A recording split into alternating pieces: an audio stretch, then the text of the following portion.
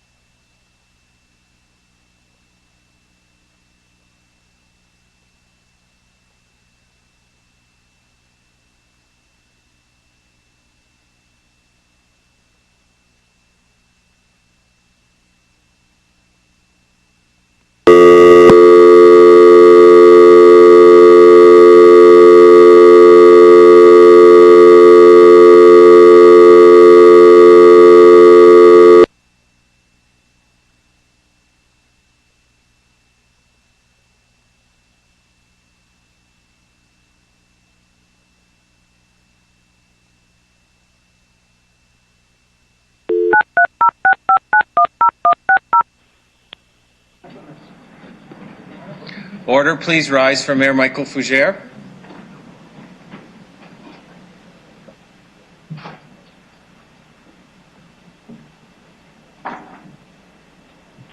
You have reached Joel Murray, owner and operator at Ultimate Installation. start recording at the tone. This is When City finished, Council, press the comment pound hour. key. Please be seated, everybody. We have two members of council that are calling in, and we're trying to get a hold of them. Otherwise, it is a comedy hour. Still trying to. Okay. Before we get to the agenda and minutes, I'm going to give the floor to Councilor Fundera. Councilor Fundera. Thank you, Worship. I appreciate that. My grandmother is celebrating 103rd birthday today. Great, great achievement. Mm-hmm. She's watching, believe it or not. So I will have to speak in Polish. So I just want to say to her, so I thank you and I appreciate the chance to say something to her. So babcia, I'm going to look at where the camera is. Babcia, wesołych urodzin, wszystkiego najlepszego. Drugie 200. Dziękuję. Thank you. Happy birthday, everyone. Thank you. Yeah. Thank you, Councilor Fundera, very Thank much you. for that. For the agenda, I'm going to turn to Councilor O'Donnell. Thanks. I'd like to move the agenda. There are two adjustments to the agenda. One is to add a briefing from Mr. Jim Elliott. That refers to CP 19-178, and the second one is a tabling motion on the Regina Police Service operating and capital budget. And that goes to December 9th meeting of council? December 9th, that's correct. A seconder for the motion, please. Councilor Bresciani. All those in favor? Opposed? That's carried. Go right ahead. We're going to try one more time to connect with our colleagues.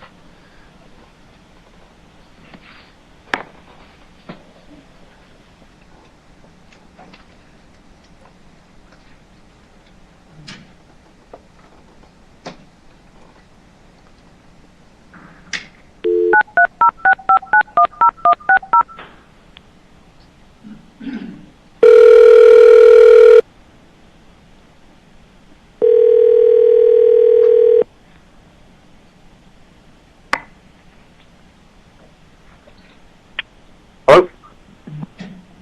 Councilor Murray, you're there. Yes, we're here. Both Sharon Councilor and I. Bryce as well. That's good to hear. Okay, we're just getting into the minutes from the October 28th meeting of council. If I have a motion to accept those, Councilor Young, you have the floor. At the October 28th, 2019 meeting, the bylaw designating the Cook residence as a heritage property was passed. But since then, the legal department noticed that number 5 in that motion should not have been included because it reads bylaw number 8912, commonly referred to as the heritage holding bylaw, is amended, and there is no heritage holding bylaw. So we want number 5 struck from those minutes. Okay, so Mr. Clerk, I think we do need a motion to delete that. Okay, a motion. Councilor Young, you'll move that. A seconder, please. Yes, I'm moving it. Councilor, okay. All those in favor? Opposed? Carried. Your motion is to adopt the minutes with those changes? Yes. I have a seconder, please. Councilor Hawkins. Any further discussion on the minutes? All those in favor? Opposed? Carried. We'll get into the delegation, public notice bylaws, and related reports.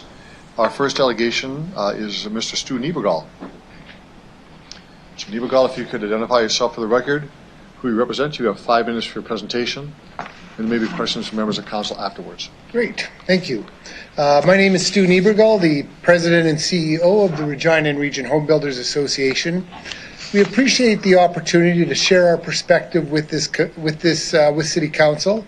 I'd like to start with thanking Diana Hallrick and her team at the City Planning and Community Development Division for their recommendation to set a rate on the 2020 service agreement fees and intensification levy. This new rate is a significant step in ensuring the City of Regina is competitive in the residential, commercial, and industrial development, which is necessary if we are going to attract the type of investment that will keep our great city growing. The recommended SAF rate of $361,000 per hectare for residential and commercial lands, $120,330 a hectare for industrial zone lands, and the intensification levy, while freezing the rate for 2021, provides security and balance, which will help to protect the long-term interests of the city. We believe the proposed rate structure is well aligned with the OCP and the overall goal to develop complete communities and protect affordability for young families, newcomers, and individuals who call Regina home. The 18.3% rate decrease from 2019 to 2020 validates the SAF model works. Reevaluating the infrastructure projects and their cost does result in a more realistic costing model. The SAF rate and intensification levy must be responsive to economic environments without adding any additional risk to the City of Regina.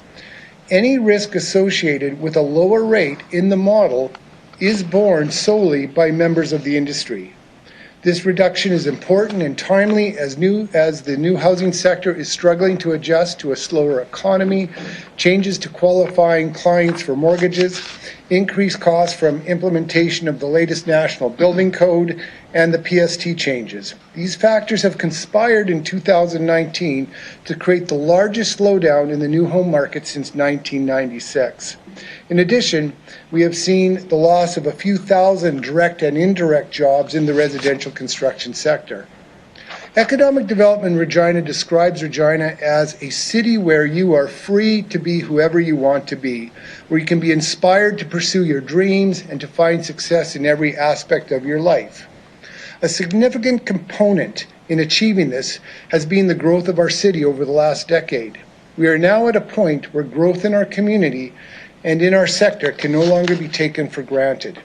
We require policy development that encourages smarter growth in a transparent manner and promotes investment in our great city. The Regina Region Home Builders Association supports this recommendation by city administration, and we encourage City Council to support the recommendation as well. Thank you, and I'm glad to take any questions. Thank you, Mr. Niebergall, for your presentation. Are there questions of the delegation? Councillor O'Donnell. Thanks. Welcome. Thank you. I'm not sure everybody understands service agreement fees, so we're going to try and do a little clarity, you and I. Sure. But I want to first step back to a time maybe 12, 13 years ago when there was a service agreement fee or development levy, or I can't remember if that was the actual term that was used, but it was quite a bit different.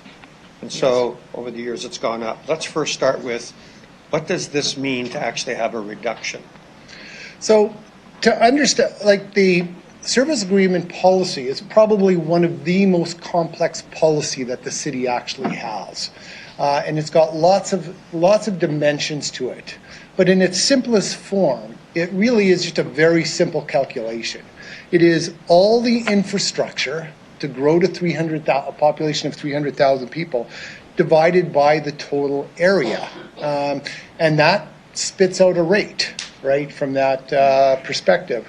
And so, this is the right number for this particular year. The growth is not being overcharged, and the city's not taking on any additional risk at this particular time. And there'll be no projects by this decision that are going to be delayed because of this decision. It really is just about getting the right alignment in the model for this particular time within the marketplace, and where we are in terms of the infrastructure that's required to get to the next stage of growth in our city. Good. I appreciate the math explanation. Let's go to a little bit about philosophy. Okay. I'm going to explain it this way. I'm going to ask if you would agree or if you can highlight that a little bit more. One is that the philosophy here is that if the city is to grow, we need more infrastructure. Yep. And because of that infrastructure, the people that are causing the growth, shall we call, I don't want to be negative, but those are the ones that should pay for it. So those costs are added on to new development. Yes. How am I doing? Yeah, that's a good description. You currently have, that was the big change that happened in 2006 to 2007. Historically, the way our city was built from conception, we really did pay it forward all the time. People made investment through their property taxes and invested forward for the next growth of the city. So our history has always been that we've all been collectively invested in the growth of our city. Back in 2007, the council of the time made that particular shift, that growth will pay for growth. Now, we can have in the future, or even today, a good debate, is that the right model, in the future? But the decision was made in 2007 and is carried through right up to this moment, that growth will pay for growth. And through that calculation and through this model, the math works and makes sense to ensure that happens in the correct manner. And it has to be done in a very clear way, because the model is generated out of the Planning and Development Act, and that certainly has some important dimensions to it. The service agreement fee shouldn't be used as an incentive or a decentive tool, for public policy. What it should be used is as a mechanism to collect and capture those costs of growth, which is what the model currently does. Perfect. I have one more question. I just want to go back to this. So the difference this year compared to, I'll say, what it could have been or where we were, I think it's 38%. Now that's fairly significant. So from your point of view, was the model to escalate as there was demand, but also to come back to a lower rate as demand diminished? So does this logically then makes sense. Yeah, it does, because really at the end of the day, in this complicated model, it's just math in an Excel spreadsheet at the end of the day. And so one of the things that has changed, when the model was first, the latest versions of the model were created last time, we were going into peak production costs, right?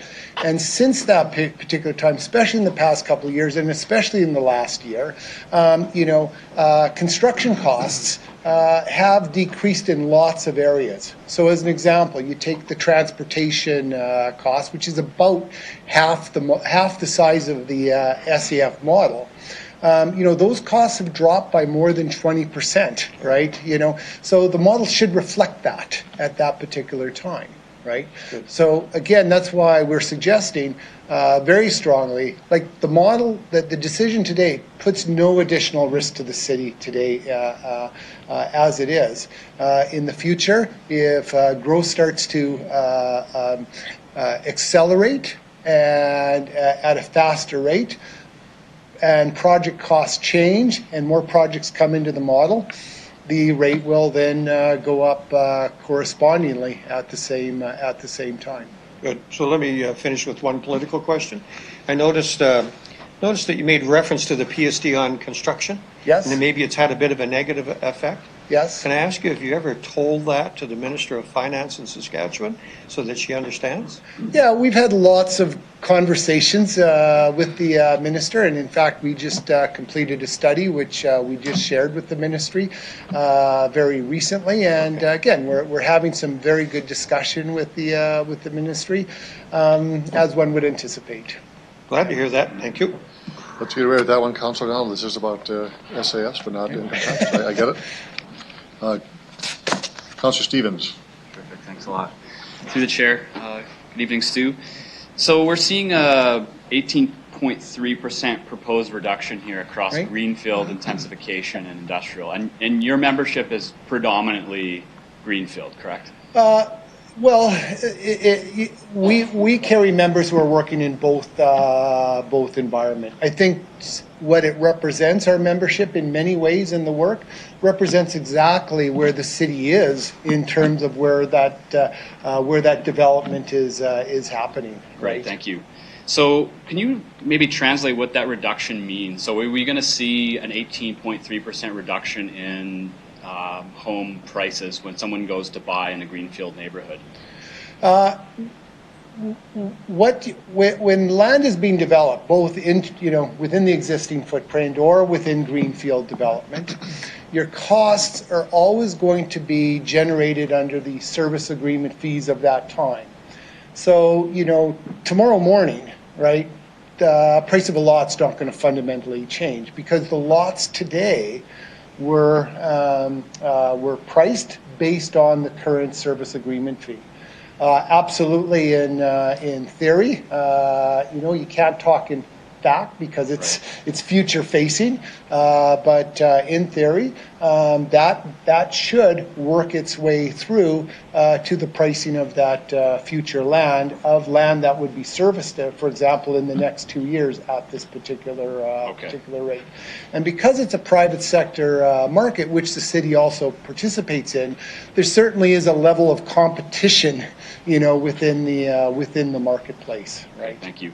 Through the chair, so if we look at this from a fact and theory perspective, fact is the cost for your members would likely go down, but theoretically, house prices could depress as well. This was really hinged on affordability, but so theoretically.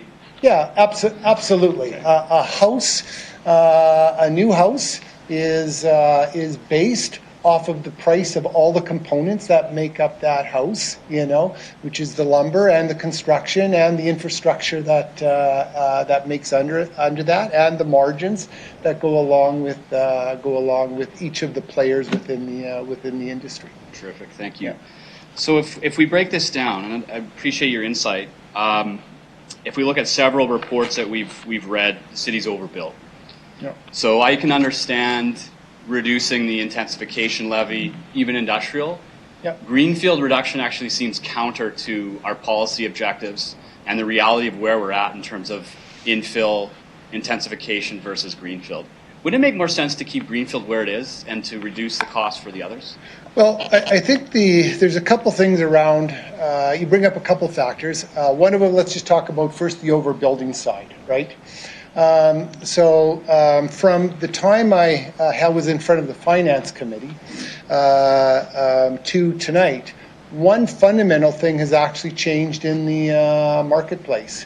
And because there's been a lot of discussion over the last couple of years of overbuilding in our marketplace. But the provincial government, if we take them at their intention, just announced part of their growth plan is going to be that the population of the province by 2030 is going to be 1.4 million people, and that is their goal.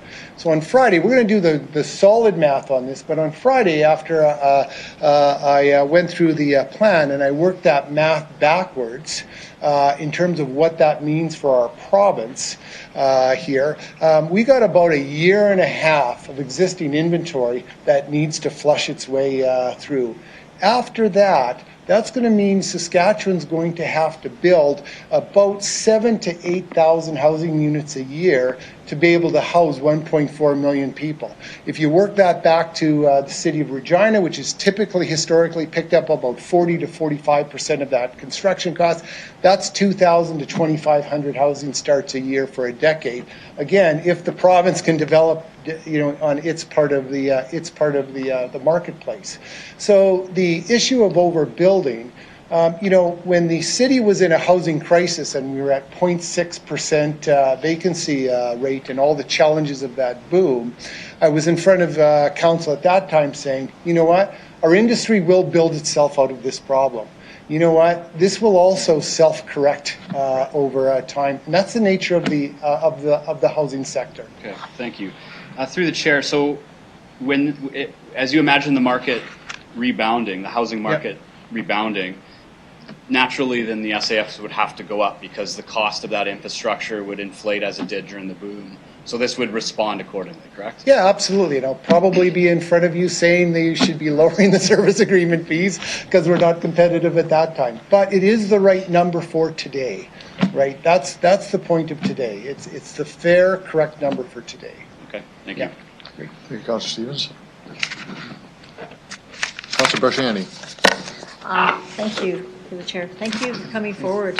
I have a question just in regards to the SAFEs and how they've changed the density. Yeah. We look at the newer areas, row housing, narrow lots. Do you think the SAFs have impacted that? Through the chair. Yeah, I would say that has certainly been a factor. I mean, the public planning policy of our city and the development community has been to get as much efficiency out of the infrastructure as possible, and that certainly has occurred in the greenfield development. It's very clear that the new greenfield development that's occurred over the past decade, and even within the past decade, the new neighborhoods that have come on are more efficient use of infrastructure all the time, and part of that infrastructure, getting the efficiency out of it, is the higher densities that we have achieved. So I mean, some of your highest density communities in the city are now the new neighborhoods that we have. Okay. So I guess I'm going to go back to, and I know I've spoken with administration on this as well, as when we talk about the SAF fees, who actually is paying for those SAF fees? Yeah. Everyone says the developers. Yeah. Clarify through the chair. Yeah. Every single charge that any level of government, including the city, including SAF fees, ultimately shows up to the consumer. So ultimately, they pay the final price of all of these fees and charges. Okay. Yeah. So through the chair, so anyone building a new home, anyone looking at purchasing or moving into new commercial areas, that kind of thing, anything with development, those individuals are paying the SAF dollars because they're being added on top, yes. to be clear. Okay. If you really want to think of this in the simplest terms, when it comes to housing, the city and the development and the builder at the end of the day are just cash flow project managers, Right. right? So, as a ward councillor in a new area, Yeah. when we have these SAF dollars, that millions and millions of dollars that developers are putting out, but they're not coming back into the new areas because they're right now priorities wastewater and water. How do you tell residents that we need our roadways widened, we need other things? How do we balance that when we see they're spread all over the city into Wascana Pool, Maple Leaf Pool? How is that considered the growth, and how would you respond to residents? Through the chair. Yeah, I think the thing to really understand about, again, the SAF model, because it's so complex, but again, at the root of it, you really have to go back to the Planning and Development Act. And I made myself a note here on that, if I'll just read that. The SAF rate is a model based on the Planning and Development Act. It is to pay for capital cost of growth. It's not designed to be used as an incentive or a decentive tool for public policy. And that's a really important part. It is to pay for the items of growth. So, the analogy I often have used in the past is, the Wascana Road, Wascana Drive, turning from the university onto the Ring Road. So in the Parkway. In the Parkway, in the model there's a plan in there to increase. It's one of the projects. I think it's about $2.5 million to turn that into a left-hand turn, right?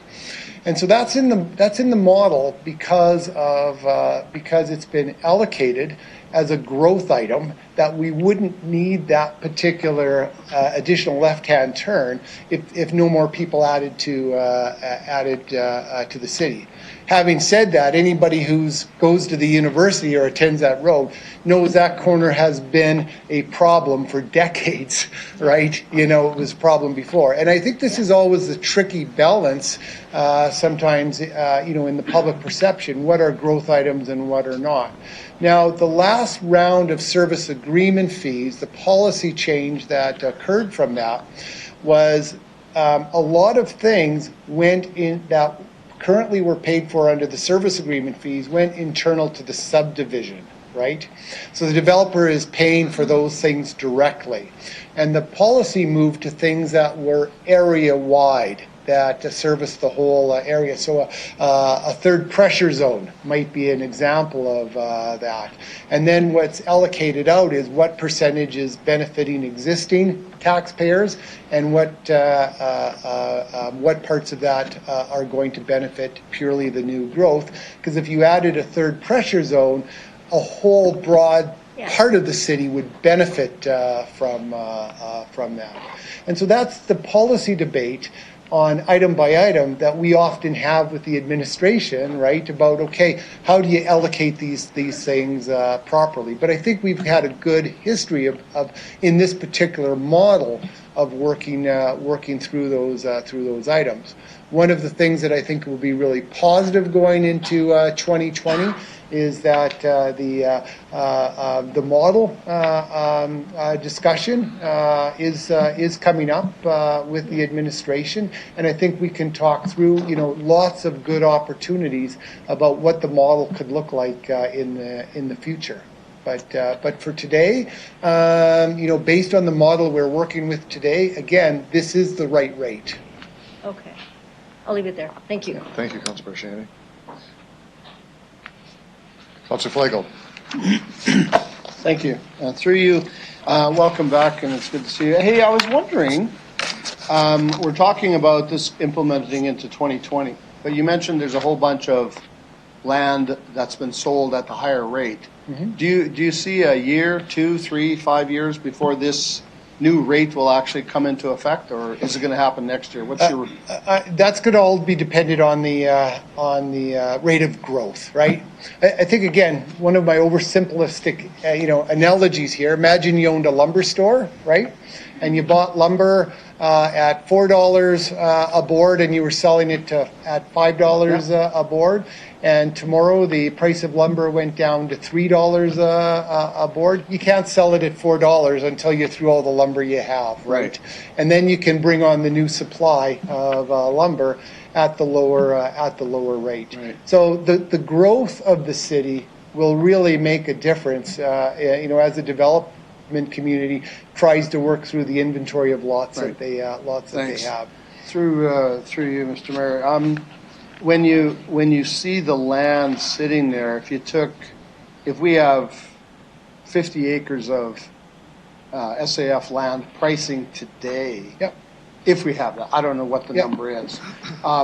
Do you have would you say that 10 acres every year could be utilized? Or I know it's a crystal ball kind of a question, but what have you seen in slow times in terms of your developers utilizing that land and opening the door? I think this is such new territory for all of us that, one of the developers, you could probably give a much better answer.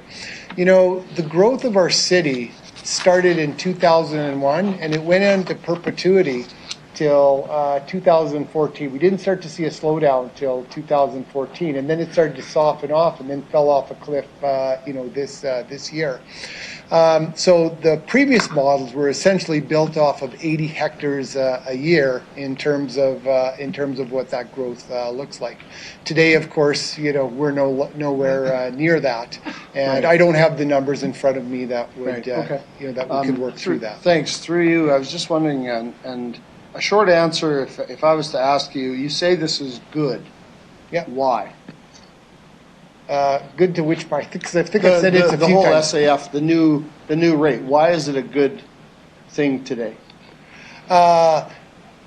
What's good about it is I'm saying the model, the way it is structured right now, like under the mechanism that's been in place, we went through an initial look at, and the administration went through an initial look at the projects that are in there, and the rate again is just the calculation of total infrastructure required by the total land space. So as the costing of that infrastructure came through, you end up with this particular rate. And so maybe the better, maybe I should rephrase my answer. It's not that it's good, it's the right number. For the mechanism that's in place right now. Good, thank you. Thank you.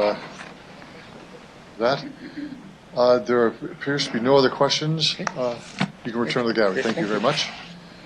Councillor Bryce or Murray, do you have any questions before we move into the report? No questions. Councillor Murray?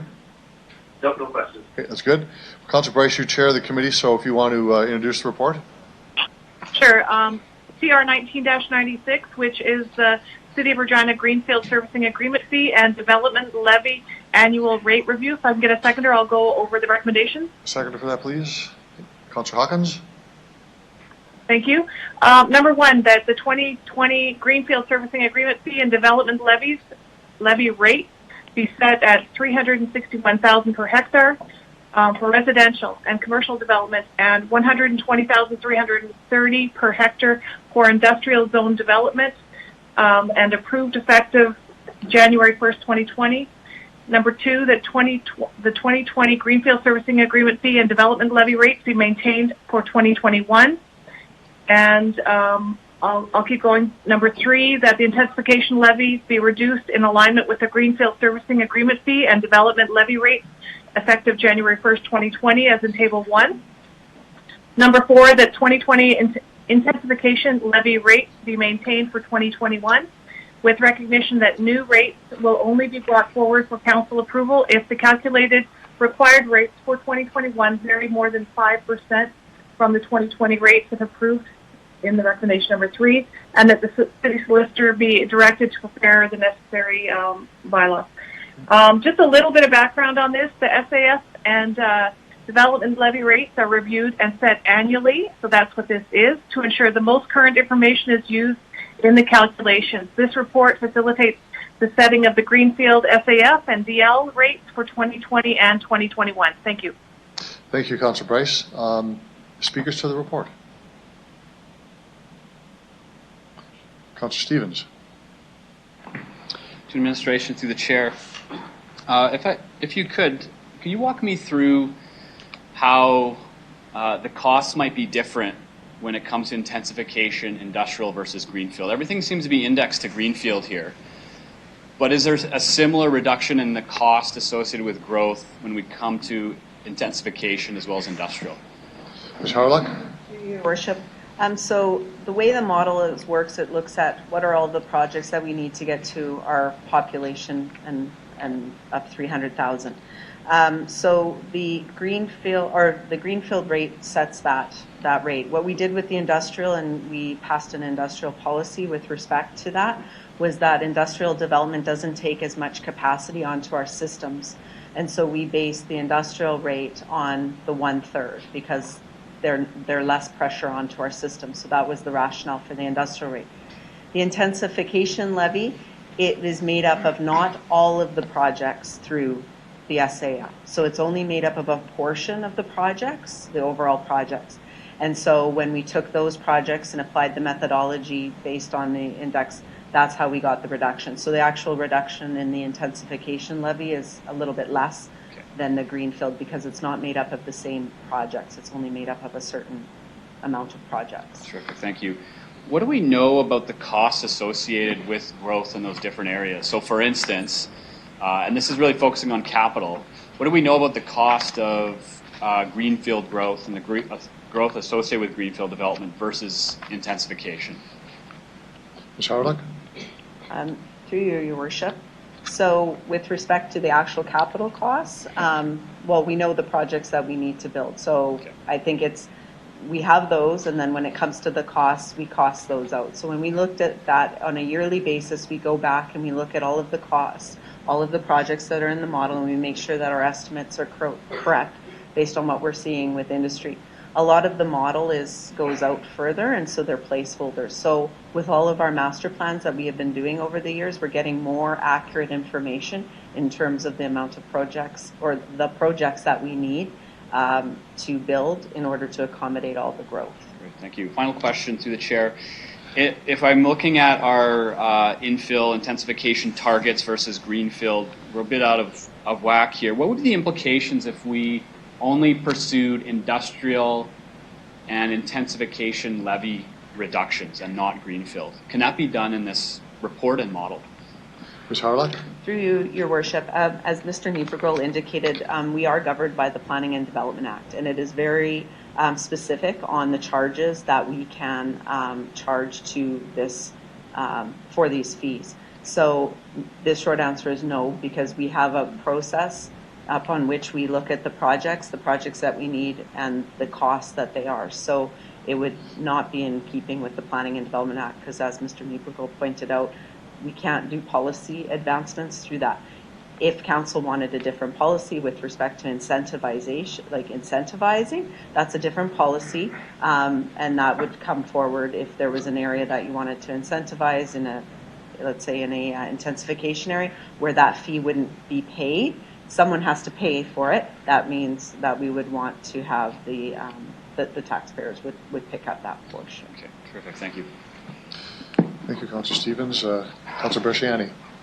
Thank you, Your Worship. Thank you for the report. One of the questions that I think, well, first of all, when is the report coming back to review all of the SAFs? Through the chair. Ms. Harlock? Through you, Your Worship. So we bring a report every year, like that's what this is, and then the policy is being done next year. So we'll be doing a more in-depth review next year of the policy. Okay.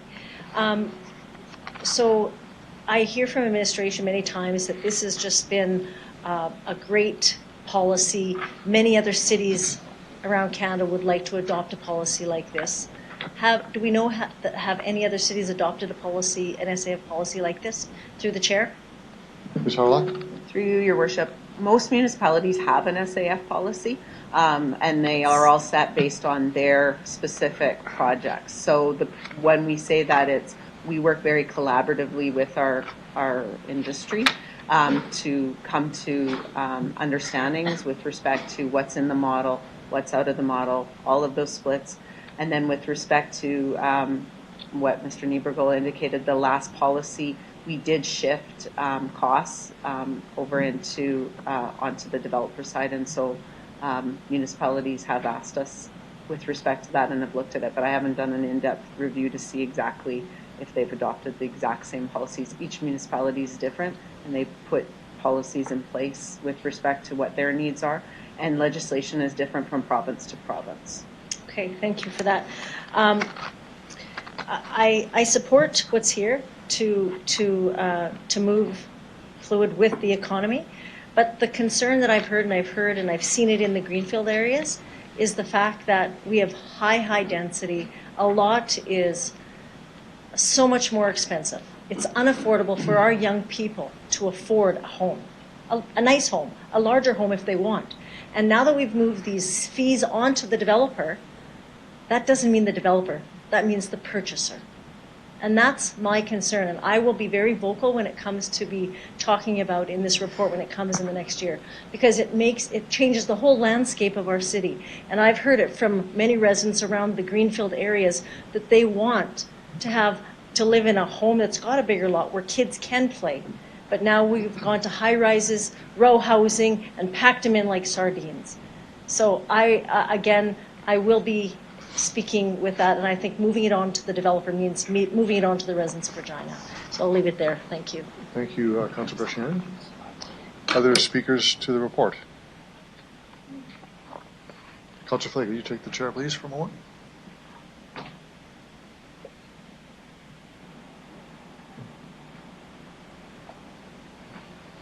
Mr. Mayor, go ahead. Thank you, Mr. Deputy Mayor. I'm rising in support of the recommendation. I want to thank the administration and the industry for coming together to come forward with, I think, is a realistic rate for both greenfield and for intensification levy, as well as for the overall rate for this year and next year.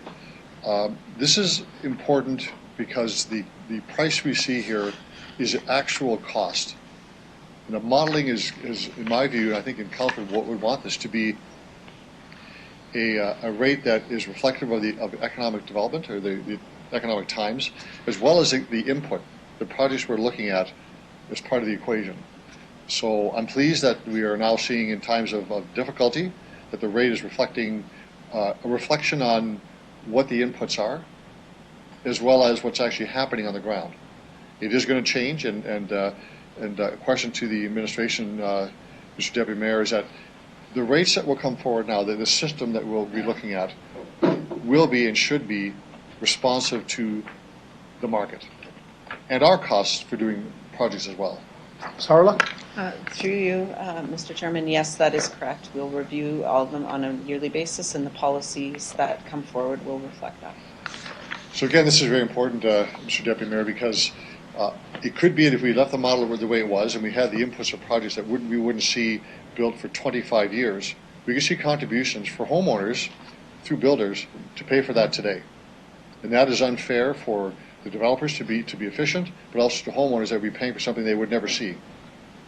So this is a very complicated process, very complicated in its application, very complicated in how we do it, but we have agreement with the industry and the administration, hopefully council, that the current rates reflect the reality on the ground, the actual cost of producing these kinds of projects in the future, as well as how we have inflation go toward them and how that goes forward for the next couple of years in any case. So I will support this, and I want to thank again the administration and the industry for coming together to have a realistic cost that is truly the cost of the actual cost of production. Thank you. Thanks.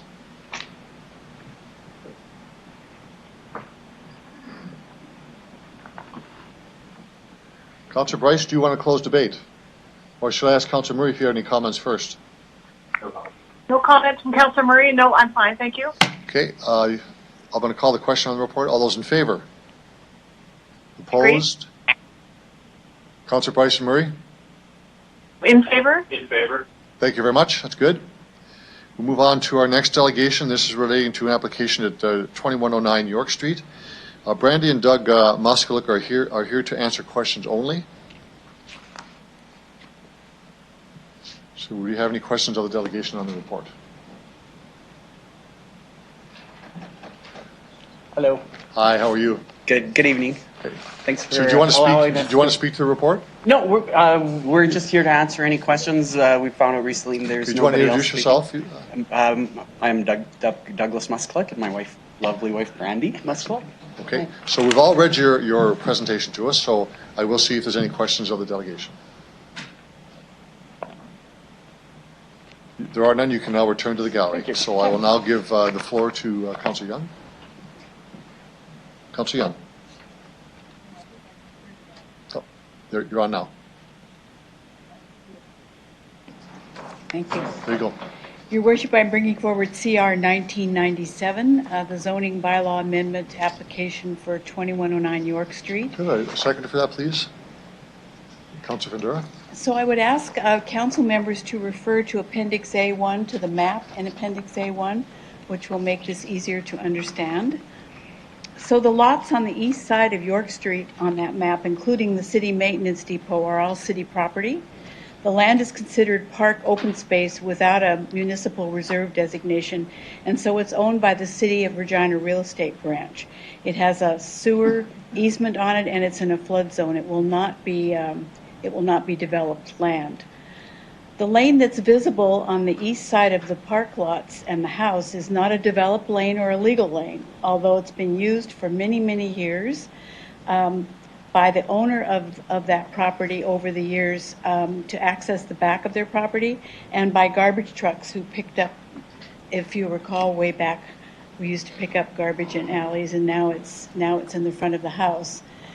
The lane's not used by public or service providers except as a driveway to the city maintenance facility, which also has access off 13th Avenue.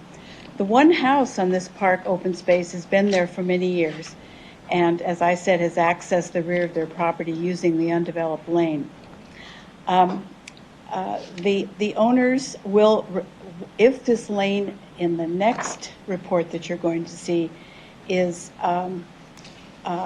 closed, the owners will require access to the rear of their property for parking and access to their back door on the north side. The houses under the zoning bylaw are entitled to one off-street parking stall for the site. So the city real estate department's willing to sell half of the adjacent lot to the owner of the house at York Street for access and parking for their property, and as well as a driveway to the back of the property where they could build a garage. So the recommendation calls for rezoning part of Lot 16, which is the lot next to them, from public space to R1A older residential, and it also authorizes the city to sell that portion of parkland to the property owner. Planning Commission recommends approval. Thank you, Councillor Young. Discussion on the report. Call the question. All those in favor? Opposed? That's carried.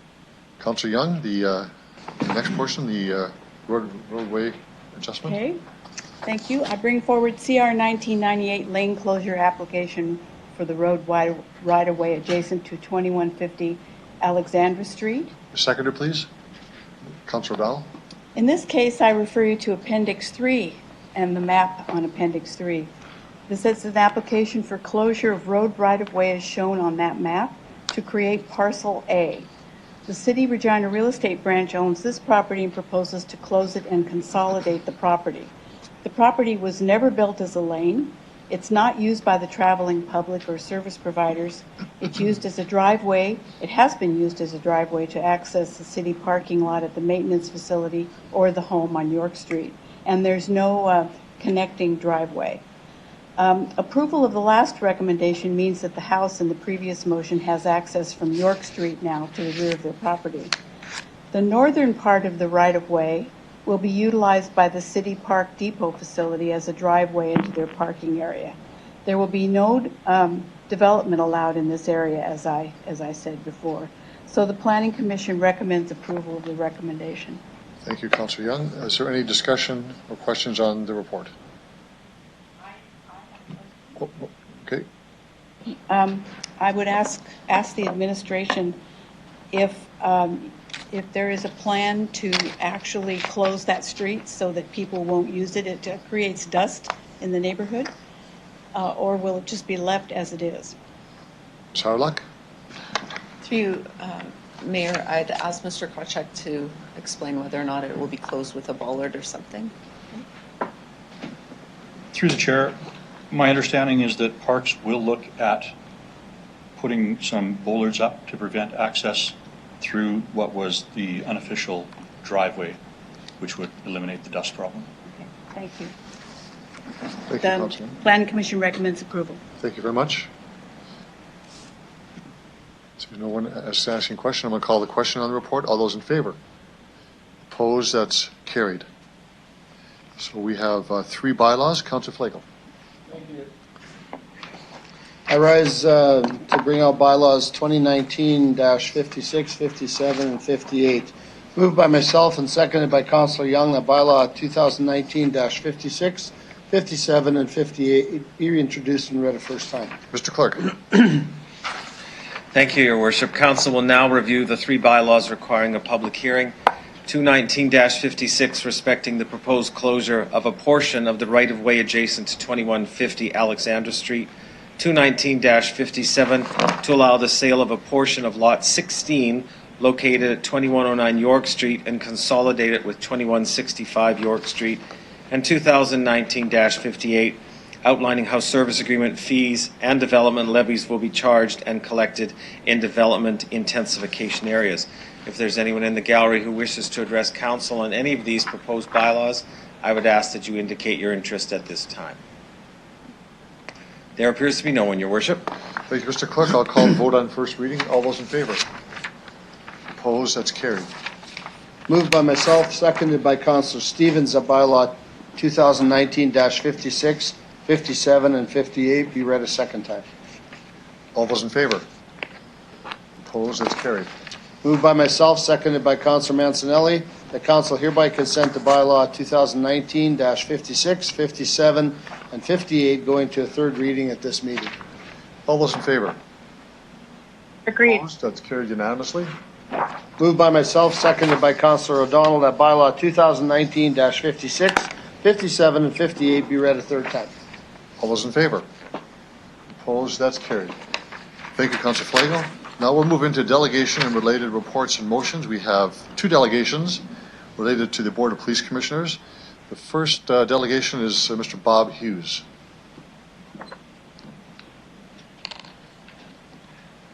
Good evening, Mr. Hughes. If you could identify yourself for the record, who you represent. You have 5 minutes for your presentation, and members of council may have questions afterwards. Okay, thank you, Mayor Fougere and councillors. My name is Bob Hughes. I'm an advocate with the Saskatchewan Coalition Against Racism. I'm appearing here today to express my support for the City Council's proposal to amend the Board of Police Commissioners and also in doing to raise my concern about police accountability in the city. I am a long-time community advocate and community mental health nurse working with people in the inner city for more than 40 years. From my experience in this work, I have come to know that we must be open to hearing criticism if we are going to do our jobs well in meeting the needs of the citizens of our city. I have had to work hard at making myself open to hearing criticism because it is the way that I learn and make positive changes in my work. We need to always be open to criticism. When complaints and criticism cease, we have a very serious problem in our community for citizens and for police. A truly accountable police force will be one that welcomes criticism, and that has rarely been the history of this police force. I admit that, as an advocate, I have been a vocal critic of police when needed, because I work in the inner city community and listen when people raise concerns. Many are concerns that can be challenging to hear, but we must be willing to hear them if we are going to have a dialogue and be accountable. I also believe I have made strong relationships with several within the Regina Police Service as well. I won't name them though. I realize that police have faced a lot of criticism lately and that it can be hard to hear, and it often makes us feel defensive. However, if we can take a step back and listen to what is being shared, it can help bring about much needed changes. I know that it is hard work, but it is necessary if police are going to be accountable to the public that they serve. So I am saying that today because I am raising a concern and criticism of the Board of Police Commissioners. I am here because I am deeply disappointed with the state of affairs that we find ourselves in today. I have two main concerns. We have a Board of Police Commissioners that is not challenging police when they need to be challenged. The board is made up mostly of members of City Council. You are elected officials who represent our interests on that commission. So I'm asking that you take responsibility for being more proactive in police management and accountability. We have officers who have been convicted of assault on our police force, which is unacceptable, especially without proper oversight. And I don't know that adding a few people to the board will fix this problem. Number two, if there are to be changes to the board structure, I ask that you consider not just adding a few more people, but that you consider who these people are. For example, it is not enough to reserve one spot for an Indigenous member on this board. And what about the growing population of newcomers to our city? And what about lower income residents? It is important that we have a board that is representative of the community that police serve. The present board is made up mostly of Caucasian men such as myself. That doesn't represent the demographics of our city. And I know over the years, for example, I've tried to connect citizens with police, citizens that have had previous criminal records, but who bring forward a strong connection and knowledge and caring of their community. And I have been met with resistance and laughter in some cases. I will close by thanking the councillors for their recognition of a problem with the Board of Police Commissioners and for responding to criticisms that were raised to them about the assault on a 13-year-old child by Officer McGee. It is important to listen to our citizens, and we are here as citizens asking for much-needed reform of this commission. I hope that this is part of a much larger change in policy.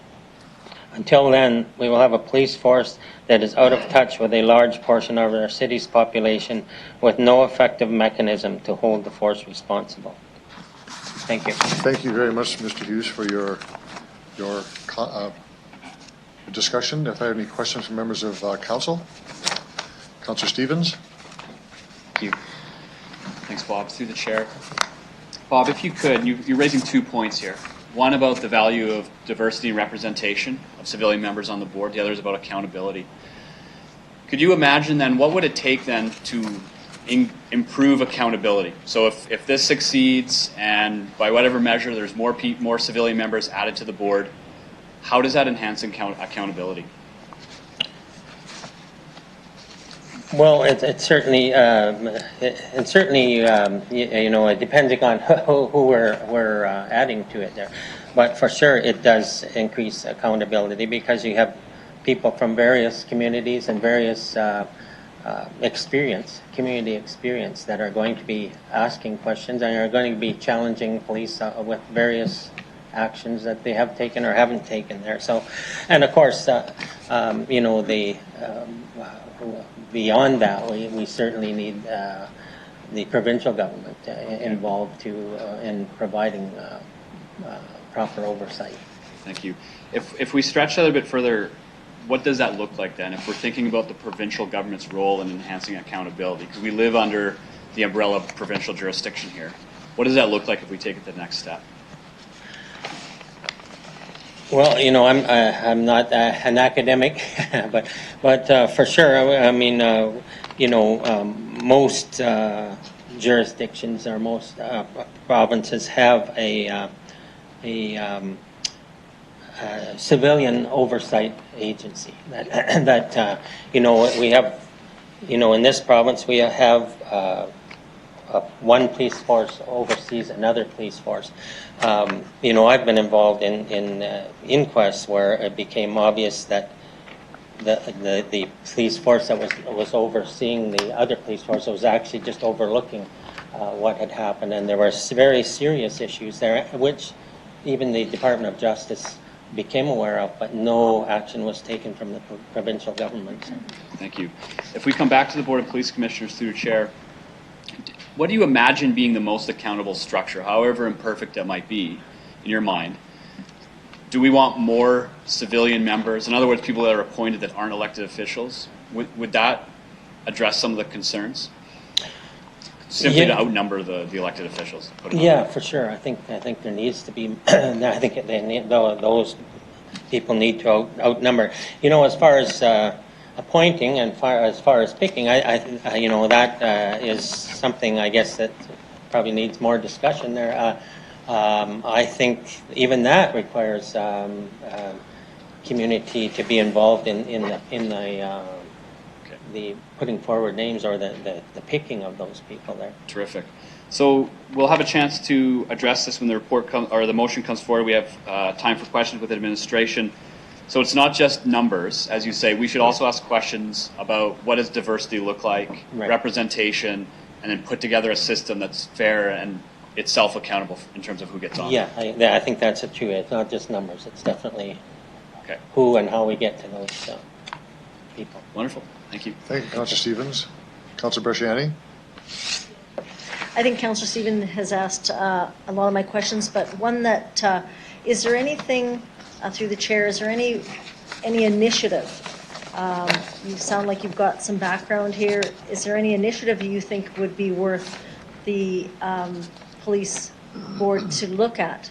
What would be some initiatives that you would suggest through the chair? Are you talking about the board, the makeup of so the the board commission? would come together. If there was more people on the board, they could create initiatives. You're saying there could be, there needs to be more collaboration. Is there anything in particular in your experience that you would suggest or recommend through the chair? Well, I'd have to think. I'm probably not prepared for a lot of that, but I do know that I believe that the police commission has to take responsibility for what their duties should be, and that there should be some challenging of police action in the commission meetings. When I haven't observed in my time going to the commission meetings, or even talking with others that have come, I have not seen much challenging. I have seen more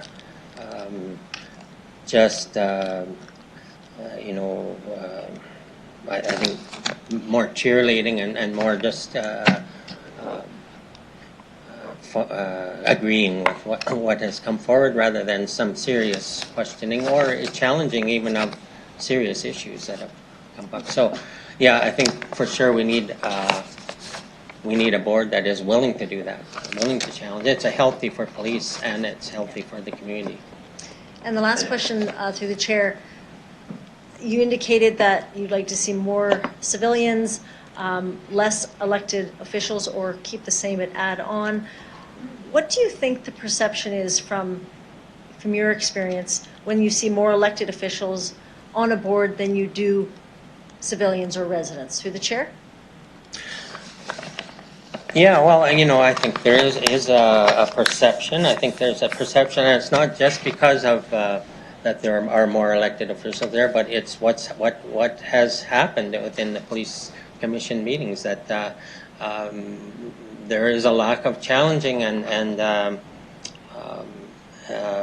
so I think people feel disconnected. Lots of people, I think, feel disconnected from the commission and the police because of that. There's more elected people than non-elected, and they don't see someone from their community that they believe represents their experience. Good. Thank you very much. Thank you, Councillor Bresciani. There's our question. Councillor Flagel? Thank you, and through you, welcome back. You've used the word accountability and challenging a lot. And is that the role of the board, or is the role of a board in your world insight, new ideas, nuances, bringing forward ideas? You haven't mentioned any of those. Would you want a board that only challenges, or do you want a board that brings new things if you're going to bring new people in? Oh, I think we want a board that certainly brings new ideas, new things, and that, in fact, that's part of, I think, what would be part of enlarging it and having people coming with different experience there for sure. But I also believe that it is a responsibility of the Board of Police Commissioners to challenge when needed. So, yeah, for sure, new ideas, new experience, new energy from lots of different communities will bring a healthier police force. It'll bring a healthier community. Okay, thanks. I just wanted to clarify that. Thank you. Thank you very much, Mr. Hughes. You can return to the gallery, and we'll now go to our next delegation, Michelle Stewart, Dr. Michelle Stewart. Welcome to City Council, Dr. Stewart. If you could identify yourself for the record, who you represent. You as well have 5 minutes for your presentation, and members of council may have questions afterwards. Okay. So I'd like to start by thanking the councillors for drawing attention to the need for more accountability in our city. Excuse me, I've got a little bit of a cold. So while I represent myself at this event, I do speak as a subject matter expert who works in the area of police practices, social justice, disability, and justice reform. I speak as someone who writes, researches, and publishes at the national, regional, and international level. So I bring with me concerns as a private citizen in Regina, but also as well as an expert versed in the matters in which I'm speaking about. Taken together, I can say we do not have independent police oversight or accountability in our city. Moreover, I say this on the anniversary of Neil Stonechild's passing.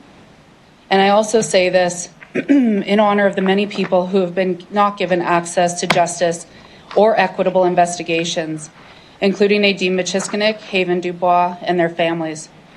This is something their families continue to live with as they've lost loved ones and continue to be involved in year-long battles to investigate the mechanisms of accountability that do or do not exist in our province. I'm trying to expedite my comments within the time frame I'm given. I'm going to speak about 2 matters, the importance of independent oversight and then reforming the Board of Police Commissioners. So I start with the big picture, the Police Act of 1990. Section 27 of the Police Act outlines the role and governance of the Board of Police Commissioners. The current composition of the Board of Police Commissioners is in keeping with the legislation. The proposed changes to composition would equally be keeping within the legislation. Of course, quorum would change. That said, I think it's important to note that the proposed changes in composition do not address fundamental issues of accountability. At this time, accountability is managed through the Ministry of Justice, as the Public Complaints Commission is managed through the Ministry. The Public Complaints Commission is understood to be the agency responsible for accountability and who manages complaints. This is often pointed out to the public when criticism is raised during the Board of Police Commissioners meetings that are held monthly.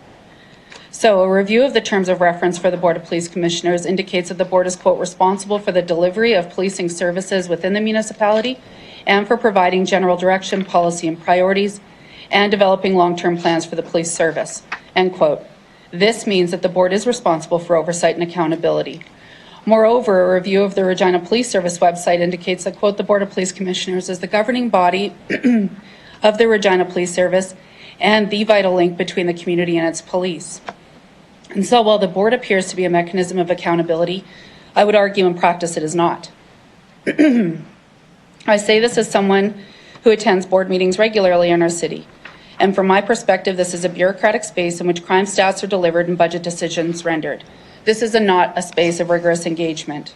Again, I thank the councillors for bringing this forward.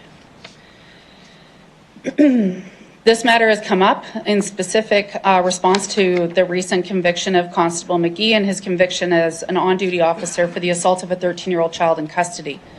I believe the public wants to secure more accountability in policing. If we're going to truly address civilian oversight, we need to reform the Police Act.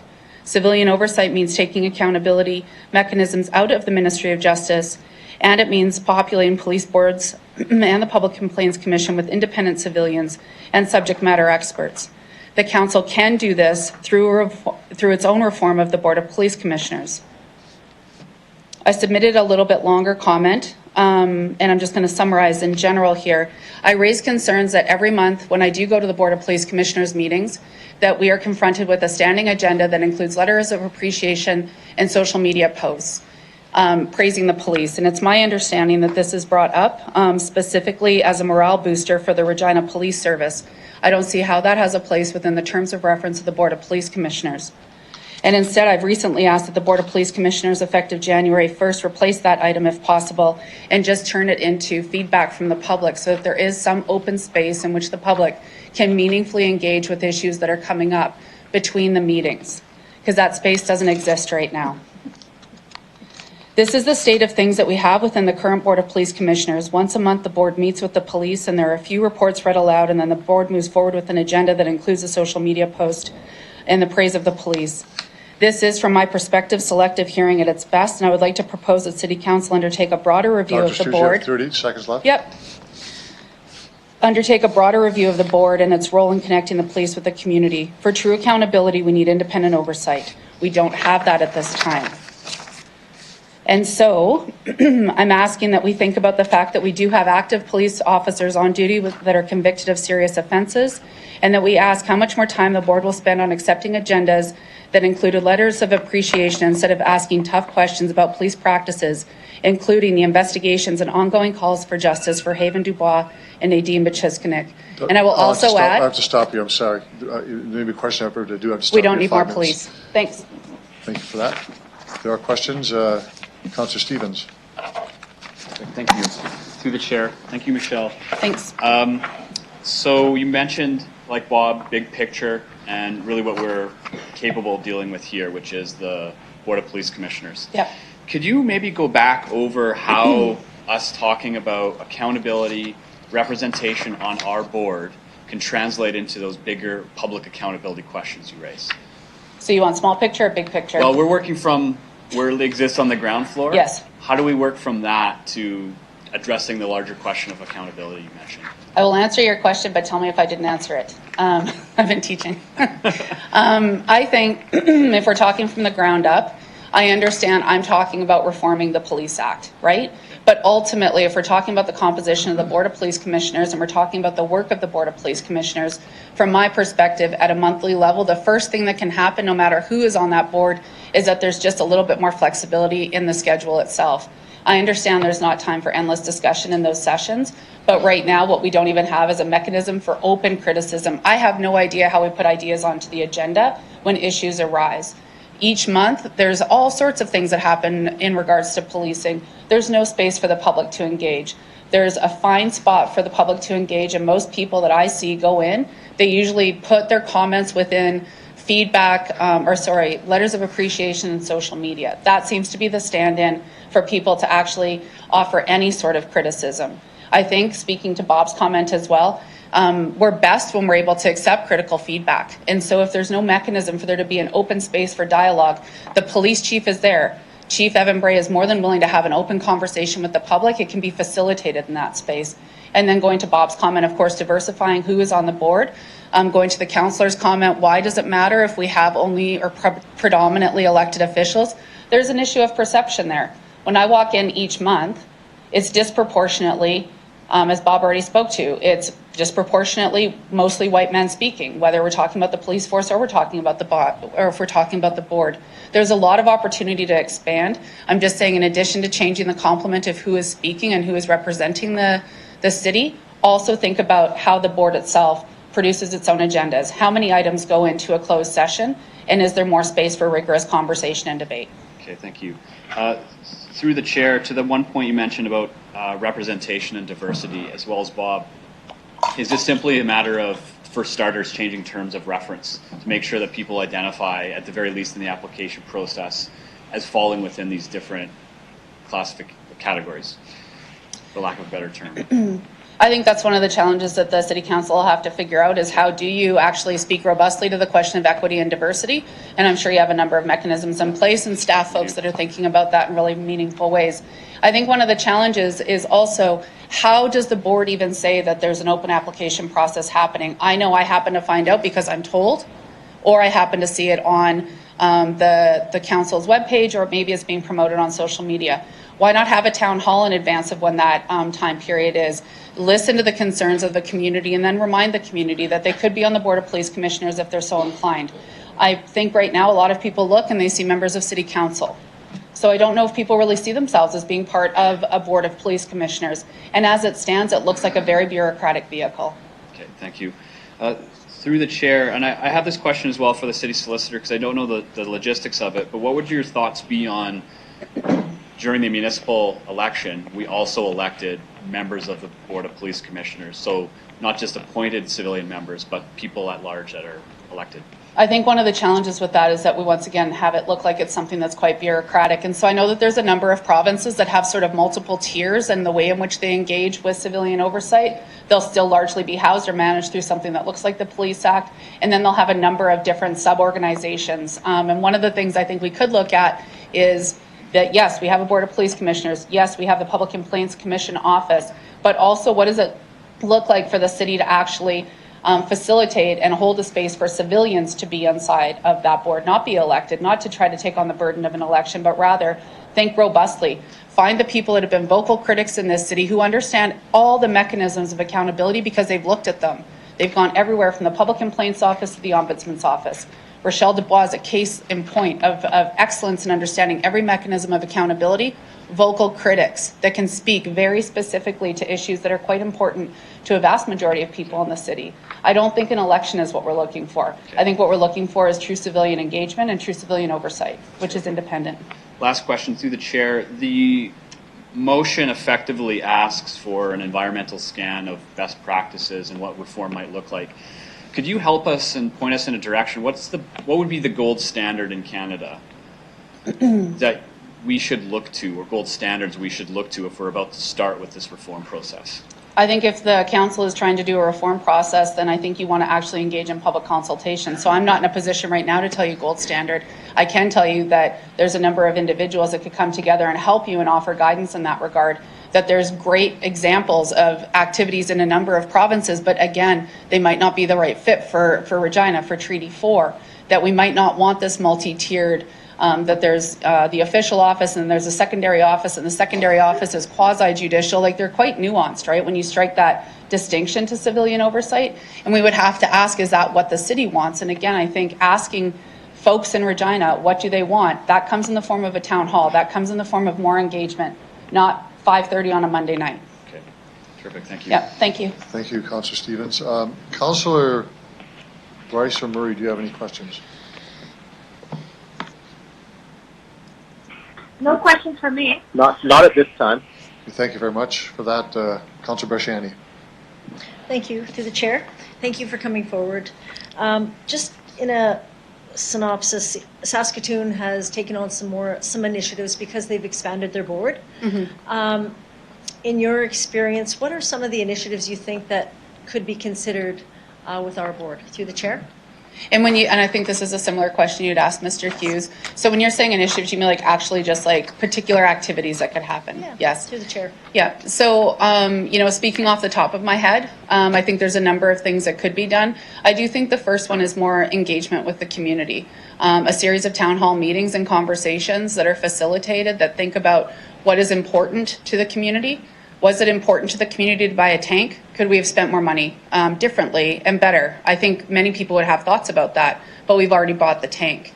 Before we hire more police officers, do we want to talk to the community about, again, what are the more important things that people think we need to do? Councillor Stevens was on CBC, I believe, this morning talking about the root causes of crime, recognizing that his house had been broken into, right? He wasn't calling for more police officers, he's calling for a broader conversation. So if we open up that conversation across all of these wards, and the councillors are able to facilitate that, and the Board of Police Commissioners are able to sit in those meetings and really take public feedback in, it might critically inform the next year of their work. That would be one thing I would think to do, is to figure out what it looks like to actually have conversations with our community members and to figure out what forum works and how do we take that information forward. Because I appreciate the fact that our Board of Police Commissioners comes together Wednesdays and sits down. I think we can have a more robust platform. The other thing I think we can do is figure out what does it look like to have more critical engagement in those sessions. And I don't know if the most critical engagement we can offer happens on a Wednesday morning at 9 o'clock when most folks might be at work or are otherwise not able to attend.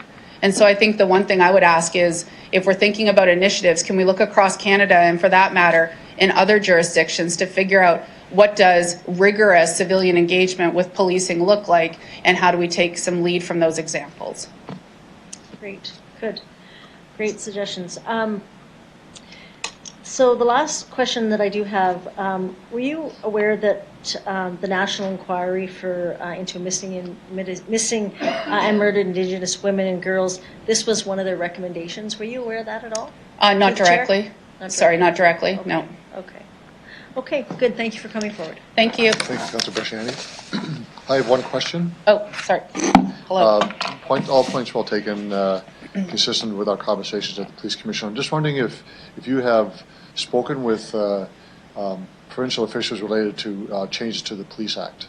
Have I spoken to provincial officials? I've been privy to conversations that have happened, and yes, I've had some conversations. Yep. I think that this is a provincial and local conversation. I understand, but have you actually lobbied, if you will, or stated your position for changes to the Act, very specific on what you'd like to see? Meaning, who have I spoken to? Minister of Justice, officials in Justice Department, Attorney General. Have you talked to any provincial officials related to the Police Act? It's an interesting set of questions, Mayor Fougere. Yeah. I have been in conversations where this has come up before, and I think that my position on changing the Police Act is not a hidden one. Okay. Yeah. Good. Thank you very much. That's Right. good. Thank you for that.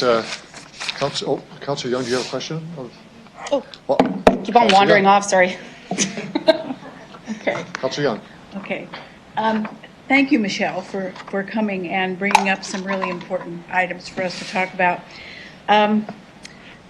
I really appreciate it when you come to police meetings and when you ask questions, and then we have a chance to ask you questions. So I encourage you to keep doing that while we look at the transparency and public engagement.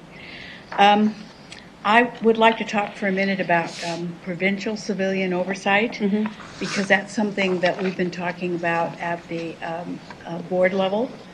And I think I could say on behalf of everybody on the Police Commission that we need independent and robust civilian oversight of Councillor Young, policing you need to come to a question, okay? in this province. I'm coming. Okay. So the government of Saskatchewan is now looking at that finally. And so this is a question kind of like what the mayor is asking you, that given your background, would really like you to get involved with that. And so to that end, have you looked at any of the reviews of civilian oversight in provinces across Canada? There have been many done. I have looked at some. I would say I haven't looked at them in detail that I could render a total opinion about them. I know that the question of civilian oversight has come up in a number of provinces and then within cities to try to figure out the distinction. Most cities have to try to figure out their relationship to the provincial oversight. But yeah, I have some familiarity. Okay. I've been reading some of the reviews of all the provinces that have been in place for a very long time and have been reviewed many times and have not worked well. Yeah. So would you be willing to be interested in looking at these reviews and giving your feedback to us about what are the best practices that you think we should be looking at? Because I think that would be helpful for us if you do that. Yes, I would. Okay. And I hope, too, that you talk to the Provincial Police Board Commission, because they're the ones that are going to be engaged in this oversight as well as the Ministry of Justice. And it would be helpful if you would do that. Sounds like a plan. Okay. Thank you, Councillor Young. There are no more questions. You can return to the gallery. Thank you very much for answering questions. Councillor Bresciani. Thank you, Your Worship. So tonight, co-authored with my colleague, Councillor Stevens, we have moved provide a notice of motion for increasing civilian members on the Board of Police Commissioners. There are a seconder for that? Councillor Stevens, you do that? Okay. Thank you. There are three main points that I want to talk about. And first one is to increase the civilians on the Board of Police Commissioners, to increase the civilian oversight. The second is to add for a comparison with other major cities, to be in line. And I've done some of my own research as well. And that would be the ratio between citizen members to elected members. The other key point is the criteria that aligns City Council's policy statement, respecting, strengthening eligibility and diversity requirements, and really to ensure that our board has diversity and it represents our community.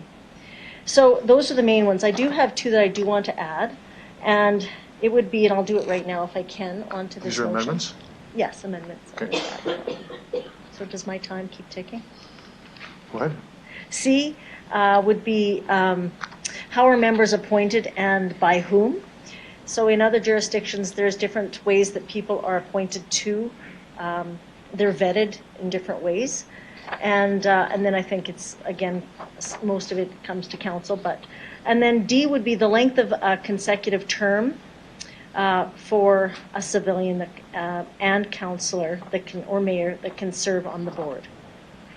Okay, Councillor Murray and Councillor Bryce, do you understand the two amendments being put forward? Can the last one be repeated? I heard the first one. Can you just the last one? The length of a consecutive term, a member can serve on the board. Thank you. Okay. Thank you, I've heard them both. Got them? Okay, seconder for the amendments? Okay, Councillor Stevens, a discussion on the amendments. Okay. Can I keep going? Okay, but perhaps we'll just put them all together. Okay, sure. Leave it that way. Okay. You should still have a few moments left on your time, so go ahead. The floor is yours. Okay, so key points here is that one of the things when I looked at all of the cities right now, that the list of the cities and municipalities with a civilian majority on their police boards are St. John, Halifax, Toronto, London, Ontario, Sault Ste. Marie, Peel, Ontario, Durham, Ontario, Ottawa, Winnipeg, Saskatoon, Calgary, Edmonton, Hamilton, Vancouver, Victoria, and Prince Albert. And we are one of the last larger cities in Canada that has more elected officials than civilians. And I think it's a time that we as a council need to have this discussion. We have asked this from all our other boards. We've asked for them to ensure that we've got equity and diversity.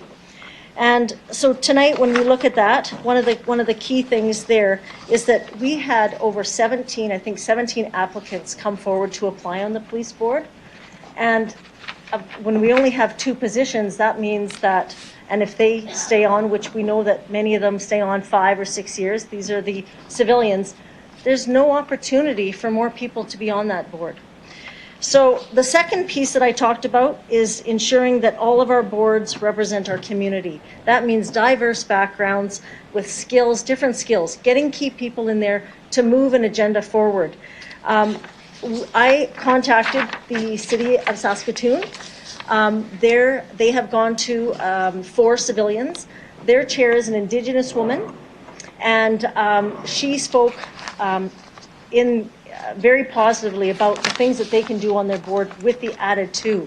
And one of the things that she talked about is they've actually done a governance policy, a strategic plan, community engagement that was talked about tonight, an Indigenous engagement plan. So they've talking and being able, she says, and Calgary, I talked to Calgary as well, and the vice chair there of the board, and she said we could never do this work without the added. And I'll tell you that in Calgary, they have 11 members, and Edmonton, they have 11 members. Both, only they don't allow the mayor, 2 councillors are only allowed to sit on those. Mayor Charlie Clark still sits, he brought this motion in 2017 in December, and he does not chair it, like I indicated, Darlene Bander does, but he speaks in highly of the importance of having more civilians on the board and the importance of it. But the main thing, and my point, and I'll end here and I'll let others speak, is that we want to ensure that our committees represent our boards. So we want to have a voice. This is the highest, $93 or $94 million, our highest budget item. And we want to ensure that we have our representatives around the table to have a discussion. I'll leave it there. Thank you, Councillor Berjani. Councillor Hawkins. Thank you, Your Worship. I rise in support of the motion. I'd like to make a preliminary comment, however. I am satisfied that this community has a profound confidence in the RPS. The surveys show that consistently, and I understand that. I also want to say that the chief has made a real effort to communicate with people in the community. He has not dodged issues for a moment, and I think that has really strengthened the respect with which the police force is held in the community.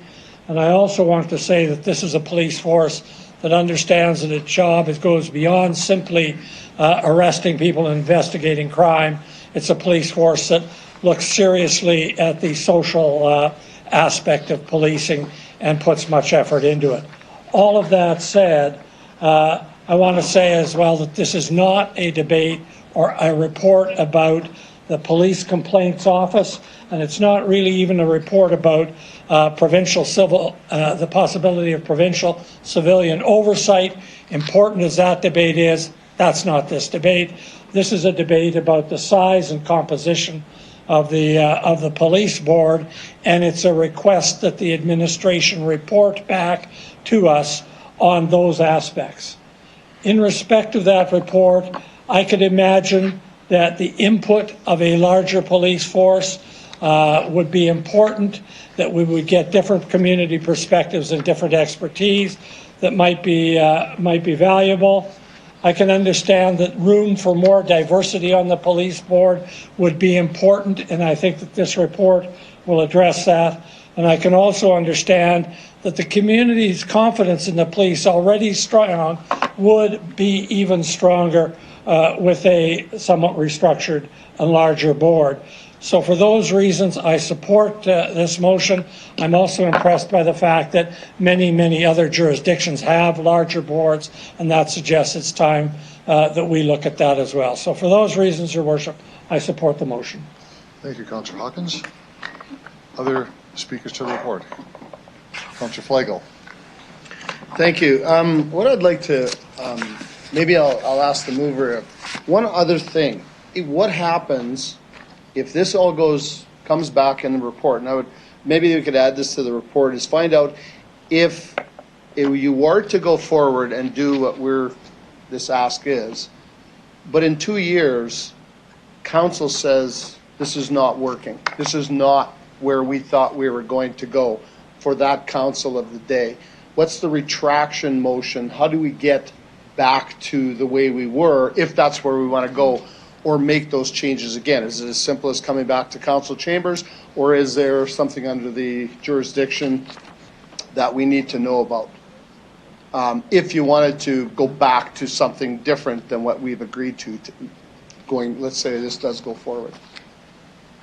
Is there someone in the Police Act or something in the Act? I will actually just second it. Sure. Mr. Clerk. Thank you, Your Worship. Councillor Flegel, the Police Act gives the authority to council to increase or decrease the size of the composition of the Board of Police Commissioners. So it would be completely within council's prerogative to return at any point in the future and decide to decrease the number of members, or alternatively to increase even further. Okay. So it's completely within the prerogative of council. I just wanted to double check, because if the Saskatchewan Police Association has a policy act or something in there that you can't change it for, once you've made a change, because I've seen in other cases where if you make a change, you can't change it for 5 years, or whatever arbitrary number would be. So, okay, thank you. Thank you for that. Councillor O'Donnell. Thanks. So just on process first, am I talking to the amendment or am I talking to the motion? Because it sounded like we were talking to the motion.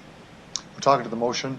If it's not the pleasure of the committee of council, I would separate the two, but it seems to me they're sort of inextricably linked together. If you're And I'm fine. I just wanted to be clear. Yeah, we're talking to the main motion with the addition of C and D. So we'll call that a friendly addition, and that's fine. Yes. So I'll pick up from that point first. My first comment was about process, and so I want to speak about process first.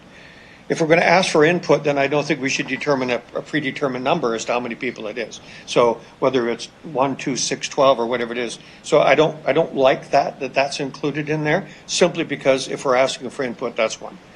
The motion has been added to with these things, and based on the discussion from the folks that came to speak to us tonight, in my view, it has kind of changed in terms of scope.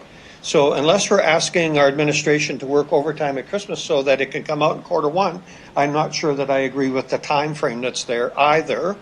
And it also has something to do, from my point of view, is the fact that we're going to likely sometime tonight decide on how many people are going on what committee for what period of time. So it's predetermined. So to me, I don't understand, and I'm not trying to be negative, I'm just saying it this way, I don't understand the rush. I think what we want is, if you really want to do this, and by the way, the notion of adding folks, I'm fine with. That's okay. How we do it, who it is, all the things that you've kind of added there, which is perfect to me, requires time. And I think that we don't want to rush in terms of this. So I don't amend people's motions. I simply try and give you some notion as to where I would. So on the surface of the whole thing, I'm okay. But to the specifics, I would sooner see that there's some change there to that. In other words, let's have a little time on this. And so the notion I heard clearly, and kind of around here a little bit, is about public engagement. Again, really, over Christmas, we're going to ask people to come and talk. Doesn't work for me. So I would look for some change there. Thank you, Councillor Donald. Councillor Murray or Councillor Bryce, do you have any comments?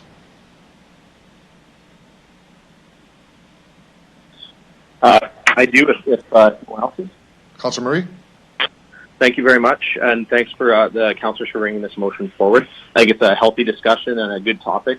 As a member on the CAPG National Board, this is a discussion that many boards are having across the country, and it's definitely not a one-shoe-fits-all scenario. There's many boards that have provincially appointed members, which can be very challenging.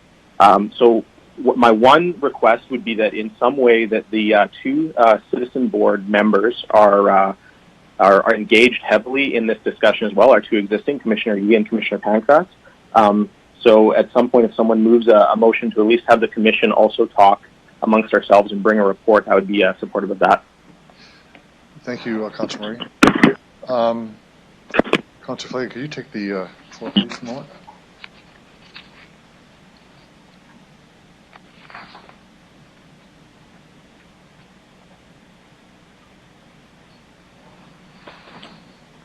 Mr. Mayor? Thank you, Mr. Deputy Mayor. I certainly agree with the discussion. I think we do need to have a conversation about the composition of the board. But I want to just give some background information, and it isn't meant to debate the issue as much as just speak to accountability and transparency. And nothing's perfect, for sure. I mean, this is the subject matter here is to make things better, and I accept that and welcome that all the time. There is accountability and transparency on how police oversight. There is. We have the Public Complaints Commission that deals with public complaint about the conduct of police officers in the line of duty. We also have the Saskatchewan Police Commission that deals with larger policy issues that would be province-wide. The Police Act is very clear on the role of the commission relative to the conduct of police service. It is a policy board.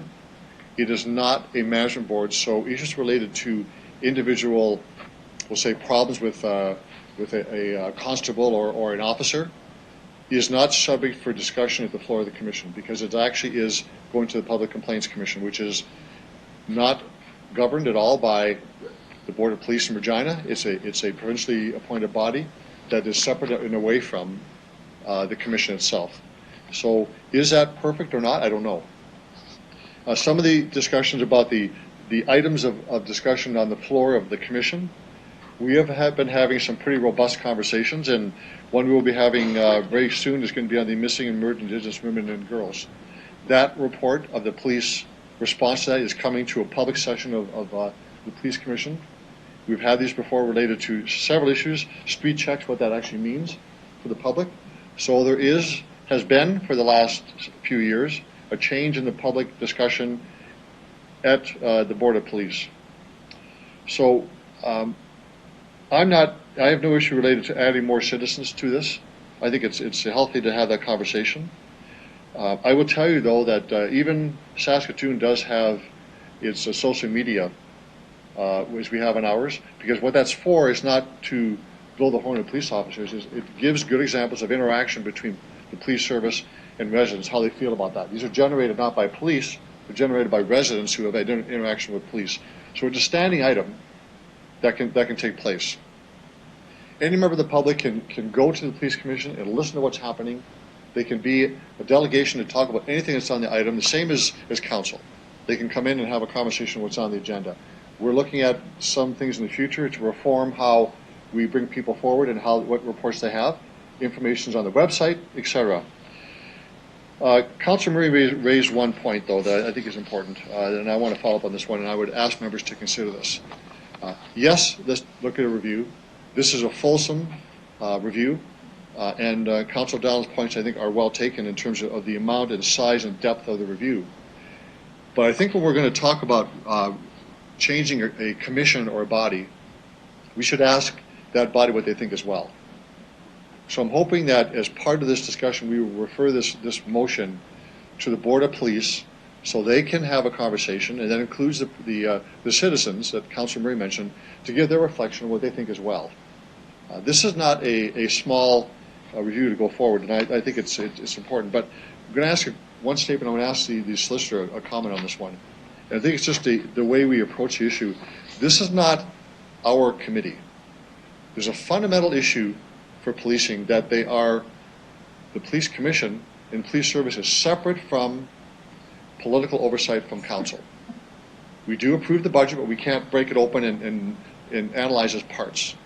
We can appoint members onto the commission, to be sure, but it is separate under the Act as to what the extent of our control over what is done by the commission is stated very clearly within the Police Act and other instruments that do talk about accountability and transparency. So I'd ask the solicitor if he has any additional comments just to help frame this for council.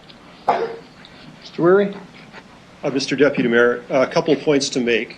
As has been discussed by members of council in discussing this, there are some general rules that set the ground rules for the Police Act, the Board of Police Commissioners. And as the clerk has described, the number of members that can be appointed as council members is limited to 2, and the mayor is required to be one of the members of the Board of Police Commissioners. There is no limit on the number of members at large, so non-council members. The way that the governance is set up and contemplated in the Police Act is that municipal councils will create a Board of Police Commissioners, and there is some discretion given to council in terms of the length of the appointment, as discussed, the number of commissioners at large that can be appointed, and other parameters. That's all set out in our Board of Police Commissioners bylaw. So to quickly suggest that what would need to change is that the provisions of the Board of Police Commissioners bylaw would need to be amended by council, and from there that could be relatively easily implemented in terms of legal amendments. But as the mayor has said, the 2 main decision points for council related to Board of Police Commissioner and police operations are setting the global amount of the budget that gets approved, and by appointing, passing a Board of Police Commissioners bylaw and the parameters and the rules around that, and the appointment of members of the commission. And from there, it's expected that they are to operate in a fairly independent manner, following the governance that's set out in the Police Act. Thank you. Just one last comment, Mr. Deputy Mayor. I think it is an important conversation to have. I agree with it, and I think that ultimately we'll get to a place where we have a different representation along the board. But I'd urge members of council to give the Board of Police to have their say, and I would support a motion of referral to the Board of Police to come back with their thoughts on this as well, because we have 2 private members who are citizens. One's Indigenous, one is not, to have their comments as well as the board itself have a input into this too. We are changing that body, and I think they should have the right to have some comments on that. So thank you very much. Thanks.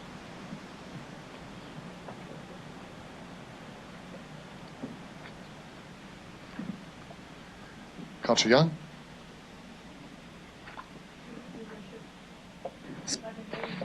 Oh, second. a long time to respond because I'm bringing the motion, the referral motion forward, which we can put on the screen. I really appreciated hearing all of the information this evening. I think it was a healthy discussion, and I think there are a lot of ideas that we can take back. And I'm sitting here really amazed at some of the things that are public for people to see or read if they read the reports that come to the Police Commission, if they attend the meetings. There are, for instance, strategic plans and other governance work and other reports that come to the Board of Police Commissioners, and you have received copies of those. So we are doing that kind of governance work that other boards were mentioned as doing here this evening. Joel sits on one national committee. I sit on the Research and Policy Committee for Canadian police commissions across Canada. And I really appreciate Councillor Hawkins' message about the RPS, because one of the things we come away each time when we go to that national conference, seeing that we are doing things like our public survey that other police commissions are not doing. One of the things that I think is really important for you to know is that at the last conference, the entire police commission was there, and we spent quite a bit of time talking to other commissions who have more civilian members on their board, and we talked about more civilian members. So this is really timely for us because I think we're ready to have that conversation and to bring back to you some of our own recommendations, which you can then deal with and pass some kind of a motion that will increase the number of civilians on our police commission. We are sitting, or I'm sitting on a police commission that's been in place for many, many, many years and has not had a change like that, and I think it's time. And so I'm bringing forward this motion that we give the Board of Police Commissioners, and because the civilians are not here this evening, an opportunity to have this conversation and to bring back their recommendations for you to consider when you make your decision about how many members there should be on the Police Commission. It will just give us a chance to share with you the things we've learned as we've explored this across Canada with our colleagues. And so I'm presenting to you a referral motion that you let us deal with it and talk about it and bring back recommendations to you in Q1 of 2020. And then we can go forward as a council to decide what will the police commission look like. Okay. So I'm going to ask you to hold that referral motion for a moment, because I know that Councillor Hawkins has a procedure question. He's already discussed that you have a procedure question, but I see that Councillor Stevens wants to speak as well. So I want to give Councillor Stevens a chance to speak, then we'll go to Councillor Hawkins after that. Councillor Stevens. Thank you. I'll pretend that the refer motion isn't there for the moment, and I guess I'm speaking to Councillor O'Donnell. If this went from Q1 to Q2, Councillor Bresciani, would you consider that a friendly amendment? I'd like to propose that we push the deadline to Q2 of 2020, please. Obviously, I'm deeply in support of this. I also appreciate the two amendments that were put on the floor and bolted into this motion. I have a question for members of the board, whoever wishes to take this, or the city solicitor. Is it within the authority of the board to put standing items on that would allow for members of the public to come and speak to them in a more miscellaneous manner? So if we have the social media commentary, can the board actually put a standing item on that agenda, if we're talking about accountability and representation, to invite members of the public to come to the board to speak to general matters if they so choose? So I'll speak to that, and Councillor Murray or Councillor Young, you can add to it if you'd like to. So as part of our discussion at our board, we are recognizing the nature of delegations that come to us, like, you know, they clearly want to address issues. And during that time, we have provided an opportunity for the police chief to answer questions that are not on issues that are on the board. A specific file a charge against a police officer, which is not the subject matter of the commission. The chief has in the past has decided to talk about that. So we have a report coming to our commission in a public session that is going to lay out the way in which delegations can raise issues to the commission. And we haven't decided this yet, but one of them would be is at this council you can only speak on issues that are on the agenda. You can't talk about anything you want to. Okay. And same with our committees. You can't walk in and talk about somebody that no one knows anything about. And the reason why is preparation by our administration, by the commission, to be able to speak intelligently and thoroughly. But the mechanism for this has been informal for years, because there has never been, until the last couple of years, a push by members of the public to say, I want to talk about these issues. So that report will come forward, but in the absence of that report, we have changed our procedure in any case, where for the moment, it's awkward on its face to talk about letters of appreciation. That is the door in which every delegation comes in and speaks about things that are related not on the agenda, but just on issues related to, again, conduct of police officers, and on policy as well. And we also invite them to speak on policy items, like we'll have a report on the missing and murdered Indigenous women and girls. We expect to see delegations to speak on that fully and have their questions answered as well. Terrific. So, work in progress. I want to emphasize here that we can always do better, but we've made some tremendous strides in accountability and transparency. Councillor Young, do you have anything you want to add? Think for a moment, if we had an open thing here and anybody could come and talk and ask us anything and we wouldn't be prepared to answer. It would be the same thing at the police commission.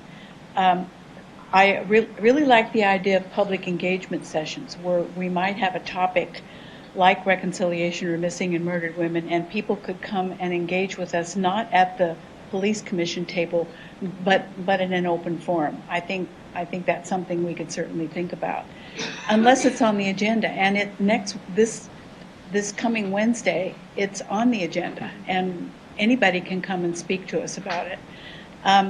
So I think that the idea of knowing what you're going to talk about ahead of time so that we're ready to give you answers, and people are in the room that Chief Bray might want to call upon who can answer that question, and that's happened in the past. So I don't have any problem looking at how we can open things up so that there's more discussion time on the agenda. And then after we have our meeting, the media takes over and they question the mayor and the Chief Bray for sometimes 45 minutes. Mm-hmm. Yeah. So that's part of opening it to the public as well. So I don't have any trouble with us looking at how we can do that, but I wouldn't want an item on the agenda where anybody could just come and speak. I think that would be difficult to manage. Councillor Murray, do you have any additional comments? No additional comments. I think both those comments were very similar to my own. Thank you. Okay. Councillor Stevens, go ahead. Thank you. Thank you very much for the clarification. I guess 2 points. One, I think it goes without saying, given the motion and what we've heard today, diversity and representation matter from the perspective of accountability, fairness, and to ensure that the police are actually accountable to the communities they serve. I don't think we're doing enough with just having one Indigenous member. I think we're falling short for many reasons. I think it's a fair approach going forward, but as Bob and others have suggested, representation means a bit more of a rigorous examination of the community in which these police serve and the people they represent. What I'd like to say, though, is yes, I believe that the commission should be canvassed in administration's research about best practices going forward, and I just presume that work would happen. I do not support this going back to the Board of Police Commissioners for their oversight first. They should be consulted in due course, and that should come forward in the report being asked for as a section on what the Board of Police Commissioners in its entirety wishes to see change, if anything. But I think it's a bit unfair to send this back to the commission we're seeking the reform to see what they believe is the right way forward. So I won't support the referral motion. Again, I presume that the board will be consulted in due course, but I don't think it should be vetted through them first. I don't think it's appropriate. I have a great deal of respect for colleagues that are there. It's not how this should proceed. It should go according to this language, and they're consulted as we go forward, and that's it. Thank you, Councillor Stevens. Councillor Hawkins, just on a procedural issue. Thank you, Your Worship. I appreciate you holding the referral motion so they can make this point. I'd like to ask, and it's really the same point as Councillor Stevens is making, whether rather than put a referral motion, whether we just can't add to this motion a number 3, which requests that those doing this review consult and get input from the Board of Police Commissioners as a part of doing their report on this main motion. So my procedural motion is to request that rather than a referral motion, which leads to a rather convoluted process, that simply a section be added to this, a number 3 be added, that the Board of Police Commissioners be consulted as part of the preparation of the report which the motion moves. Okay. Thank you for that. Councillor Young. That with changing it from a referral motion, because it's really referring it to them to talk about, but it would be part of that report coming forward, which is why you wanted Q2 instead of Q1. Is that right? Okay. I don't have a problem with that. I have a question to the administration. If it's a procedure issue? Okay, I'll go to Councillor O'Donnell. So just for clarity, and I appreciate that Councillor Stevens would ask my indulgence on the right timeline. Thank you very much. But I'd like to ask the administration. That's what I was asking. That was what I was going to ask you to the city manager. Through Your Worship. So this report being referred to the administration between myself, the city solicitor, and the city clerk, obviously we will be the ones that is heading up this review, and we would include a dialogue with the Board of Police Commissioners and all of its members as we bring forward a report by the in Q2 of 2020. So yes, we would include that in the review process, and you would get that feedback when the single report comes back to council. The question, though, the question from Councillor was not that. It was the length of timelines. Oh, sorry. Through Your Worship, Q2 of 2020 will provide us ample time to do that entire process. Okay. Okay.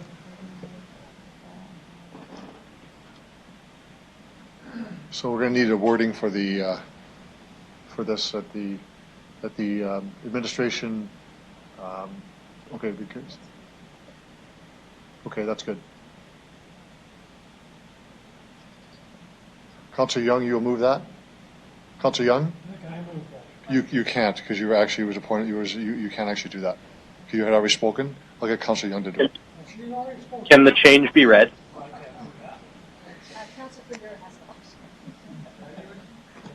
Councillor Verdur's done that, okay. You really can't move a motion after you had it spoken, so I'm just trying to keep it, the rules in order here. Okay. Perhaps Councillor Berchian can accept it as a friendly. Do you want to do that? Are members okay with that? All those in favor of a friendly amendment? Opposed? It's carried. On a point of order, Your Worship, can the change be read?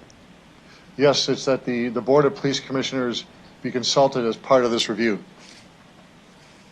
Yes. Thank you. In favor? In favor. Okay. So, any further speakers related to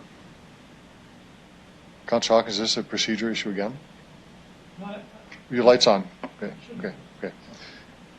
Councillor Berchiani to close debate.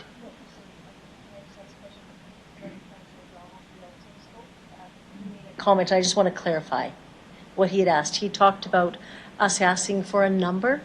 So, if I could, You're closing debate. You're closing debate. I'd like to take it out though. Like we said, a number of 7, and maybe we just leave it open because we're asking for. So it would just end at police commissioners. To expand the membership? Yeah, Okay. and just Okay, leave is a it. friendly And don't amendment count to it that? to 7. We're all okay with that? So for Councillor Bryce and Murray, do you understand the change? Yeah, we understand change, leaving it open. Yes. Yes. So all those in favor of that change? Agreed. Opposed? That's carried. Okay, so no further discussion on this. I'm going to call the question. All those in favor? Opposed? That's carried. Thanks very much, everyone. What's that? I said you were closing debate. You stopped. Do you want to continue on? I'll let you speak if you'd like to. Okay.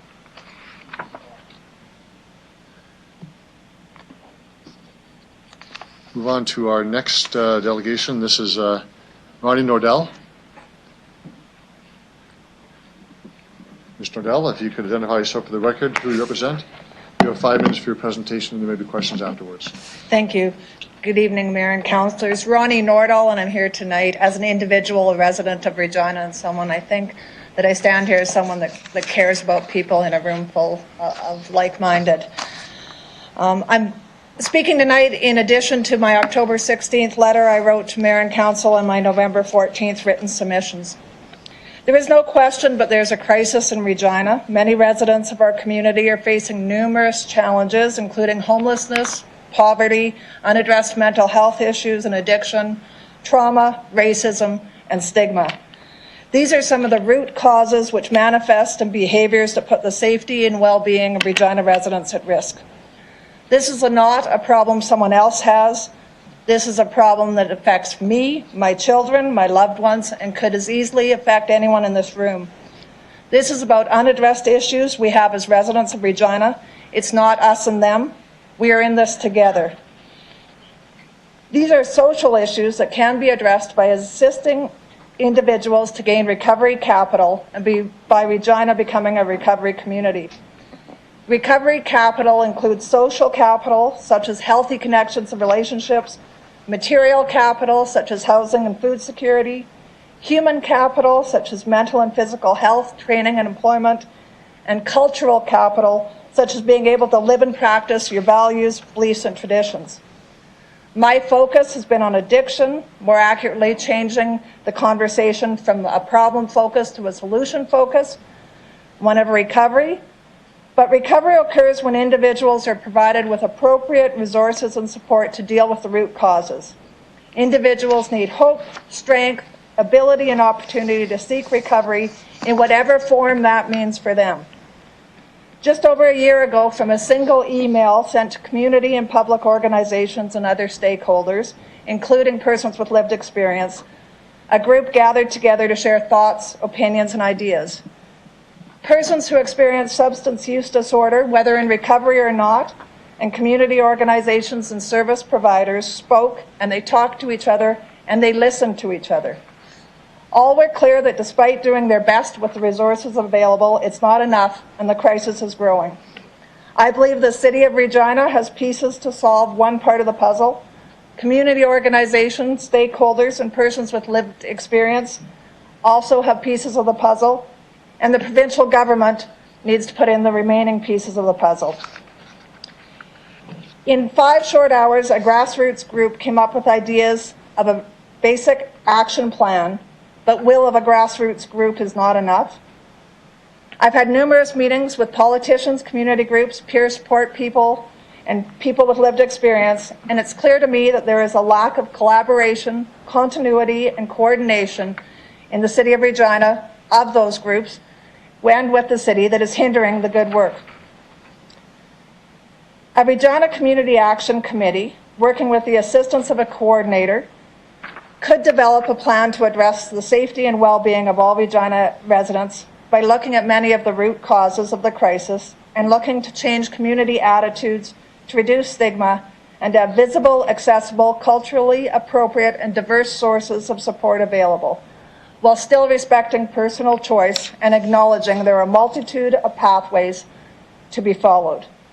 The motion to be addressed shortly on the agenda, Motion 1921, proposes action toward making difference by requesting the development of a community safety and well-being report.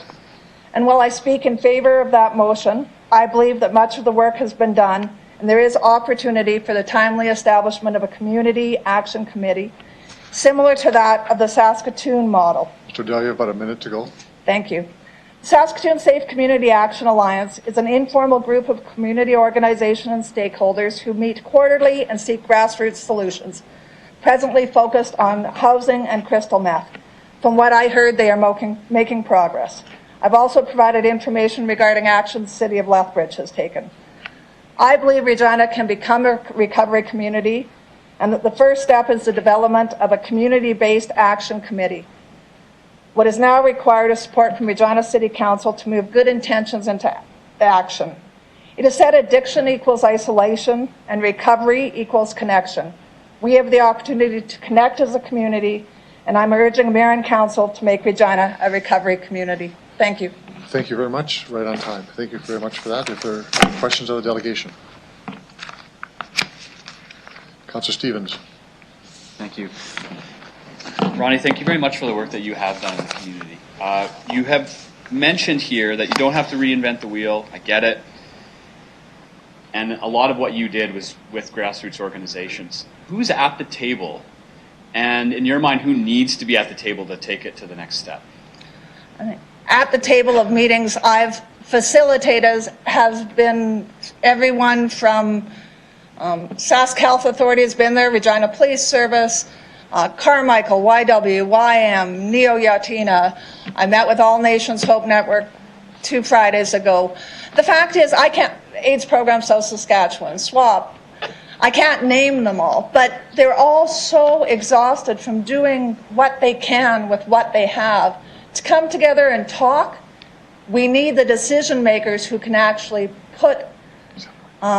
implement the decision. As I understand in Saskatoon, there's now an oversight body whose mandate is to implement the recommendations of the Saskatoon Community Association. So it's the decision makers, because talking gets tiresome. Yeah.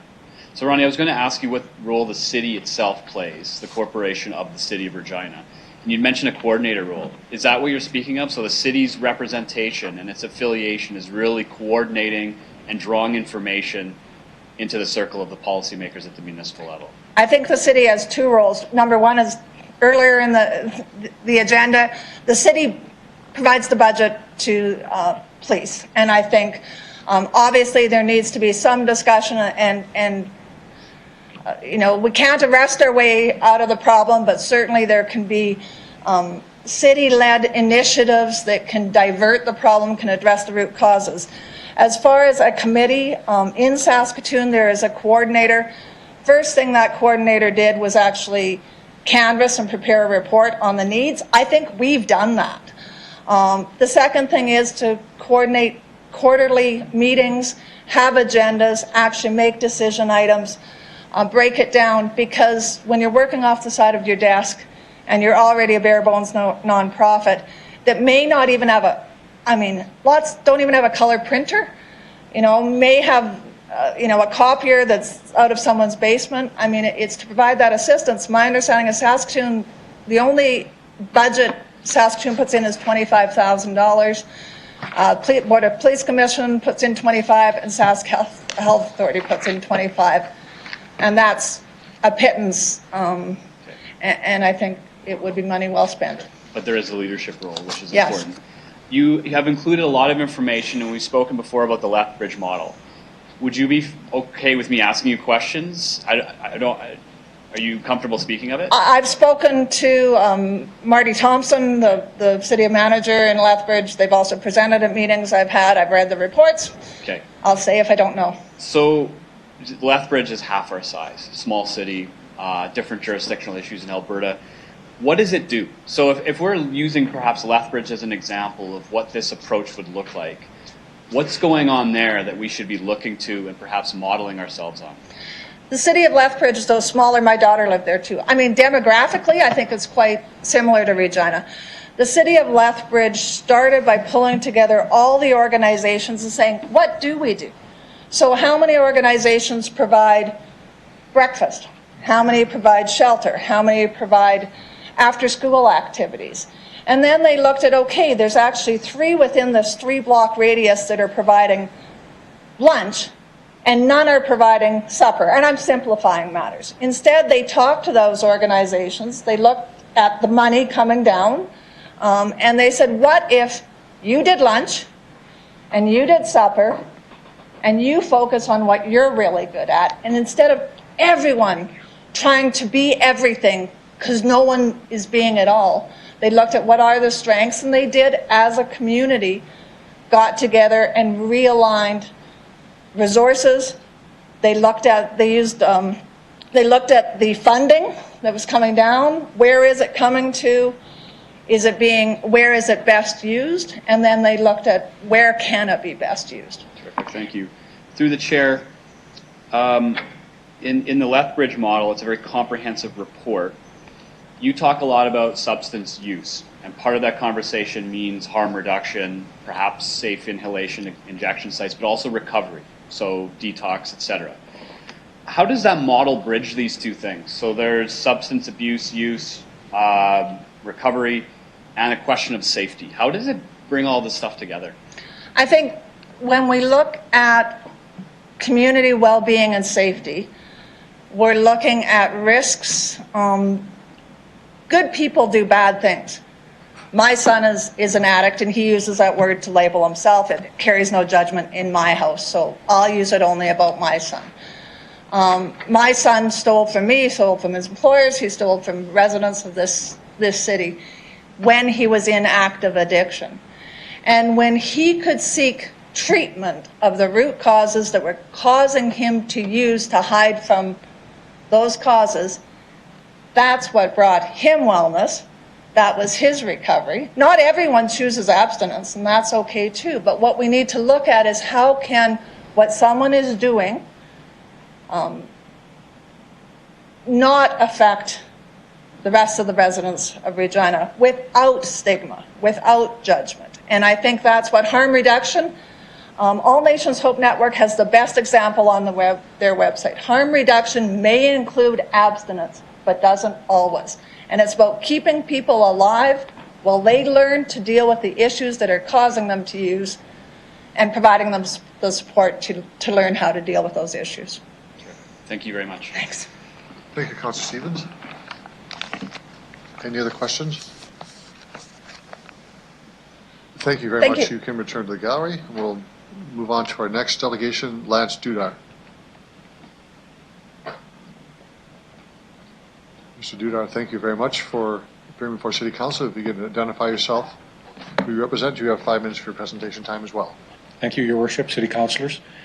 My name is Lance Dudar. I'm the coordinator for the Regina Intersectoral Partnership, or TRIP. Thank you for giving me the opportunity to speak on community safety and well-being. TRIP is a multi-sector collaborative risk-driven initiative designed to improve community safety and well-being. My background is policing. Having spent 28 years as a member of the Regina Police Service, I have seen firsthand the results of not addressing deep-rooted social issues. The most vulnerable sector of our population are our young children. Children who are exposed to many negative risk factors in their home or their community environments. Risk factors such as domestic violence, drug and alcohol abuse, mental health, suicide, and the list goes on. The average TRIP client is exposed to about 20 to 25 negative risk factors. This exposure often results in changes in behavior, school absenteeism, criminal activity, and sometimes mental health. Most 8.5-year-olds do not have the skills to deal with the trauma they are exposed to. For example, one of our 3 evaluations showed that 10.5% of TRIP kids with a mental health diagnosis have a diagnosis of post-traumatic stress syndrome. This comes from what they are exposed to in their homes or their home communities. We have to do better. What we have found is that by taking a collaborative approach with representation from government ministries, school boards, and police, we can make a difference. By bringing all of the stakeholders together and taking a more holistic look at the problem, results in better service for the individuals and a more effective and efficient use of government resources. It is about more than just saying we are working together. It is about a realignment of resources to actually be working together.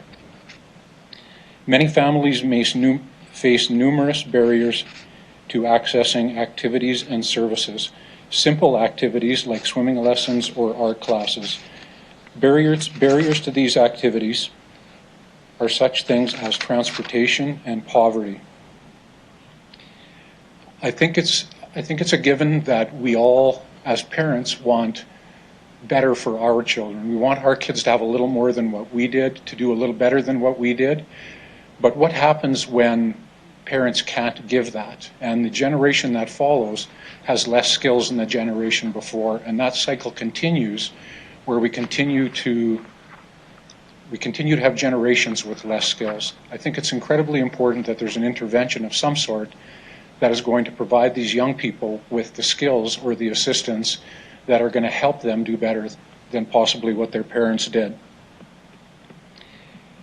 It takes all levels of government to be committed to approaching community safety and well-being, to approaching it in safety and well-being differently, to doing business differently.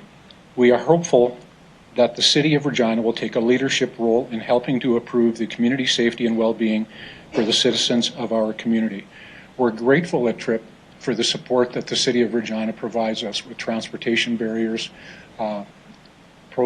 access to programming. But I think there's more to it than that. I think it's more about the leadership and standing up and saying that we need to do better in our city. And as a city, we're going to do better, and we're going to demand that we do better, and we're going to demand that other levels of government help to support that. Mr. Dewar, you have just about a minute left in your presentation. Okay, and I'm finished. So thank you very much for your time. Good. Thank you very much. There are questions. Councillor O'Donnell? Thanks, Mr. Mayor Lance. Nice to see you. Welcome back. Thank you. I'm going to ask a question that sometimes on this floor we ask because of our order of government and by law.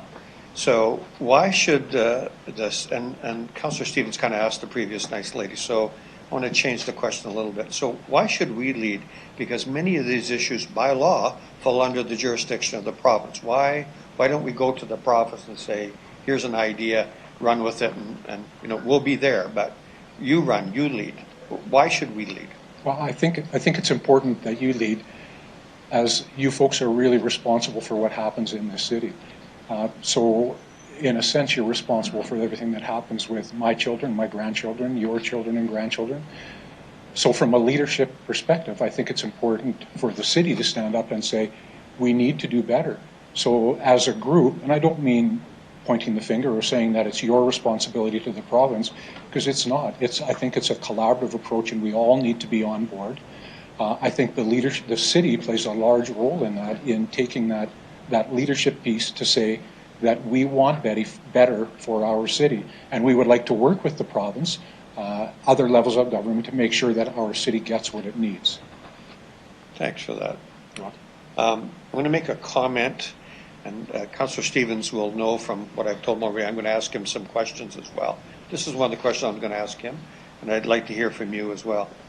And I appreciate very much all the information and what the lady before said, but it looks to me like this is a very large undertaking, that I don't have any preconceived notions as to what the answer would be, and it could take some time to do this.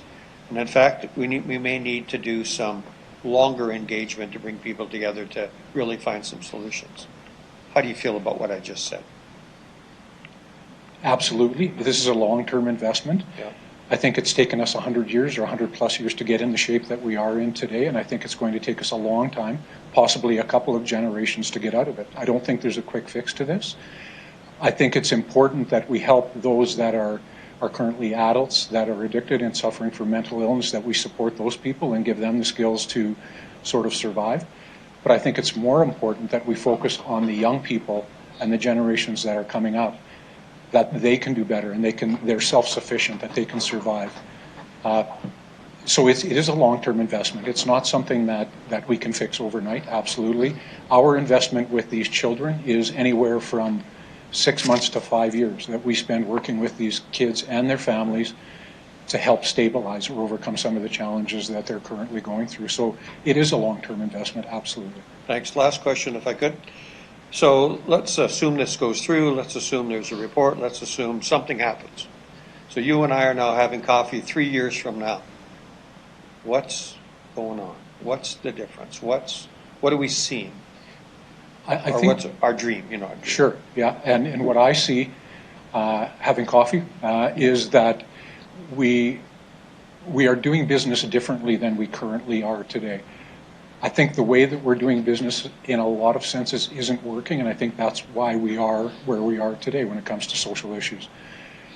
So in 3 years, I hope that we can look back at governments. They're doing business differently. They're taking a more collaborative approach, maybe a more integrated approach to addressing issues. Not one of the challenges that I see almost on a daily basis is clients who are going through these challenges are tapping into numerous resources, many different ministries. So I see a more efficient or a more effective use of government resources, of government spending, of human resources.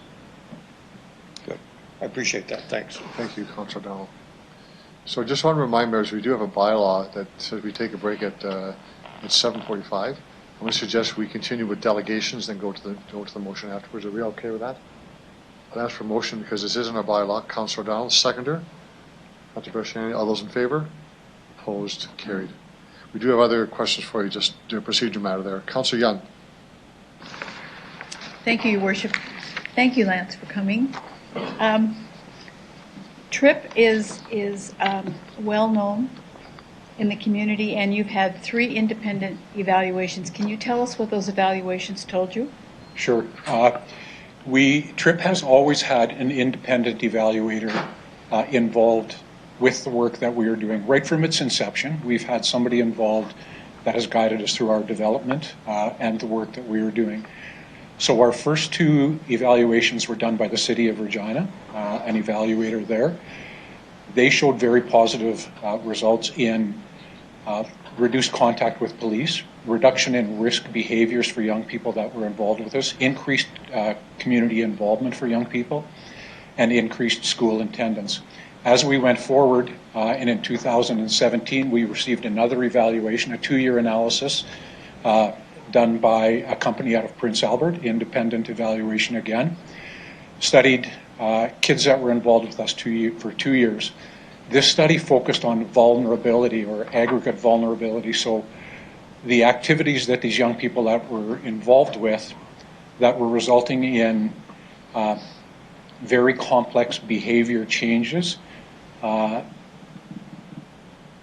the aggregate vulnerability is a combination of those risk behaviors and how those behaviors affect government services or police services, etc. 82% of the children that we worked with over that time period showed a moderate to strong reduction in aggregate vulnerability. The other 18% showed some reduction, but not the moderate to strong reduction in aggregate vulnerability. Okay.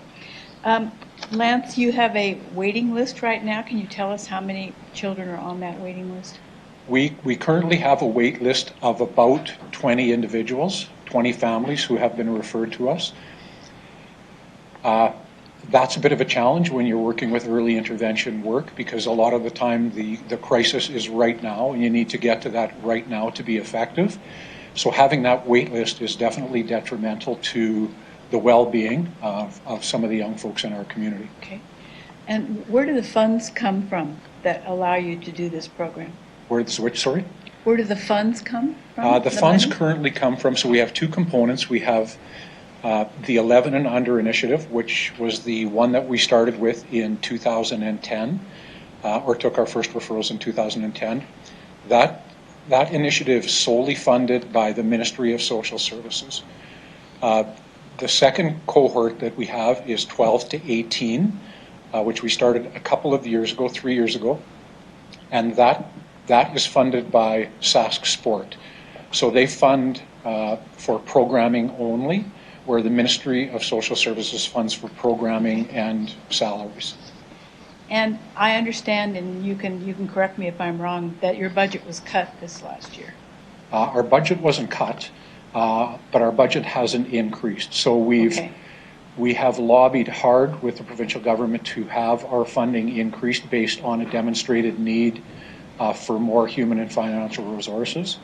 Our programming funding from the Ministry of Social Services is usually exhausted by the 3rd quarter.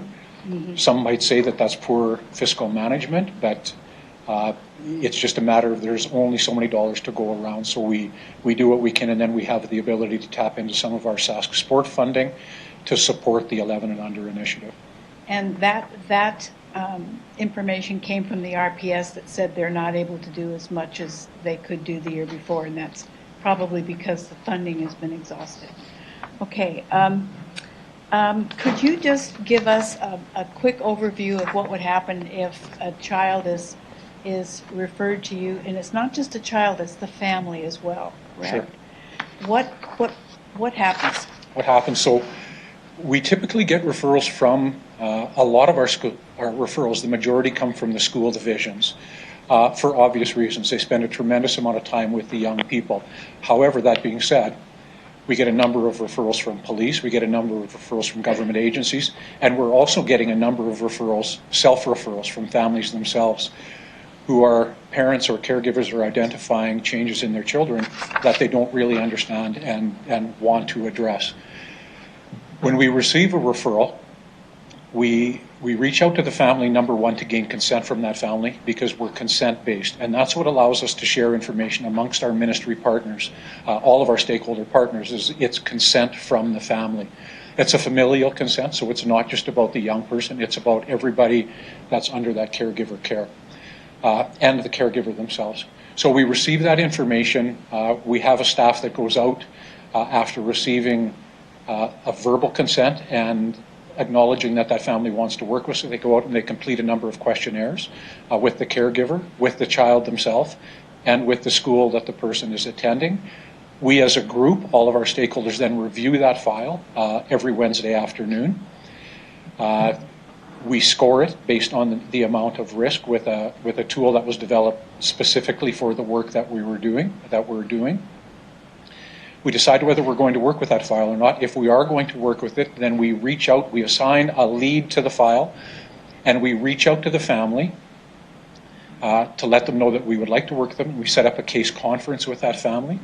We take out the people that we need, the family brings the people that they need, and we meet and we develop a case management plan to help that family overcome the challenges that they're facing. The case management plans are often very fluid. They need to change because the demands change for those families. Okay. We case conference every 4 to 6 weeks, roughly, on an average referral. If the risk is higher, it can be as often as every 2 weeks. I asked you to give us that kind of information so that we can understand how complicated this is, how many people are involved in dealing with one family and one child, and the fact that you're not funded properly to be able to do that, which makes your work difficult. If you were to have one change come forward to help you with your work, what would that be? That's a tough question. Funding is the easy answer to that. Yeah. The harder answer is probably more commitment by governments of all levels to support the collaborative work in action and not just in voice. Okay. And would you say that the collaborative work is the key to what you do? Absolutely. The collaboration is absolutely key. And further to that collaboration, what makes our initiative somewhat unique is we have been able to convince government to commit human resources to work at an off-site location focused specifically on this work. So it's not about working off the corner of your desk.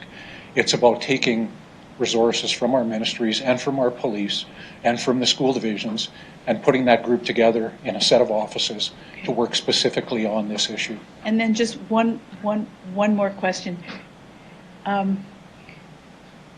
When you said it's important for leadership, government leadership from levels of government, usually they would see that as a line item in a budget when they're trying to trim budgets. Do you have any ideas for how we would get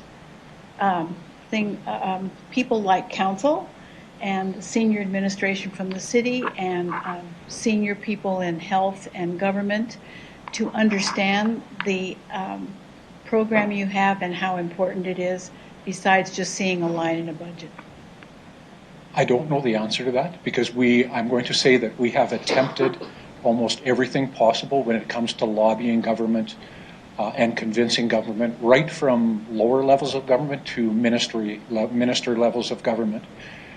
We get tremendous support about the importance of collaboration, and we get tremendous accolades for the success that we're having. But we don't get the action afterwards. So we need to come up with new ways of getting senior level. We need a new marketing involved. campaign for sure, and that's one of the things that we talk about often is how do we do this? What we need a champion.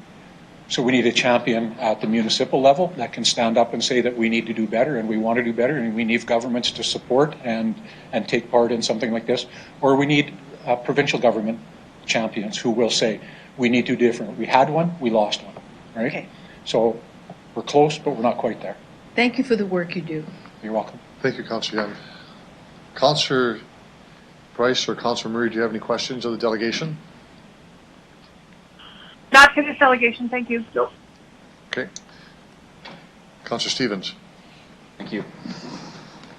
Through the chair, Lance, thanks very much for coming out and for the conversation the other week. So you mentioned leadership, we need a champion. I'm going to ask you a question about something else you said. Obviously, there's a lot of resources you need, complex problems, but you'd also reference something early on, art classes, recreation, leisure facilities, getting them there, transit. Could part of the solution, not to diminish the significance of what you're working on, could part of the solution, if we're thinking about the city's role here, could it be as simple as using leisure facilities, the Public Arts Center, public transit? Could it be as simple as using these resources, which are certainly municipal, to help you and your and many other organizations? It's part of the solution for sure, and I don't want to say it's just as simple as. Yeah. And as I'd also said in my address, that we're grateful for the support that we do, because we do have some support for access to leisure centers and to some transportation. But the vast majority of our clients will benefit from those sorts of services. So, and I certainly look at them as services, as a very low cost support that can be provided by those that have them. Terrific. Thank you very much. When you talk about leadership, what might this look like? So let's say we go ahead with this, city leadership. What does it mean? Does it mean how we write letters and advocate to the Premier, to the Prime Minister for resources?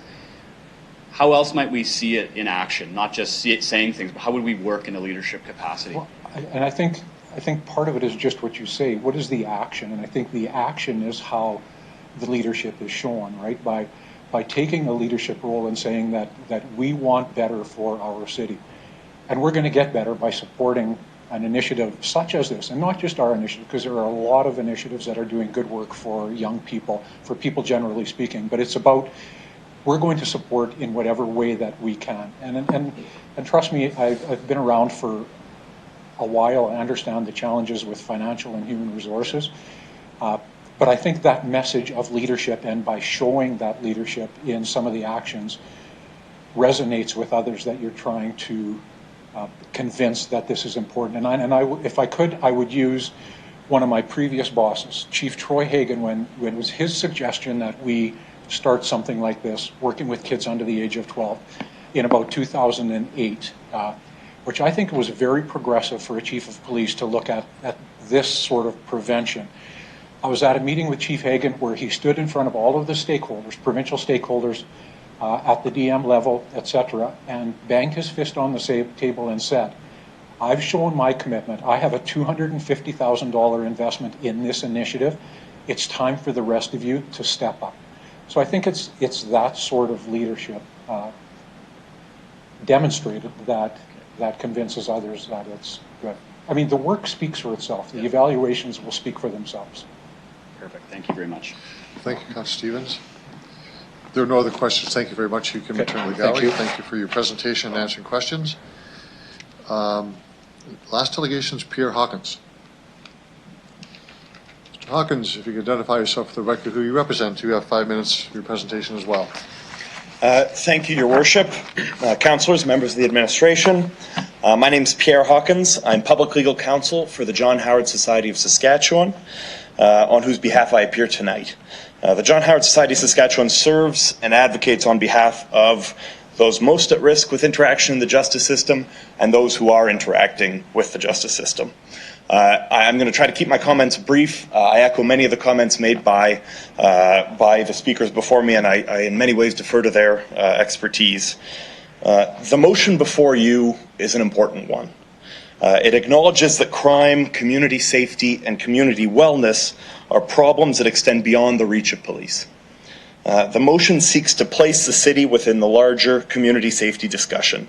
It stresses the need to address the root causes of crime, along with the need to reduce the harm caused to individuals and communities when crime happens. An effective response to crime considers every aspect of the problem, from addressing root causes, to policing, to victim supports, to harm reduction, to rehabilitation and reintegration. The current approach is frankly insufficient. We in Saskatchewan continue to imprison massive numbers of Indigenous people, of poor people, of people with addictions issues, and people with mental health issues. This is an ineffective, expensive, and fundamentally inhumane approach. Root causes are not tackled head-on. Our penal system does not have the resources to effectively rehabilitate perpetrators. There is a significant amount of work still to be done. So crime's a problem that can only be addressed by engaging entire communities, as you've heard before me.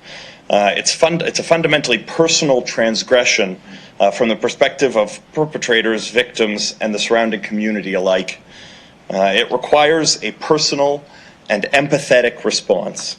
As the level of government closest to communities, the City of Regina has a role to play, as do community organizations like the John Howard Society of Saskatchewan. Our organization currently partners with the province to help house those at risk and to help reintegrate people who have served their sentence, among many other social and justice partnerships. These partnerships have meant the delivery of effective and personalized service to those who need assistance. These are the sorts of partnerships that this motion encourages. We are keen to partner with other community organizations and with every level of government.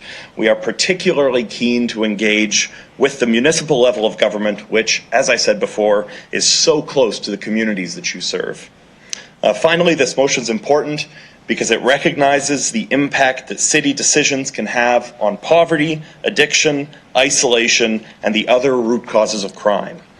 I thank Council for focusing on its role in the fight to make our communities safer and for acknowledging that community safety means more than police action. We all have a role to play. Thank you for your time. Thank you very much for your presentation. I think someone has a question for you. Councillor Hawkins. Thank you, Your Worship. I have one question for Mr. Hawkins. Sounds like an echo in here. Pierre, the work of the John Howard Society within the prisons is well known. Can you elaborate more specifically on what role the John Howard Society play in connection with other community partners in implementing programs that would reduce crime, would help harm reduction, and adopt a social detriment approach to reducing crime in our community? So there are really two aspects to the work that the John Howard Society does. One aspect, over the last, say, 25 years, our organization has moved through partnerships, in fact, and as a result of partnerships, into the housing sphere. So we do a lot of housing for at-risk youth, the idea being to, in many ways, in whatever way possible, set them up for success, right? I would say that, and in pursuing that objective, we have several houses in Regina, Saskatoon, and Moose Jaw to kind of strive towards that goal. The other portion of our operation involves our justice partnerships with the Ministry of Corrections and Policing and the Ministry of Justice. Those include things like the Fine Option Program that allow people to work off fines through volunteer work, but it also includes programs like actually, last week was Restorative Justice Week. We have a number of restorative justice programs that aim to give victims a voice and a real kind of meaningful participation in the justice system so that their needs are addressed and, in fact, so that the needs of perpetrators are also addressed. Thank you, Pierre. Thank you, Your Worship. Thank you, Councillor Hawkins. Councillor O'Donnell. Coffee when Mr. Dudar and I go in 3 years, and I want to, and I think he said yes there. And so I'm looking for your aspirational goal. So when 3 years from now, you would say at the conversation, this is what I see. What would you want to see? What's your aspirational goal? So, you know, I mean, I'd certainly say that our organization would be keen on an increased number of things like, you know, partnerships and kind of more specific initiatives. But generally speaking, I think what I'd like to see is, and I know the council does this already, but I would like to see a deeper understanding of the impact of council decisions on the root causes of crime. So I can give you an example. Last year, or it may have been the year before, I know that when the city was facing reduced transfers from the province, a number of programs were considered for reduction or elimination, and one of those sticks in my mind as an after-school program. And I know that council set its mind to the fact that those sorts of programs are programs which offer services needed in the community, and which, you know, without them may leave kids in a position where you know, they may be less likely to succeed, more likely to have interaction with the justice system. And so in the broader sense, I would really like to see an in-depth understanding through this report of how city council decisions impact the underlying causes of crime. Good answer, thanks. So coffee's on me, 3 years, gentlemen. It'd be my pleasure. Thank you, Councillor O'Donnell. Councillor Bryce or Councillor Murray, do you have any questions of the delegation? No, we don't. Okay. Councillor Young. Thank you, Pierre. You mentioned when you first started to speak that there are issues within the court system and the justice system that don't give people the opportunity to not keep regressing or going back to the behaviors they have. And I just want to ask you if you are familiar with what the RPS tells us when we meet as a board about the people who are in the community are not at the John Howard Society and who are just out there with nothing to help them, and then the police are charged with monitoring them, which takes up a good portion of our budget. Do you have a comment about that? You know, I think that's the rule rather than the exception. And, you know, I'm not sure I have too much to add, but I would say that, you know, I think the police would be the first to tell you that, you know, that it's important to look at this problem as a problem that extends beyond the police. You know, the police have a job to do, and that job is not made easier when inadequate social supports exist. Yeah. Okay, thank you. Thank you. Thank you, Councillor Young. If there are no other questions, thank you very much. You return to the gallery. Thank you, Your Worship. So before we take our break, I do want a motion to accept for receive and file the communication from Jim Elliott. Councillor O'Donnell, seconded by Councillor Stevens. All those in favour? Opposed? Carried. We'll come back here in 15 minutes. 25 after the hour.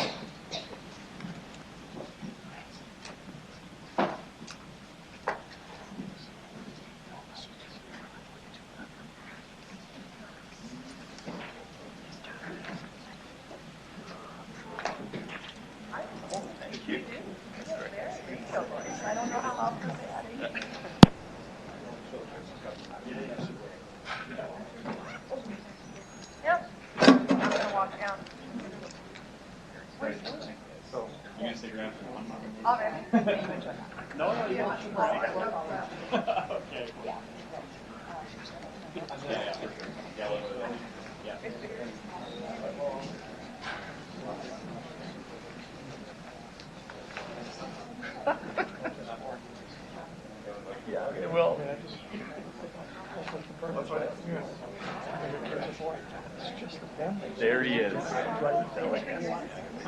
know. Thank you for accepting that.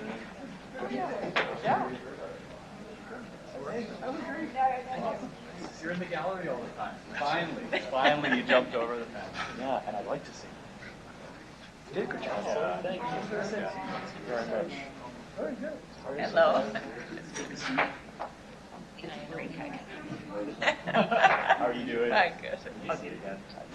Yeah, just like the break. So much fun. I hope the motion goes well.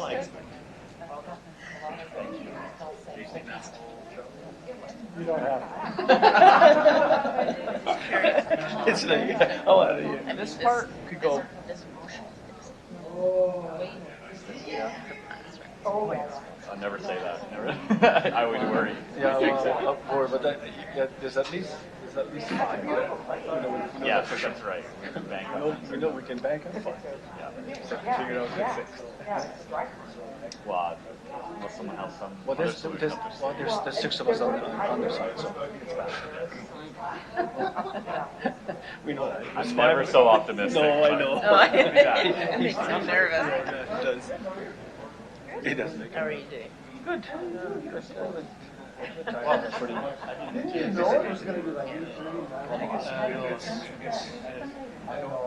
noticed lately my regular job's got interfered with this. Yeah, you'll be watching overtime before that. There's been a lot of issues. Yeah, it's too bad. I wish Well, mind you, it's getting cold buildings and machines, and right now I'm just spending money like crazy because I need a machine to lift it up in the air. It's $2,500 part. I think it's just the part that And he's going to be here for 11. We repaired one part, which was a battery. Really? It's a brand new battery. Oh, are you paying them overtime? All the time? Just no car owners with their repairs. No kidding. Up and up and up, right? They think it's a $60 repair and Yeah. it says, wow. That's right. But no, right? And then there's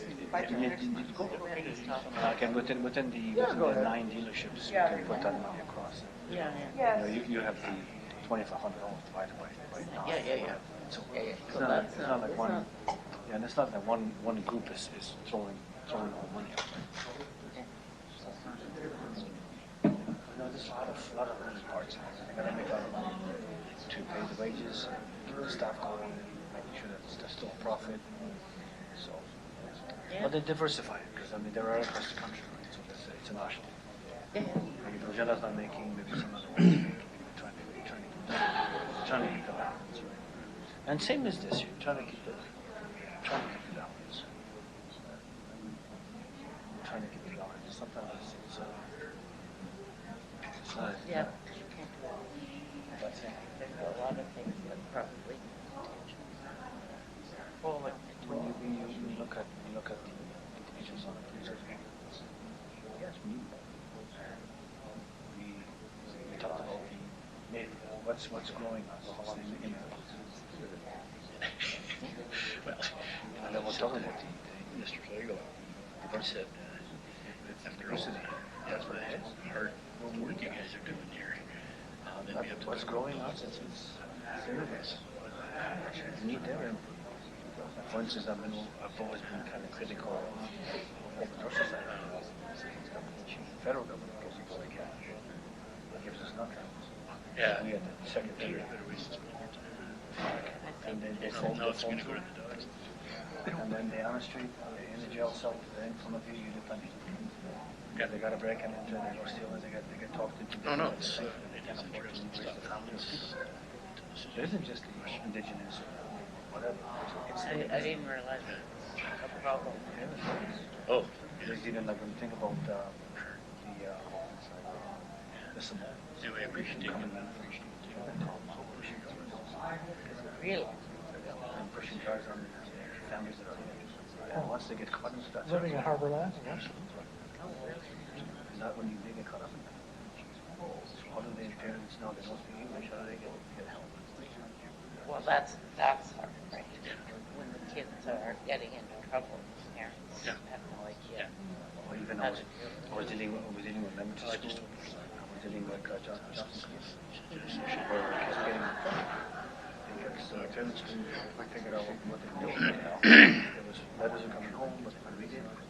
Kids were just telling the stories. They were going to school, skipping, doing all this. So then our community set up to kind of rally, frantic call from a neighbor, rally around. Parents just heard it. Presidents of Want to take the ball in the source over here? Yeah. Speaking the language. Got to remove the trying to translate, trying to get into these things. But one of those get caught. Just like me, you said, I don't like to get embarrassed. live in the community. I've got one of them, good friends. That's not good. Economist, mechanic, going to school. Now he's on welfare. Yeah. He's got a record, can't go to work. Do any of that either, so I don't know how good that is. Want to talk about like that? Yeah. About this thing? Get your information. That's the next step. How do we implement that? How do we do it? Part of it is how do you Thank you.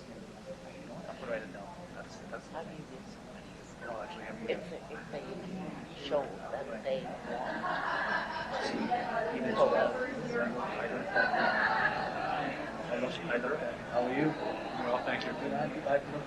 You've been out of the force for a while, haven't you? I have, yeah, about 5 years. Yeah, you go. And like for instance with Warren Stein, he's running for. All of a sudden this month comes up on him that he had a drinking and driving offense that he and somebody wanted to send to reform. Is that important? These people have moved on for 20, 30 years. Right? That's the important. It's important about the road that they've taken. So we need that second chance to say, you know what? Not just to forget, you know, but it's that interaction. Yeah, what do they know? What have they done? Right? So I have worked in the community, I've done this, I've learned from it, I've moved on, I am doing it. That's the record. Like you're perfect. Second chance. Yeah. Second chance. Yeah. I'm not sure about that's the right thing to do, but I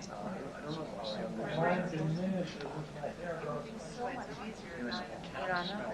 I mean, there are people who've been calling for changes. I was going to ask. So, the Offenders Act. There are places where three strikes you out. No, what system would work? Right now, these, you gotta go. You gotta show what up. How you gonna go? You gotta.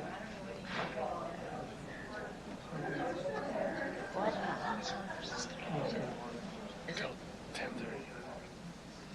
Yeah, I mean. Why don't I just take this?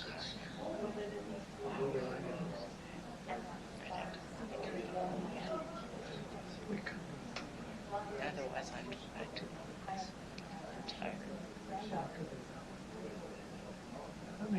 I gotta talk more about what do you think? Good. More nervous up here. Did it show? Oh, but no. You know, what you saw before eventually, that's the mayor trying to run her resolution. And I that kind of thing happens all the time. He went to parking out with the John Lane. She's what I want to do is send the whole thing to the police commissioners, which he controls us. And it completely just moves through. And then he would get some kind of thing to try. The very beginning. I came in after the beginning of the discussion. So I'm not following you. What do you do? I want to try to pay after. So, like it's a pretty good so I story. take,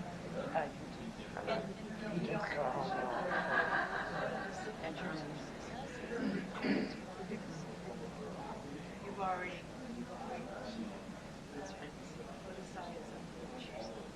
Oh yeah. I can't. Oh, I can only phone you at the end of the meeting. Yeah. Okay.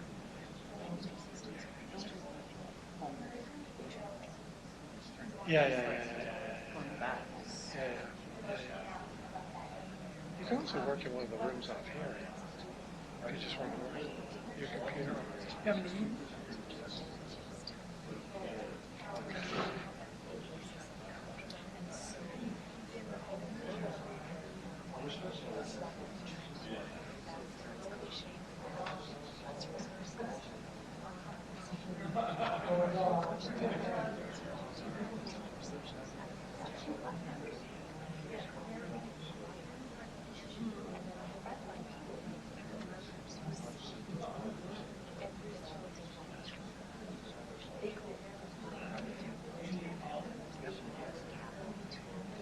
I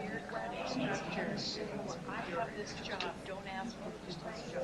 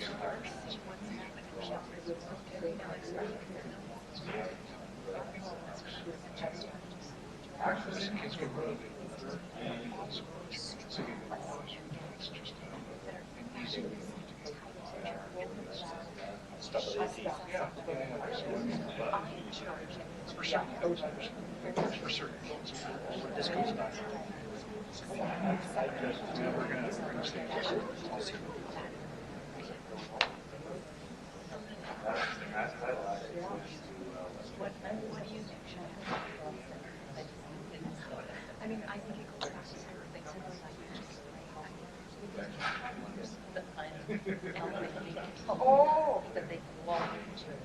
Oh, because you were supposed to. Oh. So what are you doing? I live right at the very last house.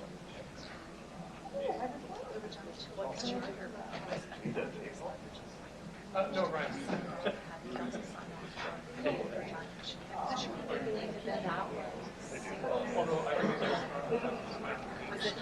I feel like the days go by.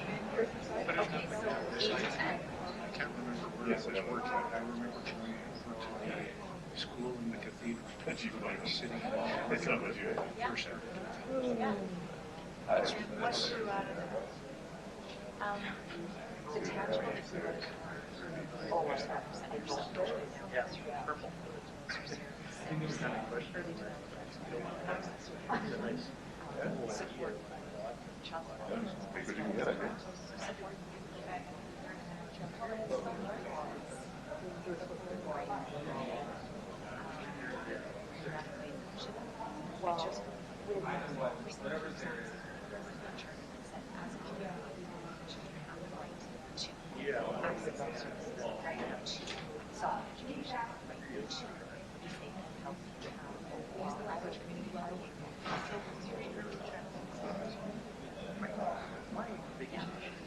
See, this motion is so weird.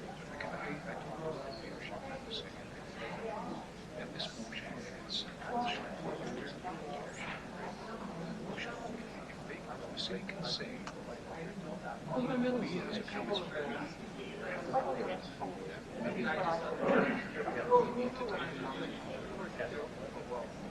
community safety, need to reduce the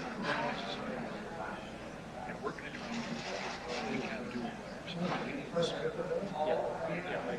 Provincial government, federal government, support. This is not a single issue. It's like it's not a single ministry issue. This is a chorus of ministries. This touches everybody. Education, peace,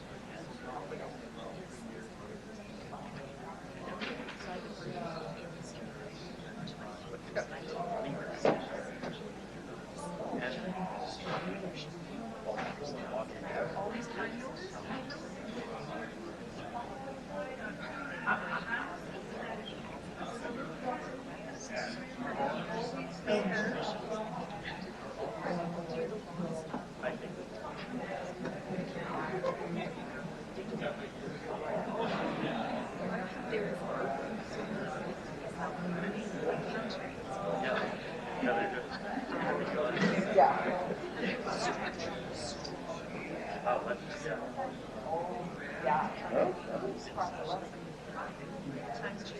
what I envisioned. No, I'm sure it isn't. I have 3 of these.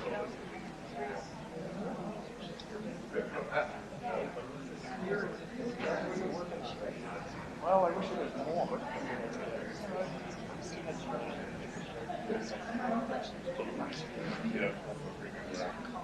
Fuzzy buddy knows. I wish I could, but we have to get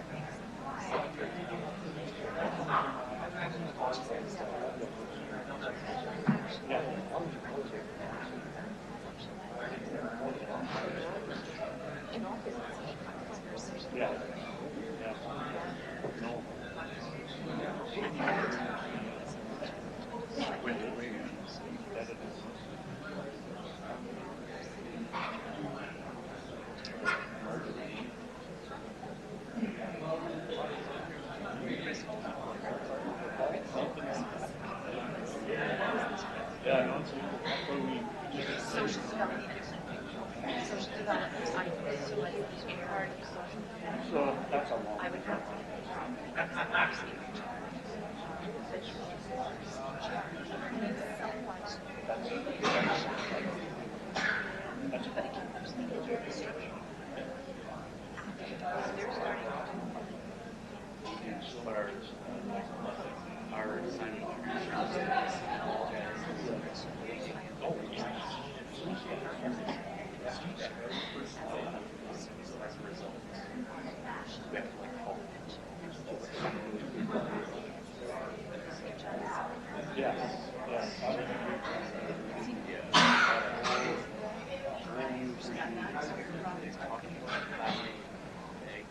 Right. See, it goes Got your workout. coffee with you. But you know what? All like, especially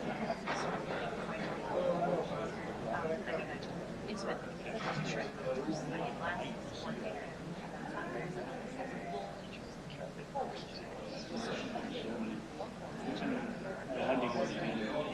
So I'm always open. What are we sure about that?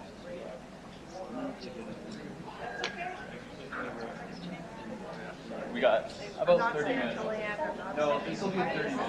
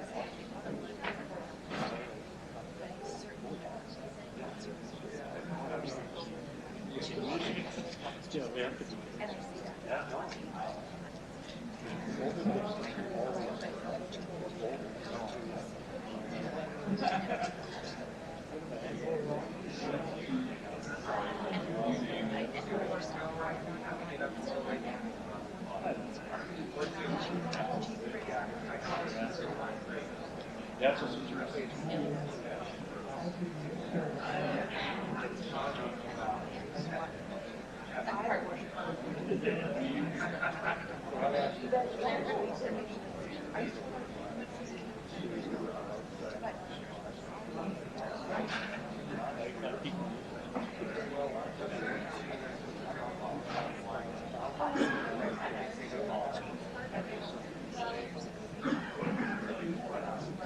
I'd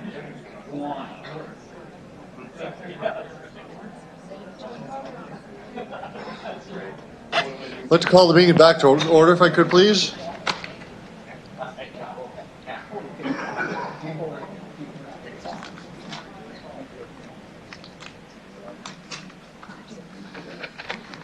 So we've finished our delegations, and now we're on to the motion by Councillor Stevens and a number of members of council. Councillor Stevens, you want to start off on this, or?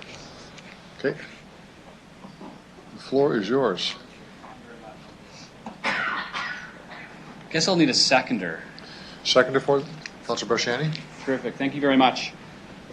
So when I was on Blue Sky this afternoon, one of the questions was asked, what was the starting point for this motion? And I can say that it really goes back to 2016, knocking on doors. Same experience I'm certain many of you have had, listening to people about crime, safety in the community. Different communities have different issues, but it went on.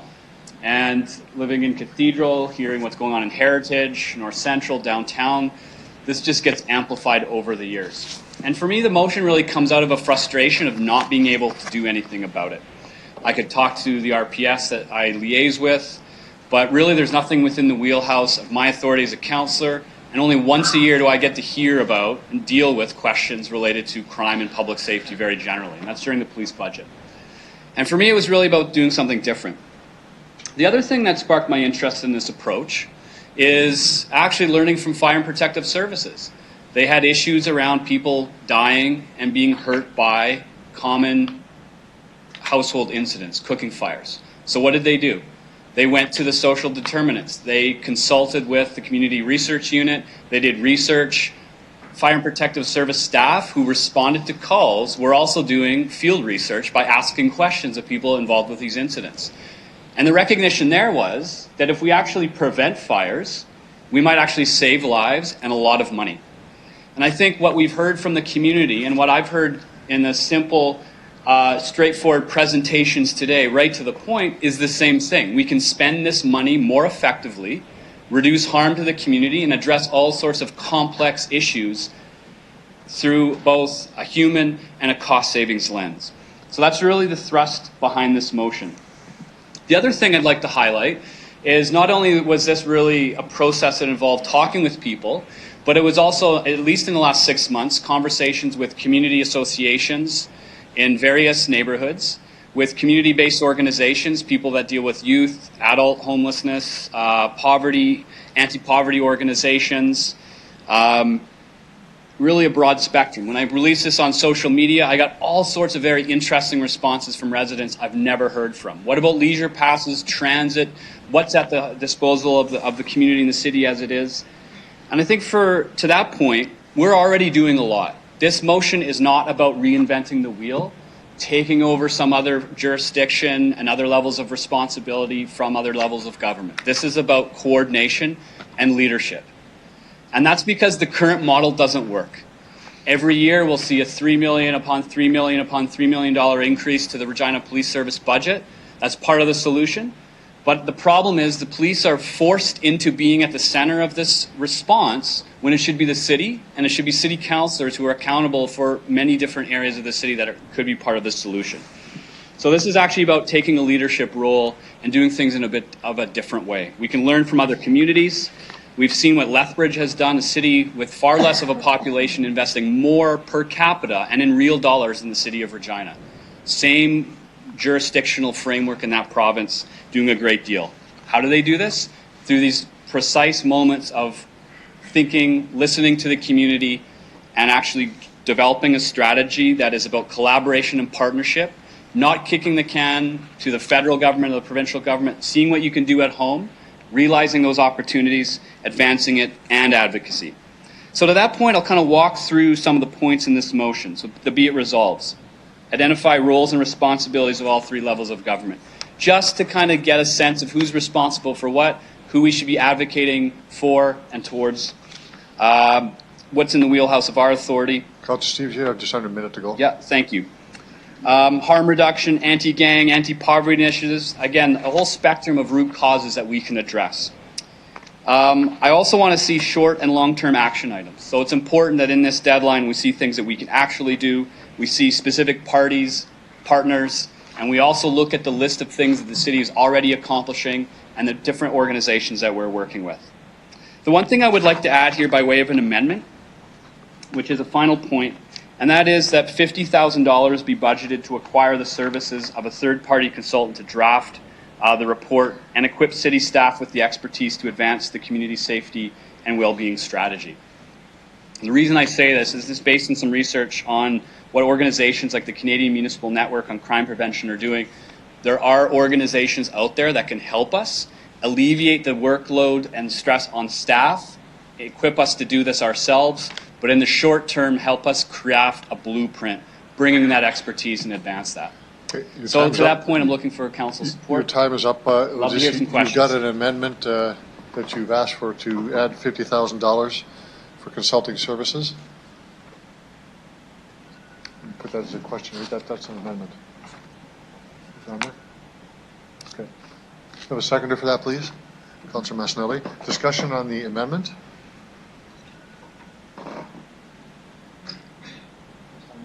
On the amendment only, yes.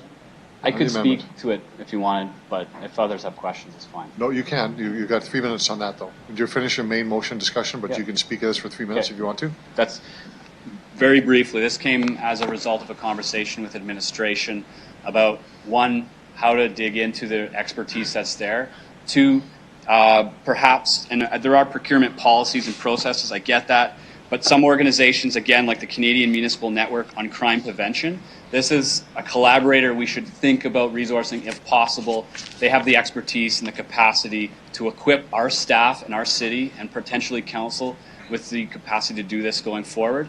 And again, would alleviate the stress and the workload on staff from a project management as well as the day-to-day activity of doing the collaboration and community engagement work required. Okay, thank you for that. Councillor Bryce, you want to speak to the amendment? I just want to ask a question about the amendment.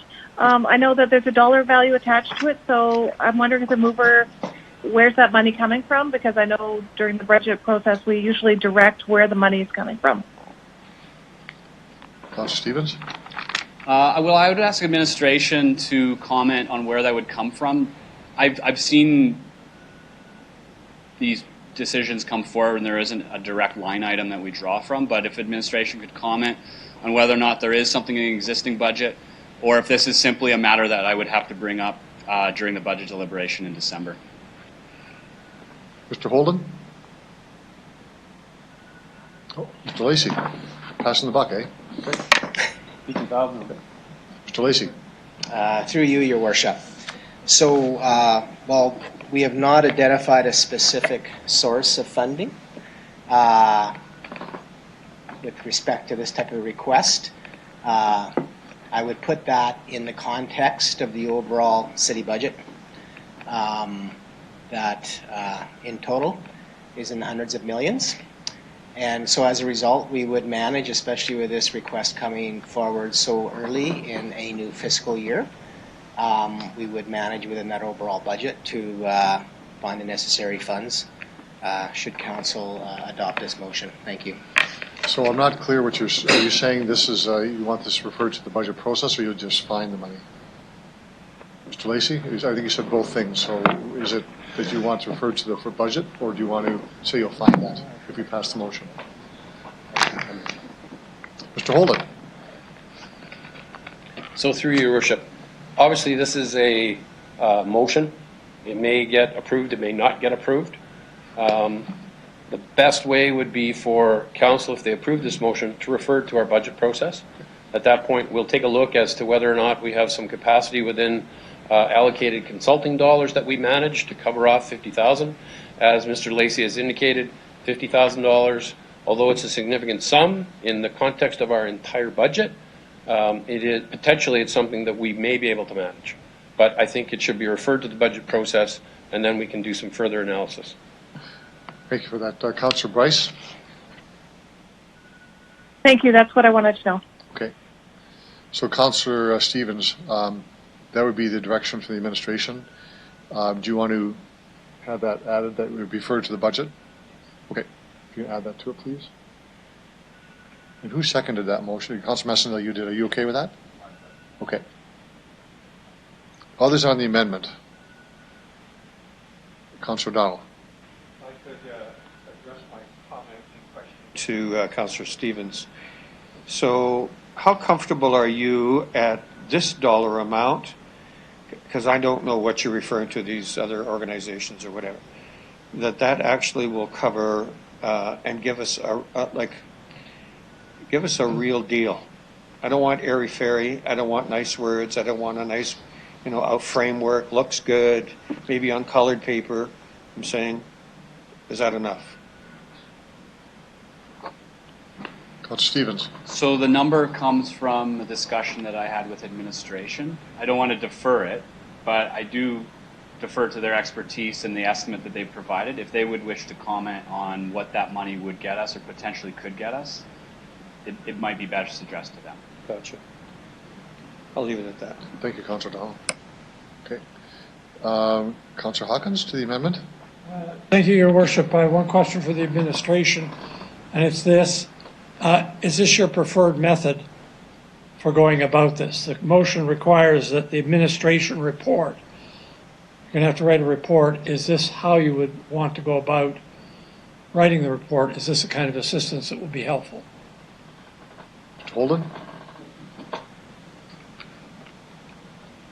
Through Your Worship, are you specific to the amendment that's on the floor? In terms Yes. of a report during the 2020 budget deliberations? No, or the entire report? So the question, there's an amendment, the amendment's allocating $50,000 to acquire the services of a third party. Would the administration find the service of the third party helpful? And is this how you prefer to go about writing a report? Mr. Holden? So through Your Worship, in terms of hiring a consultant for $50,000, there are a number of municipalities that have done this type of work. They have secured the services of a consultant and done the work that they needed to support the administration for approximately $50,000.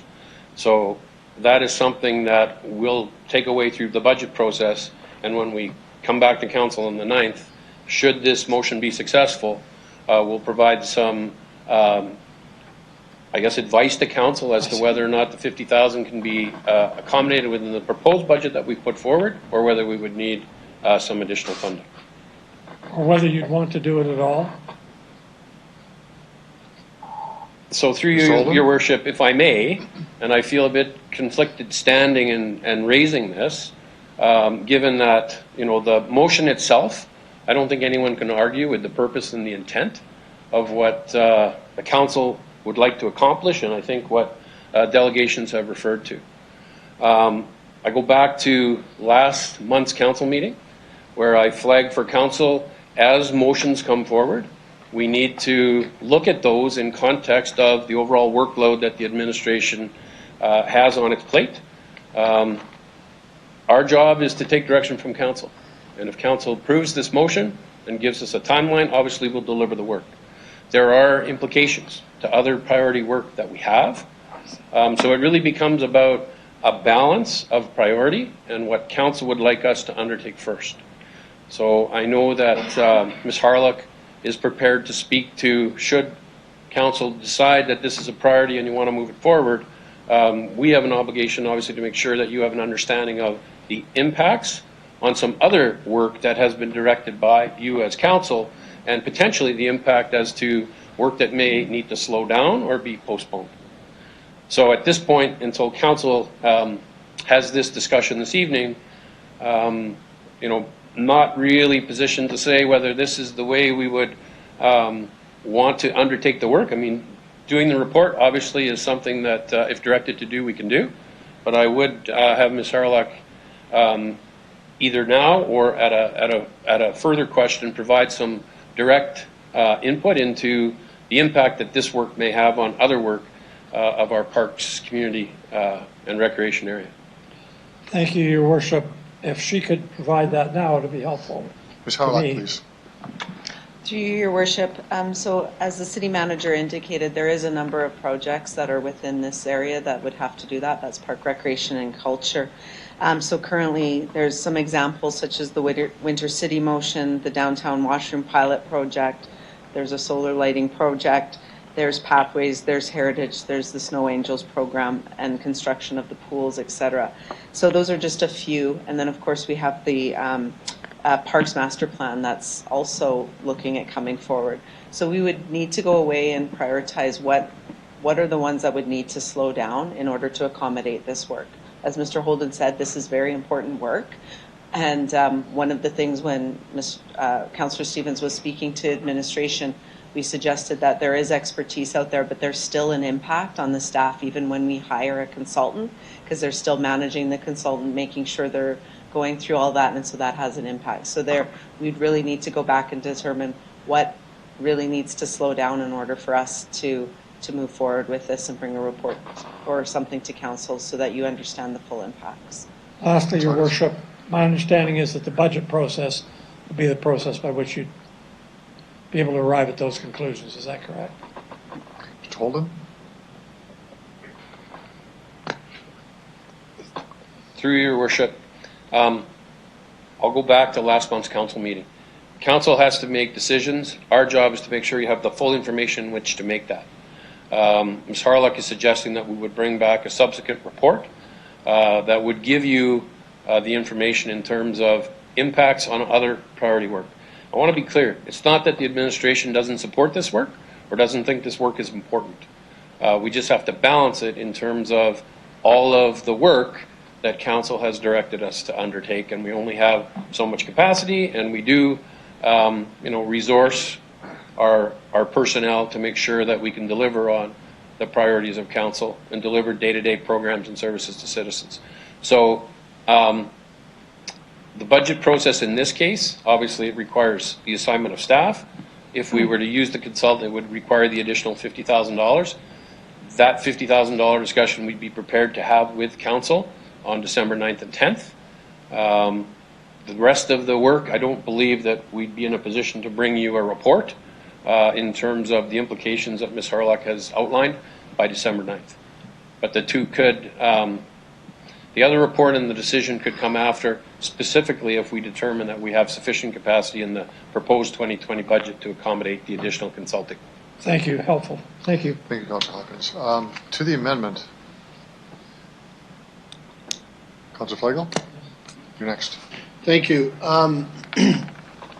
Looking at this with the Community Safety and Wellbeing report, does CPTED not play a part in this as well? I know it's more crime prevention and environmental, but is there not something that is a piece of this in terms of community engagement? So I'll just ask that question first. Ms. Harlock?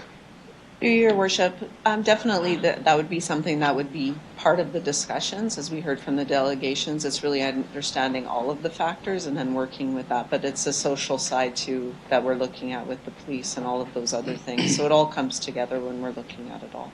Thanks. So the through you, and so when you talk to the chief of police, and I've heard him speak, they are engaged in the community. They are talking to the actual people in the community, and then they're going out to all the community associations. So do we need to further have those discussions outside of the realm of police, city staff, etc., or do we have the resources inside and maybe are just not utilizing them properly?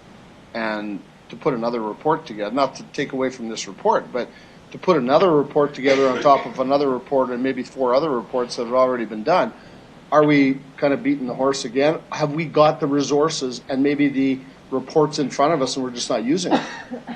Mr. Holden.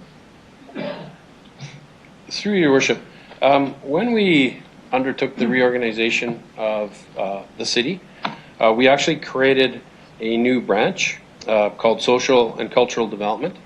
And that was really to put a focus on social and cultural development within the city.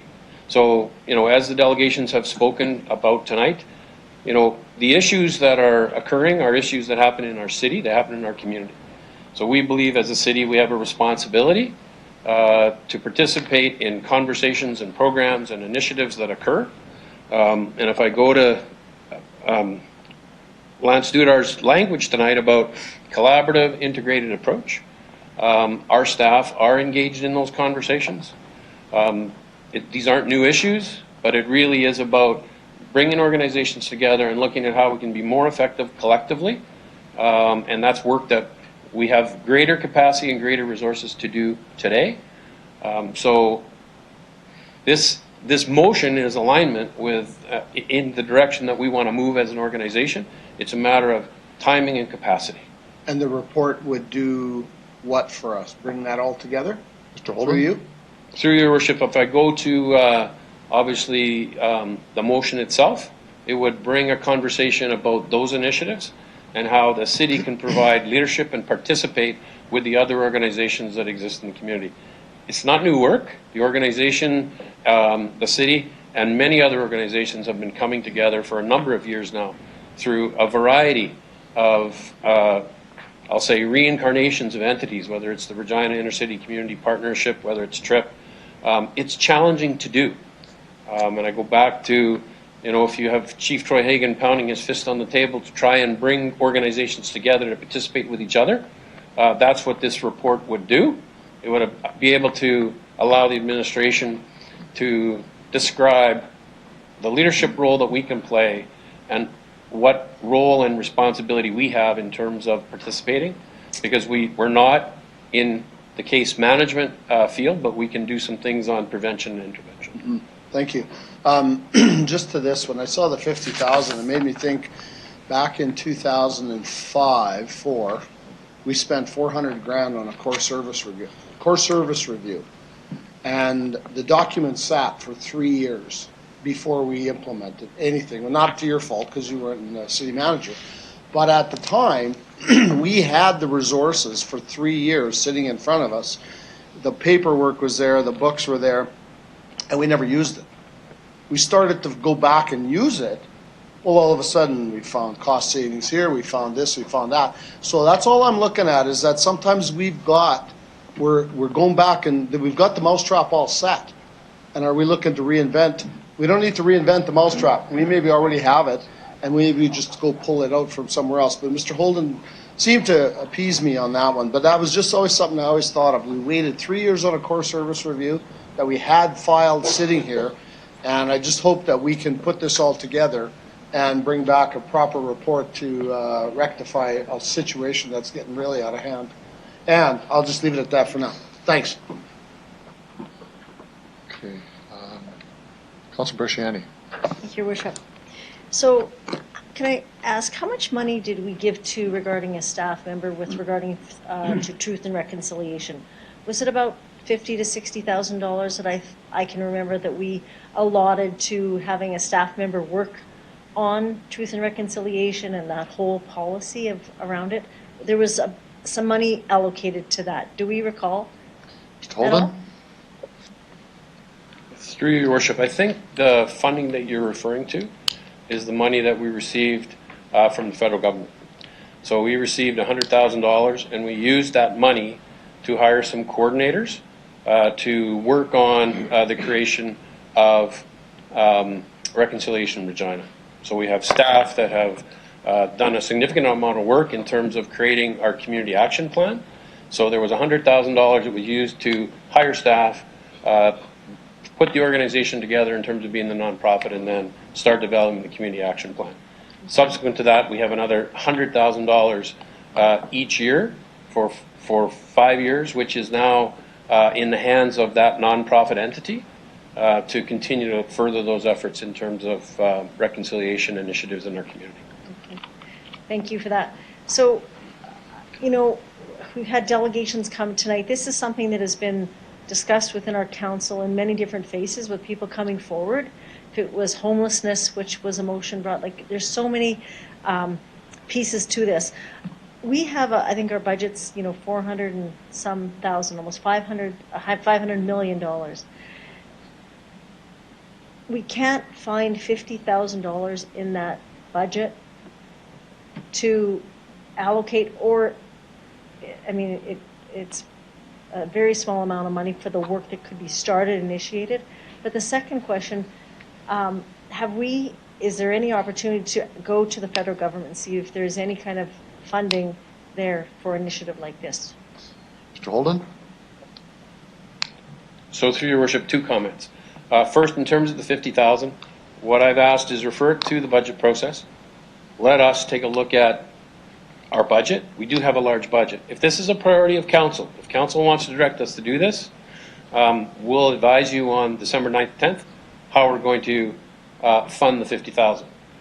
I don't think we're going to come back and say, well, you're going to have to add 0.00 to the mill rate. We always look for the opportunities for third-party funding. Have we explored whether or not there's some specific funding for a program or initiative that we could pursue? We haven't done that, but we would have our staff always look at opportunities to leverage third-party funding. Okay, thank you. Just the budget nights that I remember, we start pitting everything against one another, and things get lost. And we only get one time to speak, and things get very confusing. So this is a very, very important initiative, I think, and I would hope that we could find the 50,000 to get something ignited for our city. So I'll leave it there. Thank you. Thank you, Councillor Bresciani. Other speakers to the amendment?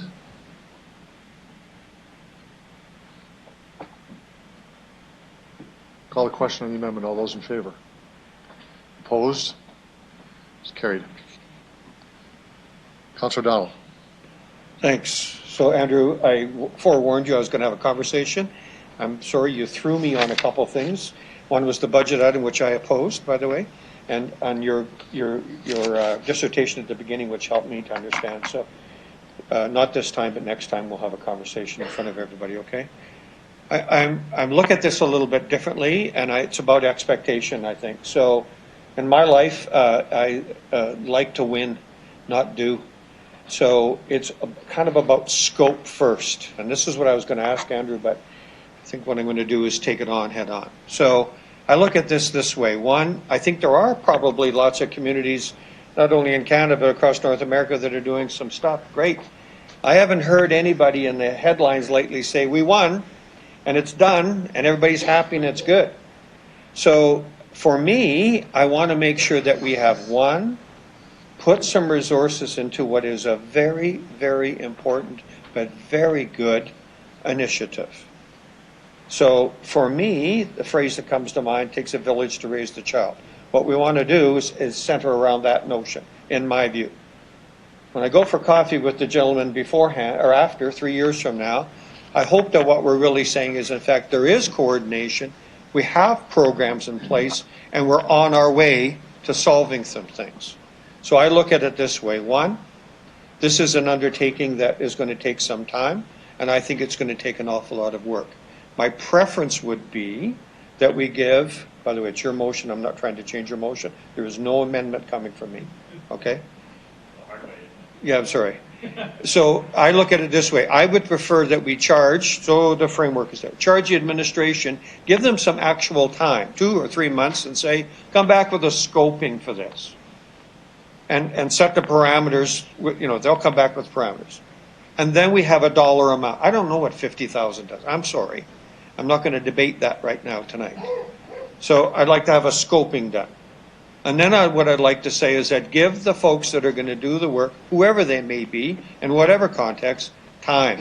So for me, time is spring 2021. Magically, it's after an election here, and magically, it'll be after an election at the province, and everybody's got an agenda for 4 years and get together.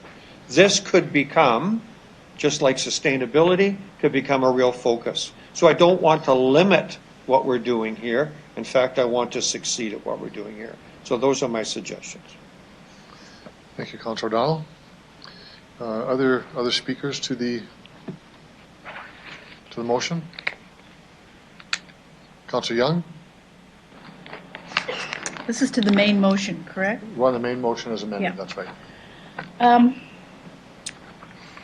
Just listen to Councillor O'Donnell, and I think he put in context what I've been thinking about this and why I had trouble. I didn't sign my name to it, although I thought it was a great idea, and I'll probably approve it. But we are taking on this huge thing, which I think we can do. I think we need a roadmap.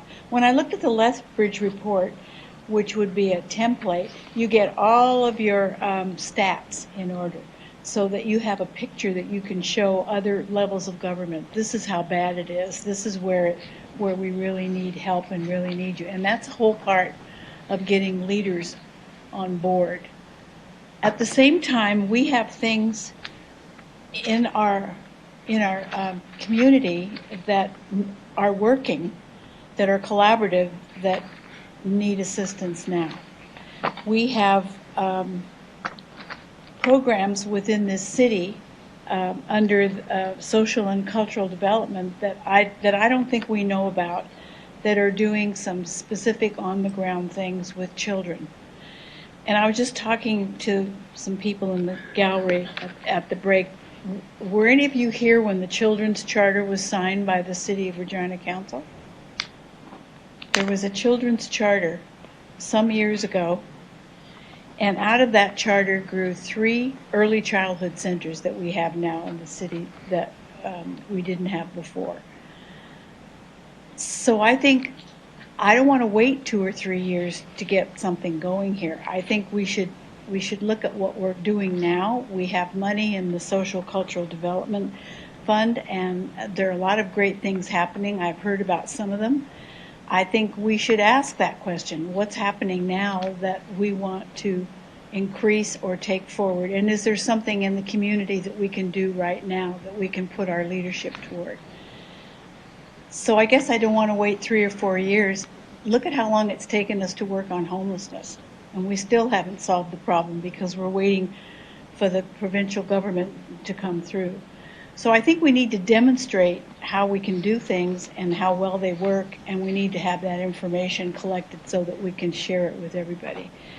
So, and I don't know what to do with it. I'm not making an amendment. I'm just saying that I don't want to wait that long and come up with a beautiful, shiny report that shows all the stats and all the people that should be involved when there's some things we might be able to do now.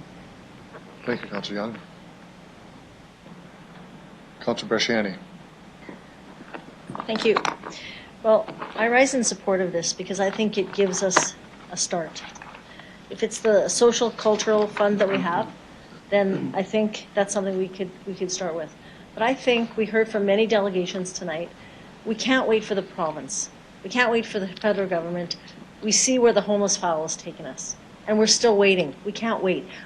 We can't wait for the homeless file to come, because it may never come, with funding from the other partners. I heard loud and clear tonight from residents asking us, from community groups that are already doing the work, have said, bring us together. Bring us together. We will help figure this out. The First Lady who spoke, she said they've done this in other cities where they looked at duplication of services. They looked at ones that are feeding breakfast. The other ones are feeding supper. The other ones, we look at bring them together and start. They're the experts. So I think that I don't want to wait. I think we need to move forward.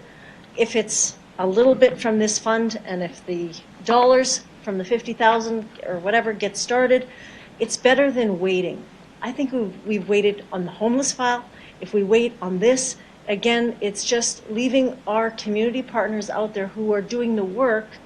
They're waiting for us to step up. They're waiting for us. It doesn't. Sometimes it doesn't take a lot of dollars. I'll just say that. And I understand it puts a lot of pressure on city staff, but I think it might take one city staff to go out and engage, bring the stakeholders together, like we do with our developers, like we do with our builders, like we do with our other. Bring them together into the community, or to do some stakeholder meetings and work on some kind of a plan to just kind of even how do we do this. I think that's just the first step. It doesn't have to cost a lot of money. I think it's just about having a conversation and just starting to see where we could take the first step forward. Maybe by then, there may be some funding through the federal government, or maybe the province. I'm not sure. But I don't want to, I just, again, in my heart, I truly believe they're waiting on us. And I don't think we can wait any longer. Thank you. Thank you, Councillor Bresciani. Councillor Massanelli. Thank you. I rise in support of this motion. Looking at our community and some of the problems cited and we witness every day, I think it's really important to be timely with this.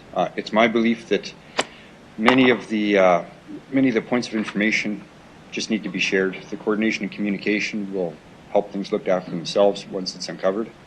I take Councillor O'Donnell's points to heart. I think that there might be a better way to do it, but I don't know it. I don't know how to set the amendment properly. I'd probably ask a question right now instead of making a statement and get cut off anyways. Not necessarily. So I guess I'm going to rise in support. I think this is very important, and I think it's very timely as well. So, thank you, Councillor Massanelli. Councillor Flagel. Thank you. Yeah, I'm good with this too. And I guess one of the things on the whereases here is that the chiefs of police, both Saskatoon and Regina, said they can't arrest their way out of this. But when you talk about you can't arrest your way out of it, I think it's an acknowledgement. They're thinking it's an acknowledgement of failure, and I don't see it as failure. Residents need to feel safe today, not a year from now, not 6 months from now, today. And they can't wait for us as a community and to police chiefs and the staff and everybody to go and educate. They need results now because their homes are being invaded, their cars are getting broken into, there's murders going on, there's all kinds of things going on in our community that we need to address right now. The chief of police on the Fifth Estate said, you know what, sometimes we have to be police officers. I think they need to be police officers a little bit more until we can figure out the education piece and the components that all go with that. One thing that I did see on that document on TV was that they engaged in former gang members, former gang almost members that decided not to go that route, and why, and anybody else that was involved, whether it be First Nations, whether it be different cultural groups, and engage them as well, because there's a ton of people that are addictions.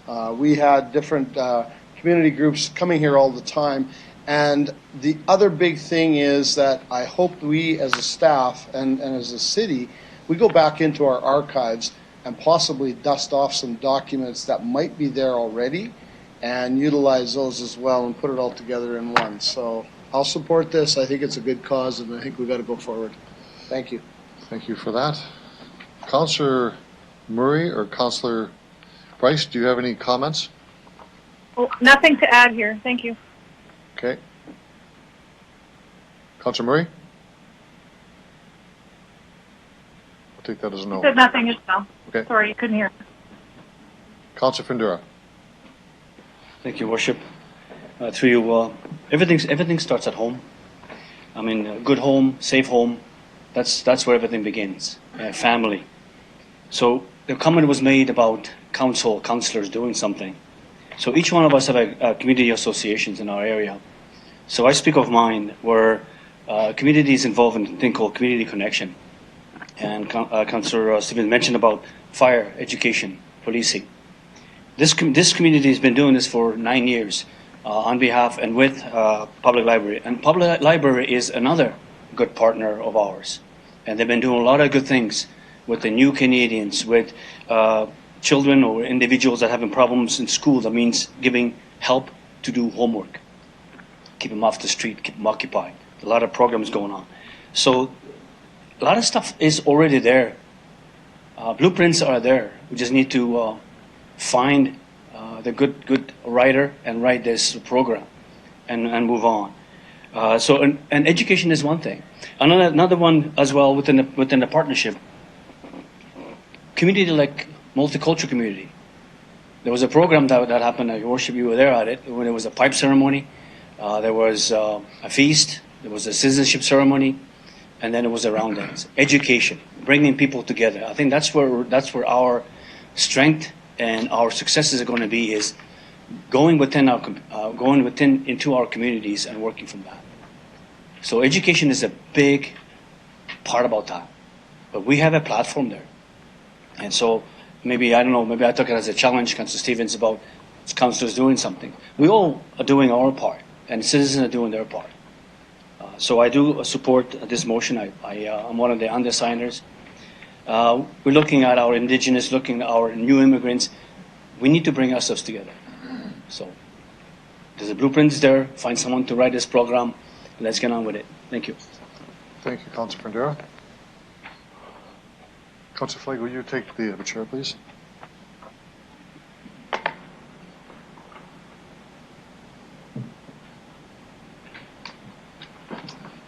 Mr. Mayor, go ahead.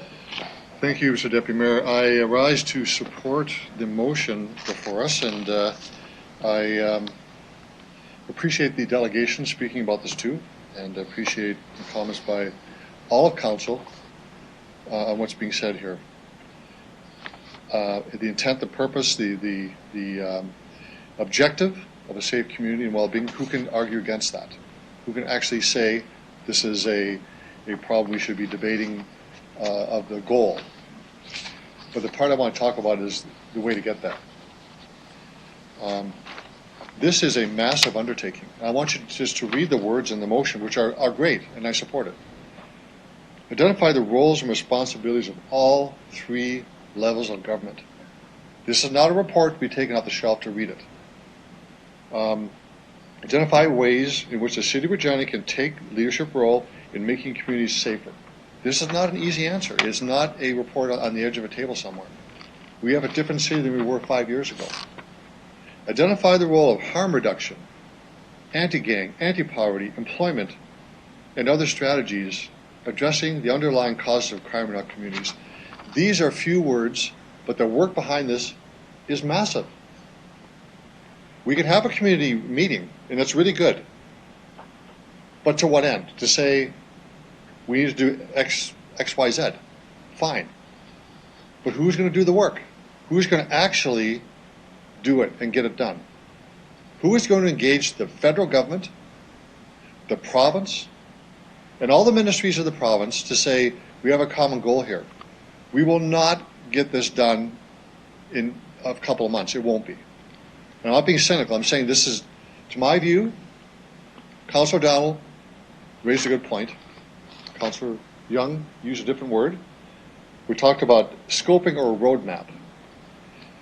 You know, I am fully supportive of the intent and goal here, but I want to move a referral motion to the administration because I want to move on this and have results. And I think the way to do that is so we can fashion a roadmap that gets us to where we want to go. The administration can say, this is how we prepare to do it, propose to do it. This is the budget implication for it.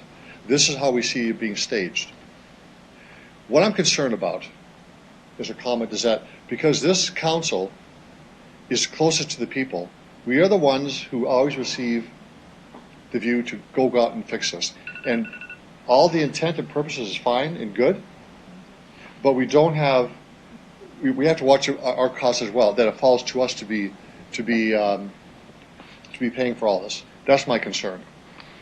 So my referral motion is that we refer this to the administration to come back with a scoping document, a roadmap, in early in the new year.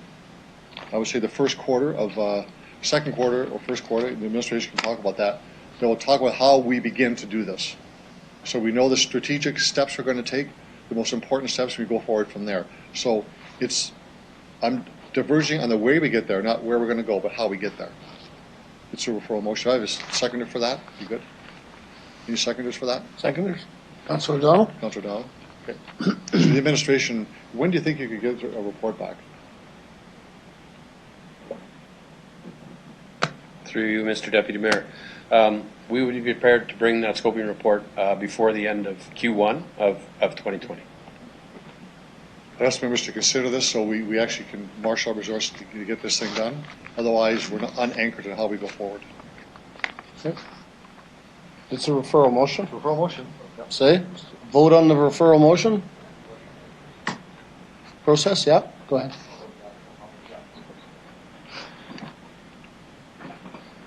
Go ahead. So with the referral motion, I'm just looking at what all we have to identify in this, what we have to accomplish. To try to have a roadmap for what we haven't yet identified, it's kind of a chicken or an egg scenario to me. If we're looking for things to identify and find the items, how do we make a roadmap for how to address them if that's what we're doing? So it kind of turns into a round and round circle if we go referral with it in my head. I think what I'm asking for is to choose the chicken or the egg. I would say choose one side, choose the administration to say what strategically we can do right away. What's a roadmap to get there? The steps we need to actually get to this. If we don't do that, we're spending a lot of our time with the consultant that will expand the workload and say what it may or may not be. I want to give the administration a chance to frame it for us so we can say by deadlines we want to achieve, the steps we need for consultation, coordination, information gathering in a strategic, timely way, in a fast way, actually. And one more point to that, there's already been a work capacity issue identified by administration. The original motion went to out of scope hiring consultant. If I put this through to refer a motion to administration, do I run into the problem of capacity issue with my employees again? Administration, I guess is the right word, not my employees. Through you, Mr. Deputy Mayor. So I'm taking the mayor's motion to say that you would like the administration to bring a scoping report. We'll bring that Q1 of 2020, which outlines the approach that we would take to accomplish the motion that you've been discussing this evening. Okay, and I guess to that I'm saying if we were going to hire a consultant to do the work and we already have capacity issue, how are you going to have the personnel to do what you just described if we don't have enough personnel to work with consultant where there was already capacity issue with that? So, through you, Mr. Deputy Mayor, we're laying out our roadmap, and I'm using the same word that the mayor used. I got it. It's how we would go about undertaking that work. So we'll come back and say that to accomplish what you've asked for through the motion, here's the administration's approach. We have the capacity to do that. Okay. We have staff that have that capacity. It's a matter of what's the approach and what are the resources we require to move that forward, and we'll be able to inform council of that, plus the impacts on other work that we have. Okay. So you'll be able to make a decision, you'll understand exactly the approach that we would take. We talk about who we'd engage, how we'd engage. We talk about the requirement for a consultant, the role of the consultant, and a time frame that we think we could then accomplish that. So you would have that in the new year. Okay. Thank you. Got it? Any other procedural? Yeah, I got you. Thank you. Okay, we have a referral motion. All those in favor of the referral? Opposed? Councillor Bryson Murray? In favor? In favor? Of the referral? Yes. The referral takes it. 6-5. Okay, thank you.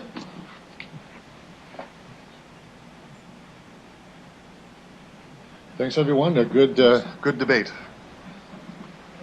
We'll move on to off-leash dog parks coordination and implementation. We have a couple of delegations here. Linda Schofield. Thank you for your patience in waiting. If you can identify yourself for the record, who you represent, you have 5 minutes for your presentation, and maybe questions afterwards. I'm Linda Schofield. Good evening. Thank you for your time and attention. I represent, I've said this so many times before, the many citizens who volunteered on steering committees, user groups, and associations in the last 15 years. Those impaneled by the city, park user-based, and the predecessors to Old Pug. So I represent history and context, and I try to provide that here and also to Connie and the board of Old Pug. Since, as we've seen repeatedly, city employees and policies can change a lot over the time it takes to actually implement our off-leash plans. I wish to speak to 2 issues brought before you tonight. First, like Councillor Flegel, I wonder why we are still talking so much and doing so little about dog parks after all these years. I echo his frustration when he says, let's just find the money, throw up the fences, put the municipal parks in place. Why is it so hard to do this? But I also recognize that funding and budgets make that a challenge. So at least we're taking some steps forward with the development of Regent Park and Mount Pleasant, proposed for next year. I hope this council will vote in support of both of those projects. However, I'm still concerned that the process the administration is following regarding the municipal and neighbourhood parks seems not to be the most efficient or timely method of proceeding. For example, the Harding Park municipal site which is intended to serve the southeast, an area of the city that is the most in need of easier access to off-leash space. It looks great on paper, but the reality is that it's currently just wishful thinking. The church has not been approached yet about the possibility of sharing its parking lot or of expanding that parking lot or of any other impact. Unless I misunderstood, the intention we were told at committee is to start those discussions when action on that park is approved next year or the following year. So we wait. And with a simple no from the church at that point, it could be back to the drawing board with a year or two wasted. Wouldn't it make more sense to do the preliminary work, making some calls and holding a few preliminary meetings regarding both of the other municipal sites and all of the proposed neighborhood sites now, so that we know there is some local support and foundation in place when this council votes to proceed with them? When I asked about the cost of monitoring use and evaluating success of the proposed unfenced areas, I was told that really there was no cost to do that, since it's just using time of employees already on the payroll. That being the case, reaching out in this way to those other stakeholders should also have no real cost, needing just the allotment of some of that time to do so. The second issue is the proposal for a 3-year pilot project to evaluate unfenced off-leash spaces. Hard to believe I'm speaking against off-leash space, but I am. This was first brought to council in 2016. It was not a good idea then, and it's not a good idea now. Following through on old directives using old information just because we were directed to do this in 2016 seems foolish. Since this council created that directive, I'm sure it can also remove it. And why? The supporting materials I submitted before this meeting provide the following information that I'll summarize. 2013 survey of well over 400 dog owners and park users in this city had 76.9 identifying full fencing of off-leash areas as their main concern. Only 16% expressed a desire for unfenced off-leash space. City surveys in 2015 or so asked about off-leash spaces as well, and the sample group included, I believe, about 600 respondents, both dog owners and non-dog owners, and had similar results. We have information from nearly a dozen cities, all of whom either insist on all off-leash space being fully fenced, or that unfenced areas be large, much larger than is being proposed here, Schofield, about a minute to go. or that smaller areas must have barriers, bushes, trees, ditches, or berms. The safety of residents, of drivers, of people walking in the area, as well as the safety of dogs in these park areas must be a priority, and it is one that does not seem to have any clear criteria in place to ensure it. It only takes one major incident to cast a shadow on all off-leash development. In addition, the whole purpose of off-leash space is inclusion, allowing those who cannot drive to municipal parks to walk or walk long distances access. Making the space unusable to many who are not willing to take the risks involved, unusable to almost 80% of potential users, is not inclusive at all. Even the locations are questionable. A neighborhood park should be central to serve a catchment area surrounding it, not stuck in a corner where a very small segment of the population can reach it. So in summary, my requests to council are to vote in favor of the Mount Pleasant Municipal Off-Leash Park development, and also request that the administration begin preliminary discussions with stakeholders for all the proposed future areas, and to vote against the implementation of unfenced off-leash area pilot projects as currently proposed, until current data is reviewed, criteria for development is in place, and criteria for measuring success or failure are Schofield, created. I have to stop you there. I'm sorry. I know you're very close to the end, but I have to stop you. Okay. There may be questions from members of council. In fact, there are. Councillor O'Donnell. Thanks, Mr. Mayor. Evening, Linda. Thanks for being patient. I want to just ask a few things. One is, in the current operation of Dog Park, the two that are here, and what you've experienced in other places, what's the usual hours of operation? In other words, do dog owners walk at midnight and 4 in the morning, or is it more limited? Well, first we should state that our parks are officially open from 6 a.m. to, I think, 11 p.m. Okay. And many cities have the same sort of restrictions. However, that is not to say that people who work shift work don't sit down there at midnight sometimes to get their dogs out. And in the winter when there's snow cover and it's light, yes, people do use. So I think that the primary times are, first thing in the morning. There's an early afternoon lunch hour block, getting their dogs out. There's a right after work group, and then there's a before it gets dark group. So you've got 4 pretty big groups. Thanks.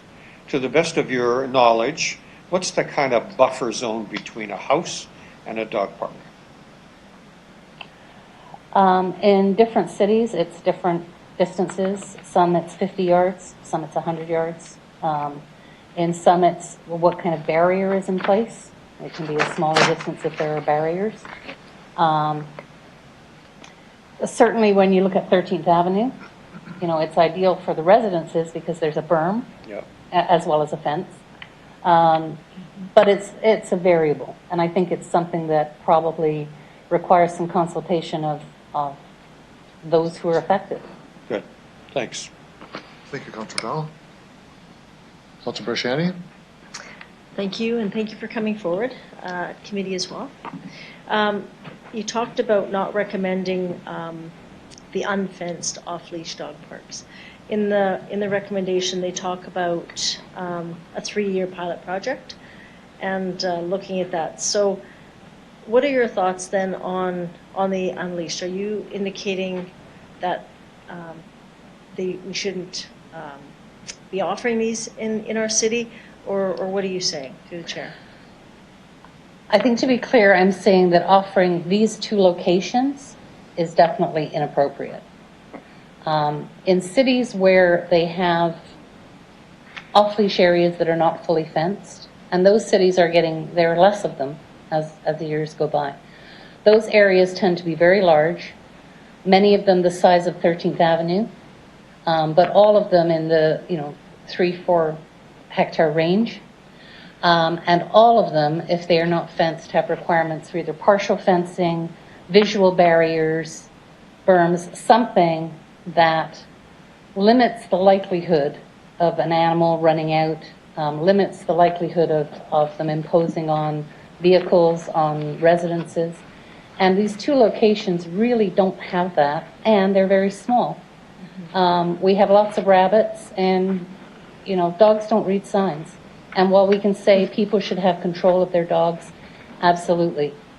But a dog that is bred to hunt, and that's in its genes, will see a rabbit and will say, gotta go. Through the chair, so one of the dog parks that is there as an off-leash is on University Park Drive, which is a very busy street. And again, parking, it would be somewhat of an issue as well. Would you agree with that, through the chair? Just to be clear, which one are you discussing? University Park, through the chair. The one on University Park Drive. Haddon? Harding. No. That's the Harding one. That's the municipal site. Harding. Okay. The one that is University Park Drive. That was Lions Drive. Okay.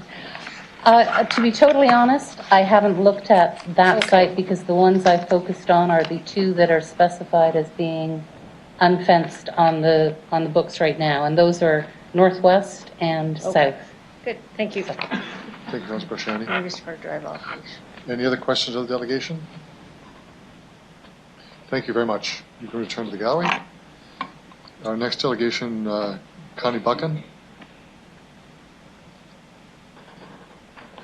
Welcome to City Council. If you could identify yourself, who you represent, and you have 5 minutes for your presentation as well.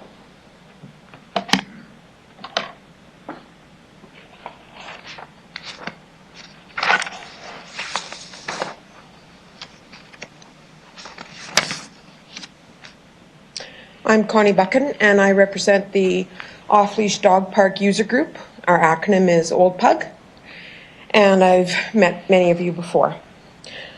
I'm excited to see progress being made on behalf of dog park users in the city. Thank you for this opportunity to make things better. After presenting at the previous committee to this council meeting, it's been brought to my attention that the lines drawn on the maps in the administration's proposal are more like markers to show that an off-leash dog park is planned for this general area. I'm glad to see the details aren't carved in stone, but rather are open to modification upon input from interest groups and individuals. I also noticed that the proposed size is listed. I hope these are also not carved in stone. I will focus on the Regent Par 3 location as it is one of the proposed completions for Phase 1. The suggested drawing says 0.4 of a hectare. That equals approximately 3/4 of an acre. The drawing also shows one park. The motion made in June at Council called for dog parks with an S, plural. That wording was chosen purposefully and deliberately after much discussion. Remember the phrase small and all? I want to make sure that it is noted that there will be 2 areas in the Regent Park Par 3 renovation project for dog parks, one for small dogs and one for all dogs. Those areas will need to be an appropriate size for the purpose they are meant for. I would suggest 1 to 1.5 hectares for 2 parks. I would also like to talk a bit about unfenced off-leash areas. This is not something dog park users have asked for or would be inclined to use. With the number of rabbits in Regina, it would be all too easy for a dog to see one and be off running into neighborhoods, traffic, and adjoining property, which could easily be an open field. It is very difficult, if not impossible, to call back even the best trained family dog when it sees a wild rabbit hopping away in front of it. While in Edmonton on vacation this summer, I spoke to some people in that city who have an unfenced dog park in their neighborhood. It was a large area, and they told me that there was dogs killed in those areas, and there was fences to even slow them down. They ran out into traffic, chasing rabbits. One of the locations being proposed as an unfenced off-leash area is Iannone Park. It is already a multi-purpose park that is a dry pond with sloping sides. The space is a lovely green space where people of all ages walk, kids can toboggan in winter and run and play in the summer. Adding unleashed dogs to this mix is a mistake. When talking about this space on our Facebook group of over 1,000 people, there was one person who commented that she would like a multi-purpose space and for her family and did not even specify that it needed to be unfenced. There were dozens and dozens and dozens of other comments about the park from the park users not wanting them or their own dogs to be in unfenced areas. With the locations of the new parks, we will have many more options for design and won't have to consider what we can and can't do because they're in a floodplain or a water retention area. More simple, user-friendly and less costly solutions can be used for things like gating, substrata materials, and amenities. With nice parks, perhaps as park users could even expand our role and enjoy making improvements to the space as time goes on. We have had ideas thrown around, such as in memoriam rock garden for pets who have passed on, growing and planting trees, building bag dispensers, and helping source advertising funding and in-kind donations. Just under a minute to go. With nice parks in our community, we will take pride in making our off-leash areas welcome and usable space. Rather than wasting money on trials for something we don't want or need, like unfenced off-leash areas, I would like the money to be spent and time to be used in opening the other municipal parks that are slated for future development. You, Mr. Mayor, and the councillors have mentioned before about the delay of getting dog parks up and moving in this city. Now is the time to get on with the program. I can talk about responsible pet ownership if you have questions later on, which is a program that Calgary follows that got them a lot more money and were able to get their parks up and running a lot faster. Great. Thank you very much. Right on time. Any questions of the delegation? Councillor O'Donnell? Thanks for being here. I want to ask a repeat question just so I get an idea from you as well. Distance from a dog park to a house. What would be reasonable, or what would be your recommendation? I think the distance isn't as important as the buffers or sound barriers that would be put in place. Okay. Being in the center of a group of houses is going to, without any fencing, without any trees, anything, is going to be a lot more, I would suspect, unfavorable to the people that live there. Sure. So the question I was going to ask you was not the one that your comment you finished with about Calgary, but we can maybe put it together. So I think one of the issues is that staff are concerned about, at least initially, about money, fencing, and paying for it, and perhaps throwing out a trial on that. Could you talk a little bit about partnering or how we can find money to build the parks with more fencing and solve that issue? Sure. The responsible pet ownership model that is becoming more popular with cities in opposed to the animal control model has netted Calgary, for instance, 90% of the people that own pets in that city license them. The estimate for Regina is about 30%. That would be could be up to 60% increase of money coming into the city that could go to fix dog parks and create them. Also help funding with grants that are provided for the Humane Society. That's an awful, 60% more money is a lot of money. Sure. And Calgary, when they developed their responsible pet ownership program, the improvements they've made and the parks they've developed did not use any taxpayer money. They used the money that came in from increased license fees, increased license intake. Their fee is also, I think, $10 more than ours. And there was a suggestion by one of our park members that we could tag that $10, if there was an increase of $10, you could tag it to be specifically for dog park projects or some particular initiative that would help with the people's dogs and their activities. Perfect. Thanks, Connie. Thank you, Councillor Bell. There's no other questions. You can return to the gallery. Thank you very much for your presentation and answering questions. Last delegation is Garth Tomlinson. Welcome to City Council. If you have identify yourself, who you represent, you have 5 minutes for your presentation as well. Good evening, and Your Worship and Councillors. My name is Garth Tomlinson. I'm a Regina born and raised resident, and I've lived in Regina my whole life. I'm here tonight to address my concerns in opposition to an off-leash dog park, specifically the Iannone Park in Northwest Regina at the west end of Kep Avenue. My house is the last most western house on Kep Avenue and directly abuts the Iannone Park.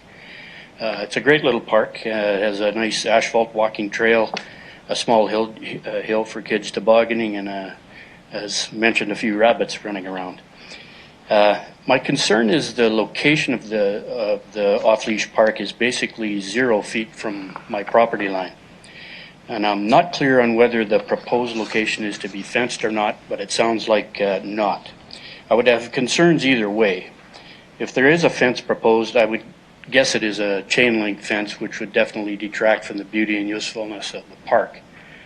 If there is no fence, then the dogs would be able to basically go wherever a dog chooses to go. As a matter of fact, if I elected to not have a fence on the west side of my property, then my yard would effectively be a part of the off-leash dog park.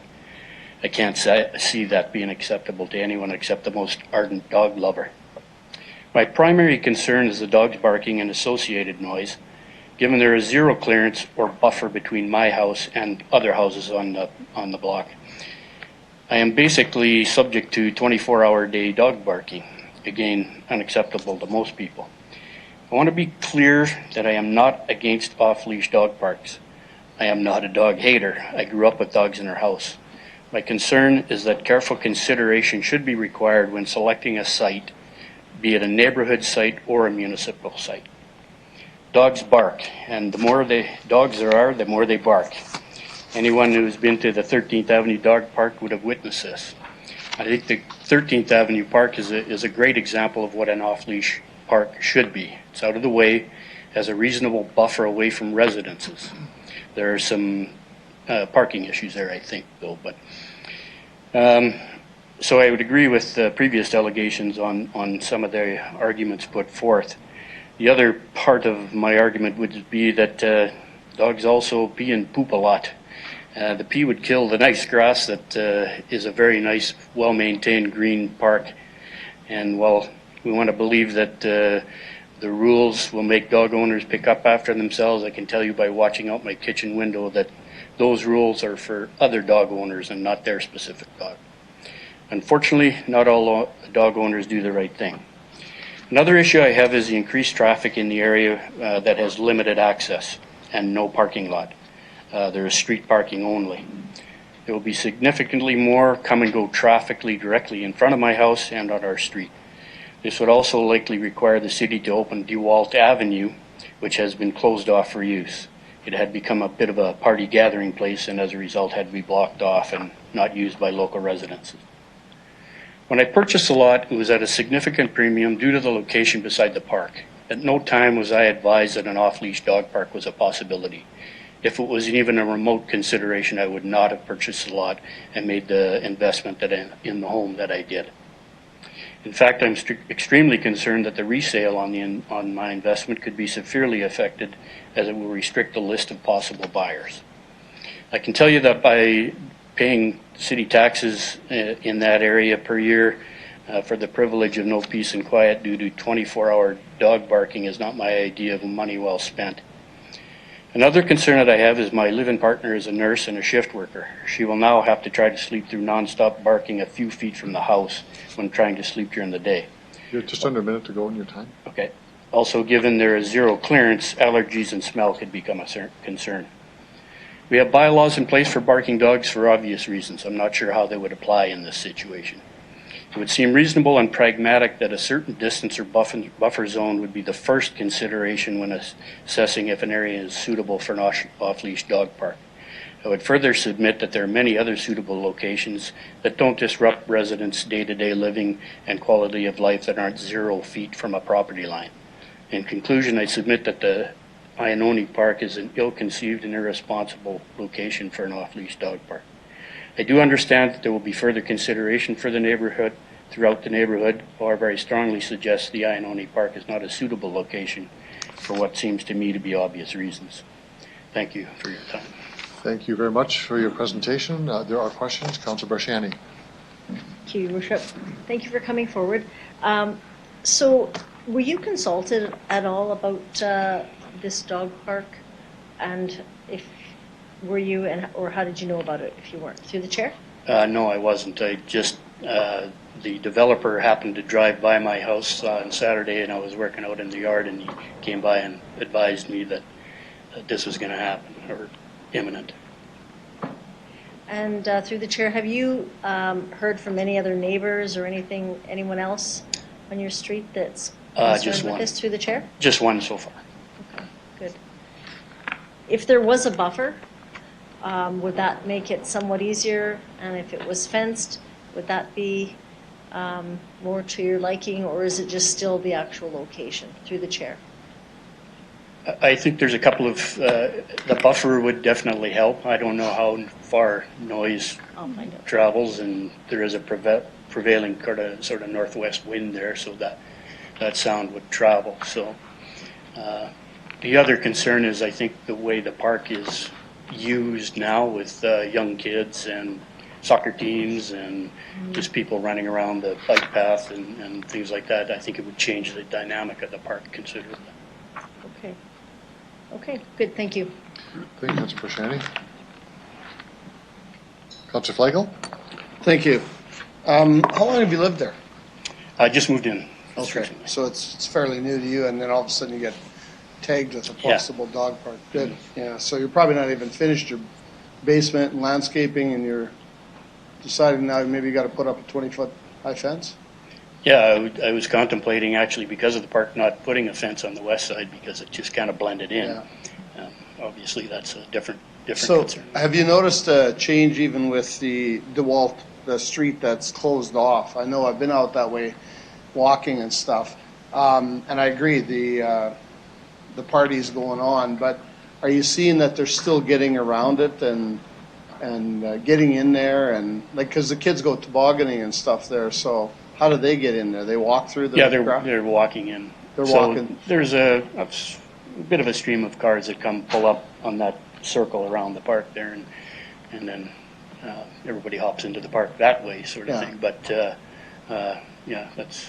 that's what I see. Did you think that you would ever get something out there besides nice green grass that the developer paid $1 million to have? Yeah, I had just assumed that it would be a park that would be used for whatever parks are used for, not an off-leash park. One other thing, you're backing onto a berm, right? The back of your house. There's a bit of a slope. Yeah, it's a kind of environmental berm there. Do you see a lot of dogs back and forth on there with the owners running up and down as well? Yeah, there's lots of activity up and down that sort of ditch or whatever you call it. Yeah, I think that's some kind of a berm, a drainage berm. So correct. Okay, that's all I wanted to know. And then you did say you see rabbits and how about coyotes? I haven't seen one yet. Okay, you can hear them. They're kind of coming in the north. So okay, thanks. Thanks, Councillor Flagel. Councillor Murray or Councillor Bryce, do you have any questions of the delegation? No, none for me. No, none for me either, thanks. Okay, thank you very much. Thank you very much. You can return to the gallery, and we'll look at report 19-99, Community Protective Services, Off-Leash Park Consultation and Implementation. Councillor Stevens. So this had one simple recommendation, off-leash dog park consultation. The council consider funding the construction of one municipal off-leash site and up to 2 unfenced neighborhood off-leash dog sites through the 2020 budget process. A seconder for that, please. Councillor Young. All right. Just 2 questions. For clarification here, can you tell us precisely, administration, what is the work plan for 2020 when it comes to public consultation and the construction of dog parks? There was a bit of confusion about this timeline at the committee.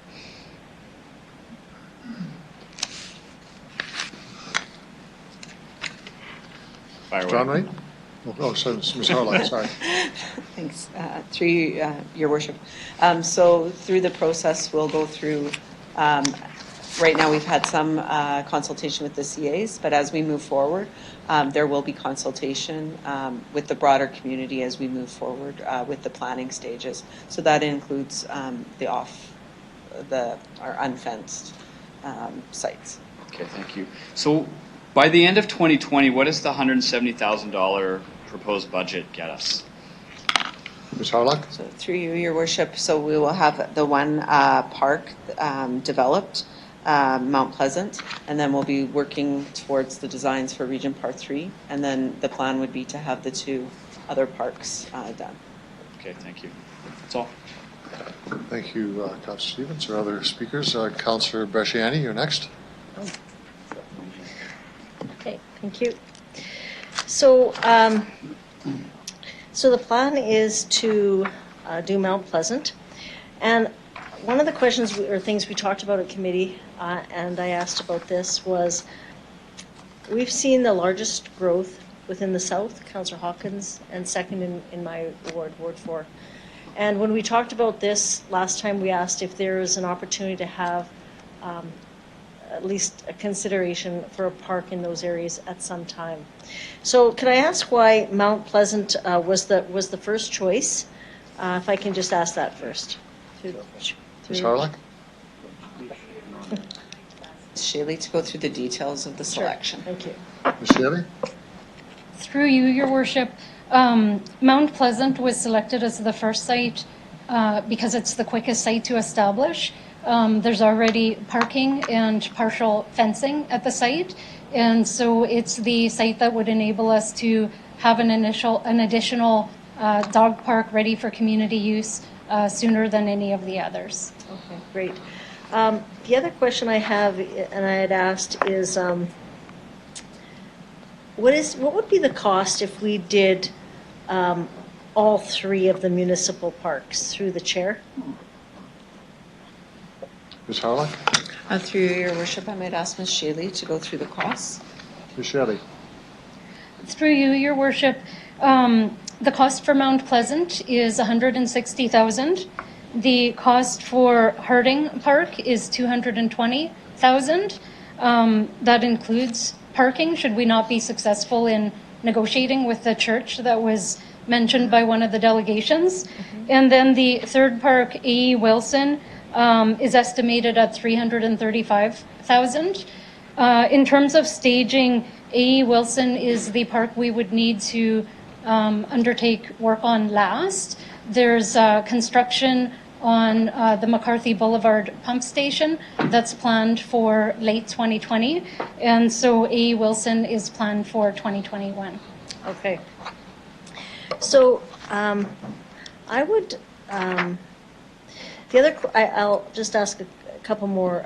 In regards to the delegation asking about the buffer, is there a buffer, and what is the space between a home and where it would start? Through the chair? Ms. Howard? Through your worship, I might ask Ms. Shealy to go through the design. As was noted, these are just general areas, and then as we go into consultation and design, that's when those decisions would be made. Okay, that's okay. Then that's So, Ms. Shealy? I don't, Through you, Your Worship, Ms. Harlock is correct. The Mount Pleasant is the closest site in terms of the buffer between the site and the residences, which is 10 meters. The other sites have a larger buffer. The Mount Pleasant design is flexible. As Ms. Harlock relayed, through the design process, we would have an ability to make the park smaller to increase the buffer. I will note that the only exception is the unfenced parks. There's not really a buffer because the parks are unfenced. And so the delegation was correct in the way he described Iannone Park. Okay. I have a real concern with the unfenced parks, especially the one that I talked about was in my ward that I know, University Park Drive, in the fact that University Park Drive is a very, very busy roadway, and that if there's no fence there, I really would worry about dogs running off leash and that kind of thing. But I'm also concerned about parking. There's no place at all, you can't park on University Park Drive. So they would be in the next bay over, which I know residents would not be happy about. So, but just to be clear, if they go out and they ask residents about these parks and the residents say, no, we do not want them in this area, it's unsafe, would they then be not going there, or how would the process work? Through the chair? Ms. Howard? through your worship, when we do our consultation, we'll definitely get all of that feedback, and if it's overwhelming, then definitely we would come back to council and bring that information forward if that was the case, that there was overwhelming concerns with it happening in their area. And I might ask Ms. Shealy to add. Ms. Shealy? Through you, Your Worship, just to clarify, Councillor Bresciani, the park you're referring to is planned to be a fenced park. Okay. The only two unfenced are the pilot projects that we talked about, Iannone Park in the northwest and the Pasqua Street Park in the south. Okay. And then could I ask, so where are people to park if they can't park on University Park? Through the chair on this one. Ms. Shealy? Through Your Worship, the plan would be to enable people to park on the street, and I'll ask Mr. Sale to elaborate on that site. Mr. Sale? Through the chair, there's approximately space for 20 on-street stalls along University Park Drive. In that location, and University Park Drive has traffic volumes that are slightly lower than 13th Avenue, but it has 4 lanes of traffic. So we believe that we could put off-peak parking adjacent to a fence site in that location. Okay. And through the chair, so in the 3-year plan, when is University Park, or the pilot project, when is University Park slotted to be done? Through the chair? Ms. Sale? Through you, Your Worship, the plan is to start with the 3 municipal level parks. So the one in the east would be Harding Park, pending consultation with the residents who would be impacted. And then after 2023, we would start staging the other neighborhood level parks. So the priorities are the larger parks that are intended to serve a broader area within the city. Okay. And the last question then, Harding Park is, when we asked, we weren't sure, it was Mount Pleasant was going to be first, and Harding was not in until next year. Is that accurate? Through the chair? Ms. Shealy? Through you, Your Worship, Harding Park would be not planned until 2021. Okay. So, Your Worship, I would like to move that I would like to add Harding Park. I'd like to add all three municipal parks, but they said that A.E. Wilson needs to have some work done. So I would like to move up. We absolutely need more parks, and the municipal parks faster than what we're doing. So I would like to move that Harding Park would be moved into the budget, 2020 budget, as well as what was recommended with Mount Pleasant. So you're adding Harding Park. Yes. Thank you. So that's an amendment.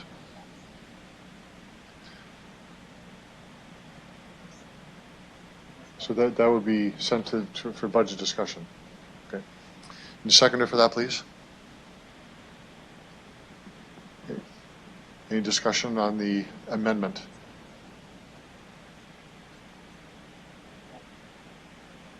On the amendment. Councilor Massanelli? You want to speak to it? I do. I appreciate the amendment, and I know people really want dog parks, but in light of the previous conversation we had tonight already, financial pressures put on the city, capacity of the administration, I can't support the amendment. I just wanted to say it out loud. Sorry. To the amendment, Councilor Flagel? I have a question on the amendment, please. I'm identifying you first. You go ahead. You're next after. Main motion, okay. Councilor Bryce to the amendment? Yes, I just want to know from administration, if possible, if we were not to do the unfenced dog parks and we moved the Harding Park up, financially, what difference would that make? Ms. Harlock?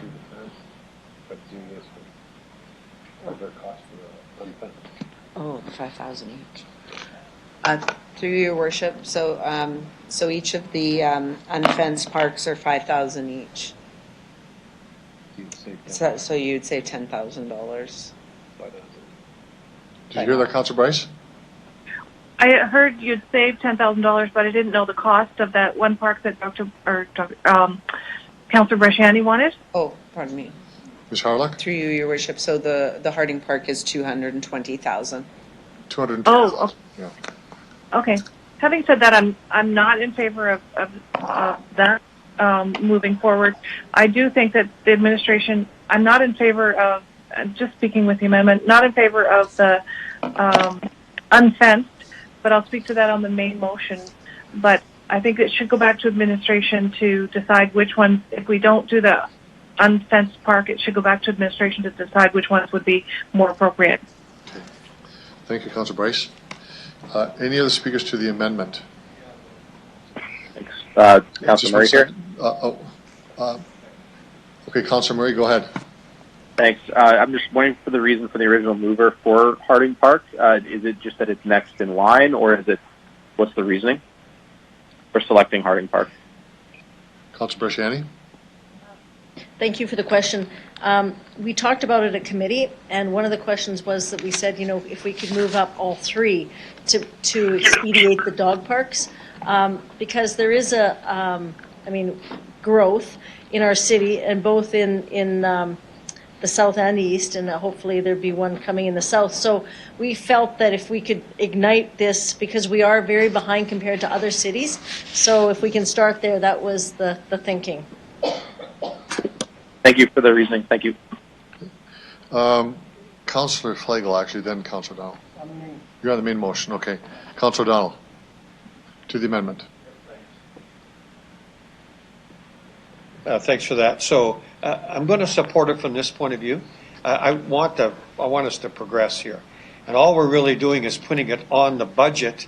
We can look at budget and see where it's at. I don't have any trouble with putting it on budget. Thank you, Councillor O'Donnell. Any other speakers to the amendment? Councillor Fendera. To your worship, can SAFs be used for something like this? To administration? SAFs can be used for a park like this. Ms. Harlock? Through your worship, I'll ask Mr. Sale to go through those details. Mr. Sale? Through the chair, we've allocated 30% SAF funding for the municipal sites.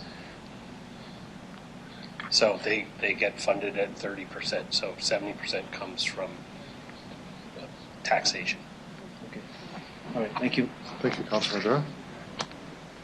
Councilor Bresciani, you want to close debate on your amendment? Sure. Okay, you have 3 minutes. Okay. Thank you. Can I just get clarification on Councillor Findera's question? So SAF fees, so if it's 220,000, what would that be from the, like, for SAF fees rather than like the tax? I guess I'm just trying to figure what would the actual cost? That's about $60,000 of SAF credit per year? Through the chair? Mr. Sale? Through the chair, yes, I believe that would be $66,333 or something on that. Can you speak up? Can't really hear your answer. Through the chair, it'd be about $66,000 that would come from SAFs for that for Harding Park. Okay. So just to be clear, then it would be about $160,000 that would be that would go to the budget, not the 220. Mr. Sale? Through the chair, that is correct. I mean, it all comes from Ms. the budget. Harlock, you want to speak to it? Yeah, through your worship, just to be clarified, so when we do put it, we put the total and then it's the funding splits because we do have to show how the SAF, so the total project is the 220. So then the taxpayer funded would be 154,000. Okay, so 154,000. Again, people have waited long, and I mean to try and get as many dog parks as we can. People have been advocating. I've heard from my residents.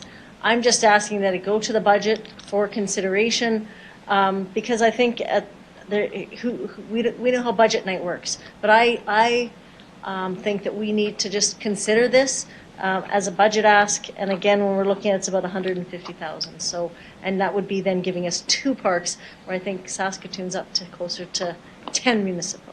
Thank you. Thank you, Councilor Bresciani. You're closing debate. I'll call the question on the amendment. All those in favor of the amendment?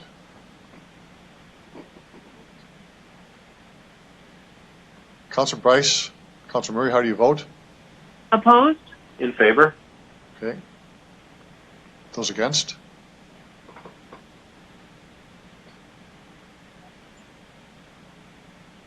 It passes 6-5.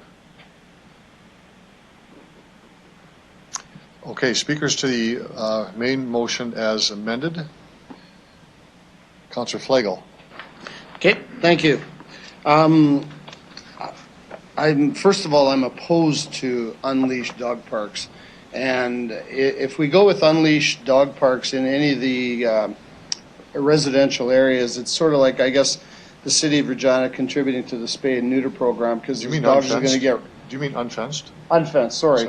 It's going to contribute to the spay and neutering program because all the dogs are going to get run over once the rabbits start running around and they're chasing them and cars are going to drive by and they're going to get knocked down and little Tippy and Brutus are all going to be flattened by a car that's passing by. So I don't agree with them at all. And I think it's unsafe. It's unsanitary. It's a lot of unthings that it's a nuisance to the yards that are adjacent because they can get under the fences and they can get into other people's yards, backyards, across the streets. So I'm not in favor of that. The Iannone one in particular is, I looked at the maps of all of them, and it looks like it is the only one that is a finished park. What I mean by that is it's been dug out, it's been drainaged, it's been topsoiled, sodded, everything, irrigated, paths put in it, and everything. And the developer probably spent, I'm guessing, $500,000. Great little park, and now we're going to turn it into a dog park. So I guess what I'm asking ourselves and our administration, are we going to reimburse the developer that built this beautiful park, and now we're going to let it go to the dogs? Do we give the developer $500,000 back because maybe we should have just put crusher dust down there and called it a day and let the dogs run? I want to ask that question. What do we do? How do we go to a developer and say, you know what? Thanks for doing that. It's 2 years old, but now we're just going to let it go. What do we say to the developer? Ms. Harlock? Your worship, so part of the pilot would be to monitor it and to see the damage and those sorts of things and to see the effects of it. So with the park, it is a city-owned park now, so it's under our jurisdiction, and so that's what we would be doing. And if there was needs to replace grass or things like that, that's what would be done through our maintenance. So, okay. So what do we tell the 200 kids that go tobogganing there and that use it for soccer facilities and use it to play ball and use it for whatever? Wintertime especially, because soccer, okay, we can, schedule them to be somewhere else. But a kid wants to take his toboggan and go in that field and there's 30 dogs there. Don't think that's a safe place, especially if it's unfenced. What do we tell that kid? Go somewhere else? Go into the berm where there's, I don't know. We built a toboggan hill. We built all kinds of things. I don't think we should be doing Iononi at all. If you're going to look at Northwest in North End, if you look behind the hotel on Diefenbaker, there's vacant land sitting there that maybe we can talk to the developer about. Take a grader in there, flatten it out, put some crusher dust, fence it, and have a great dog park off and out of the residential area as well. I know there's 3 different owners that own pieces of land on that north side behind the hotel off of Diefenbaker. They might be willing to let us take an acre of land. I do have a question in terms of how big is 13th Avenue Dog Park and Ross Industrial Park? What's the area in acreages? How big are they? Sorry, through you, your worship, what were the? The 13th Avenue Dog Park, how big is it? Through you, your worship, I might defer that to Mr. Sale. Sale? Through the chair, 13th Avenue is just under 7 hectares, and Ross Industrial is 2 hectares. Sorry, how many? 2. 2, okay. Thank you. I'm going to thank you for that. I'm going to speak on the Mount Pleasant one, and I think that's a great spot. There's only a few areas, there's only a few residents that are backing it, and if we have an issue with that, I think we got 1.6 or 1.7 hectares that we could actually move the westbound fence that's going north and south and move it over another 15 feet and still have more than an acre of land for a dog park to keep the residents happy. But that park is specifically a great location because there's Kaplan Field. We've got all kinds of parking there. We can fence it. There's trees along the buffer line as well as the distance away. So I think it's a great idea. And that's been well needed for years, and we've talked about that park forever. So I hope we continue to do that. But I would have to say, and I got to go back to Iononi, if I was that developer, I would be absolutely furious with the city right now that we made them spend $500,000, and now we're going to turn it into a dog park, unleashed, to say the least. So I'm not in favor of any of those ones, but the first 3 I'm good with. Thank you, Councillor Flagel. So under our bylaws, we have to have a motion to concur to continue on after 10 o'clock. Motion to adjourn. Do we have a seconder for that? I'll second it. It's already been seconded? Okay, so all those in favor of adjourning?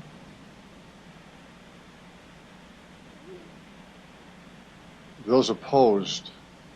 Opposed. Opposed. Motion is defeated. We'll continue on. Okay, so we have other speakers. Councillor Massinelli. Thank you. Through the chair, I was wondering if I could get administration to comment on the delegation's comments about unfenced dog parks. I've seen the delegation come by, very big advocates for dogs, not so big advocates for unfenced dog parks. Has this caused you to change plans or maybe rethink? Ms. Harlock? We have done research on other municipalities, and we have seen that unfenced dog parks are something that's there. That's why we wanted to run the pilot. Definitely, if it's up to the council's prerogative, if you don't want to go down that route, but we felt that it was an option that would give other people that opportunity. We already see people going into our parks and letting their dogs run in our parks, so this would give them a place to do that. Obviously, our expectations would be dog owners that are doing that, their voice command would be what we'd want, that they'd be under control, but it was a pilot that we were recommending. I hate to get into the weeds, but in the northwest corner, we have a water detention pond in the middle of nowhere that sits empty on the corner of Courtney and Mapleford Gate. Did administration look at that location for the unfenced dog park at all, just as not to interfere with residents? Ms. Howard. Through you, Your Worship, I might have to refer that to Ms. Shaley. Ms. Shaley. Through you, Your Worship, our staff looked at a number of different sites, and so it was a fairly comprehensive review. I can't tell you whether or not that specific site was looked at. We don't have that data available. Okay. I have some hesitation in my head, so I'm going to move a motion that we take the unfenced neighborhood off-leash sites away from this item. To remove, this is to remove the two unfenced. Okay. So is everyone clear on the amendment? Have a seconder, please. Councillor Fundura seconds it. Okay. I guess to speak to it, we've already had to talk about it. I think everyone knows where we're sitting. Just one sec. My clock here, timer here. So to the amendment, to remove the two unfenced parks. Councillor Fundura.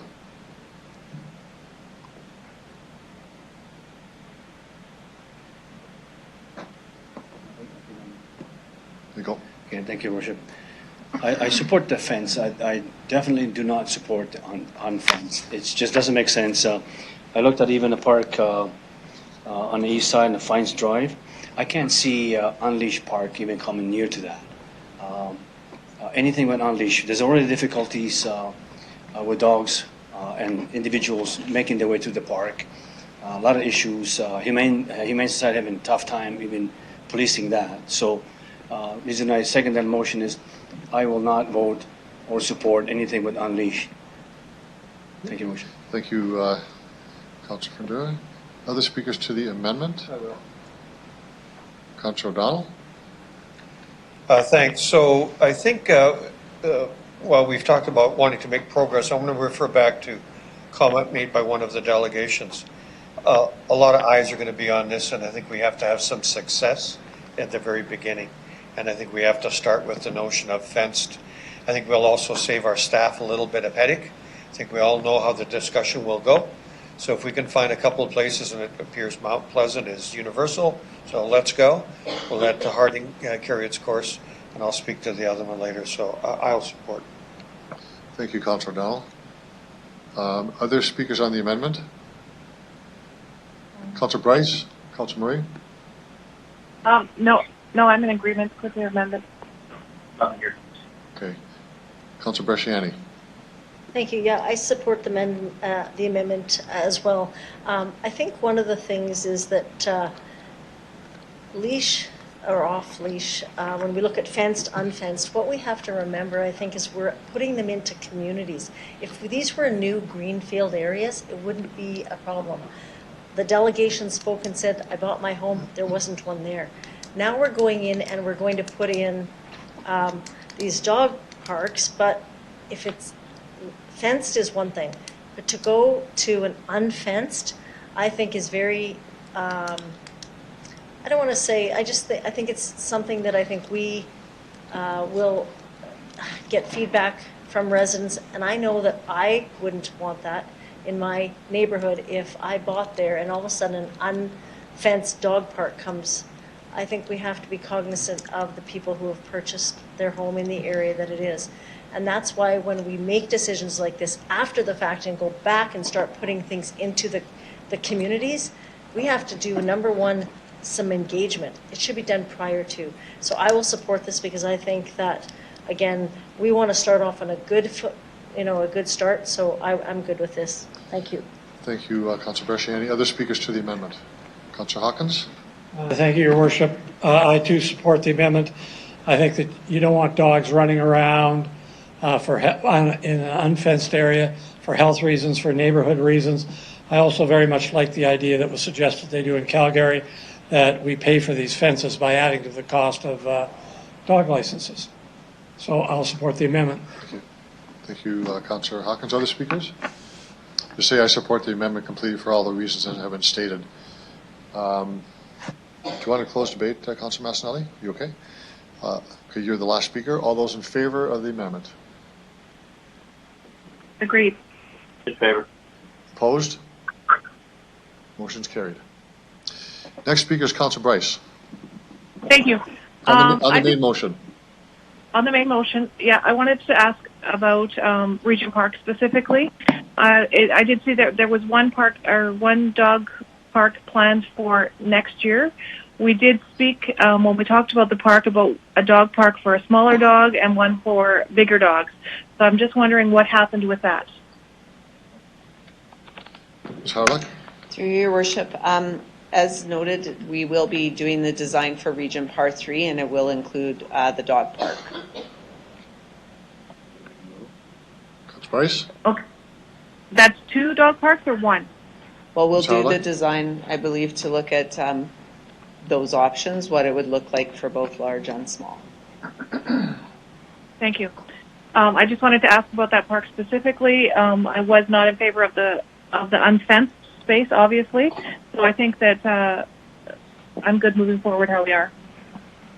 Thank you, Councillor Bryce. Councillor O'Donnell.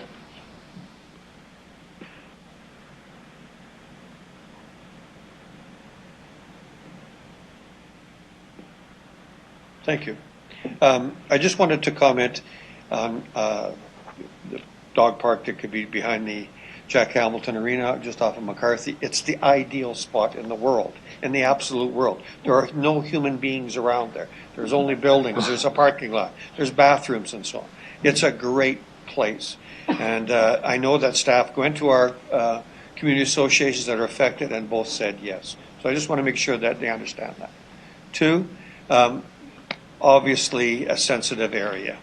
And I think it's really important that, therefore, if we talk about building community, that we also be invitational. So, what the heck, I'll join the club. I have an amendment. Okay.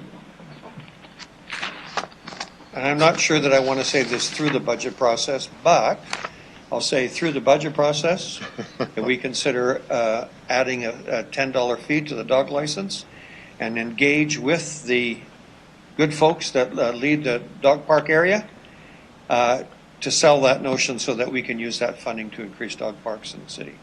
Did I go fast enough on that there, Madam Deputy Clerk? Or? We'll find out. We'll see.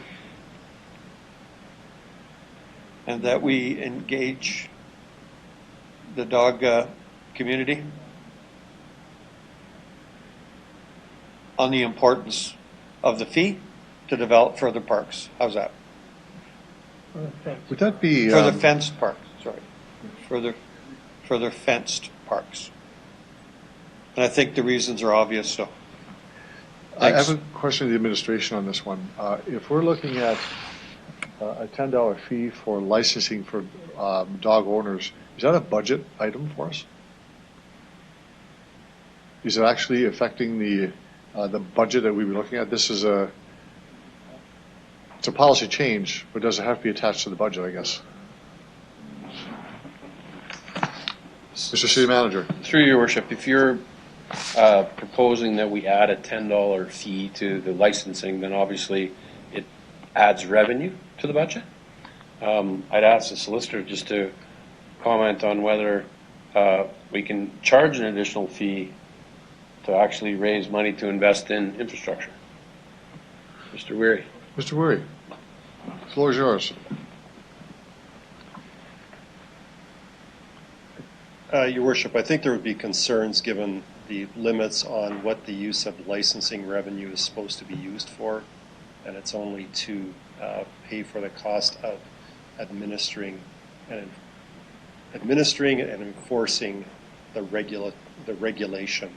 So I think there would be concerns with using it to pay for capital improvements while potentially related to dog control. We would have to look at whether it's within the authority that's in the Cities Act. I'm not sure I have the answer on the floor of council tonight. Councillor Dowell.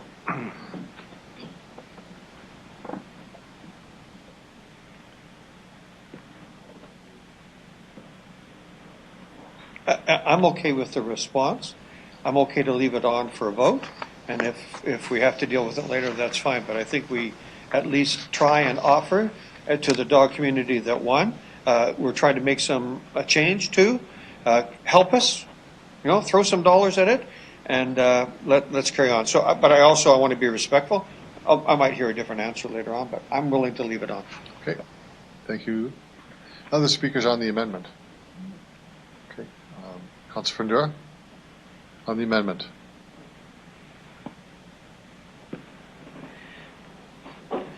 Just to your worship, what does the license cost me today for my dog? I know I paid for it, but I can't remember what I paid for. I'm getting flash. It's $25. There you go. So that's going to add $35 to a license. Okay, I got an answer from the answer. Okay, there you go. Thank you. I neglected to get a seconder for that motion. Councillor Hawkins? Okay. Yeah, you're actually next in order line, yes. Thank you. Who is? Am I on? You're next after Councillor Hawkins. You have your time.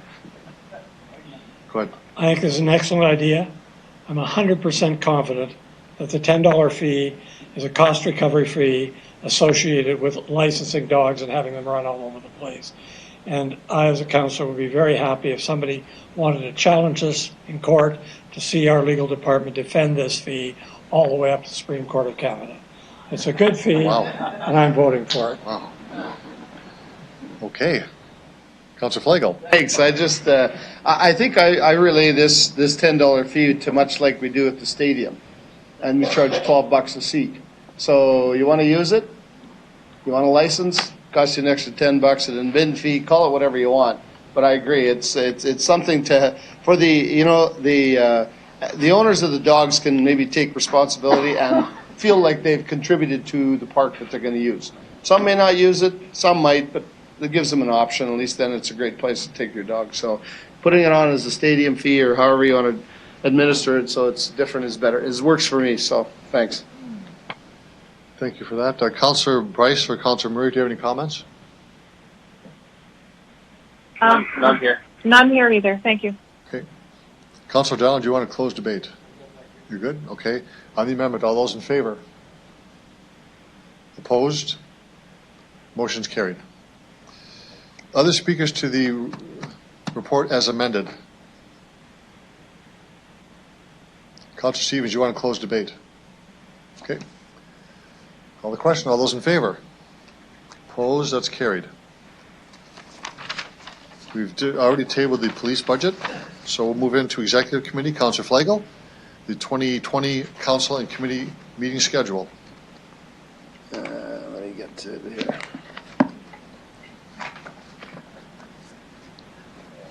Okay. So, okay, where is it?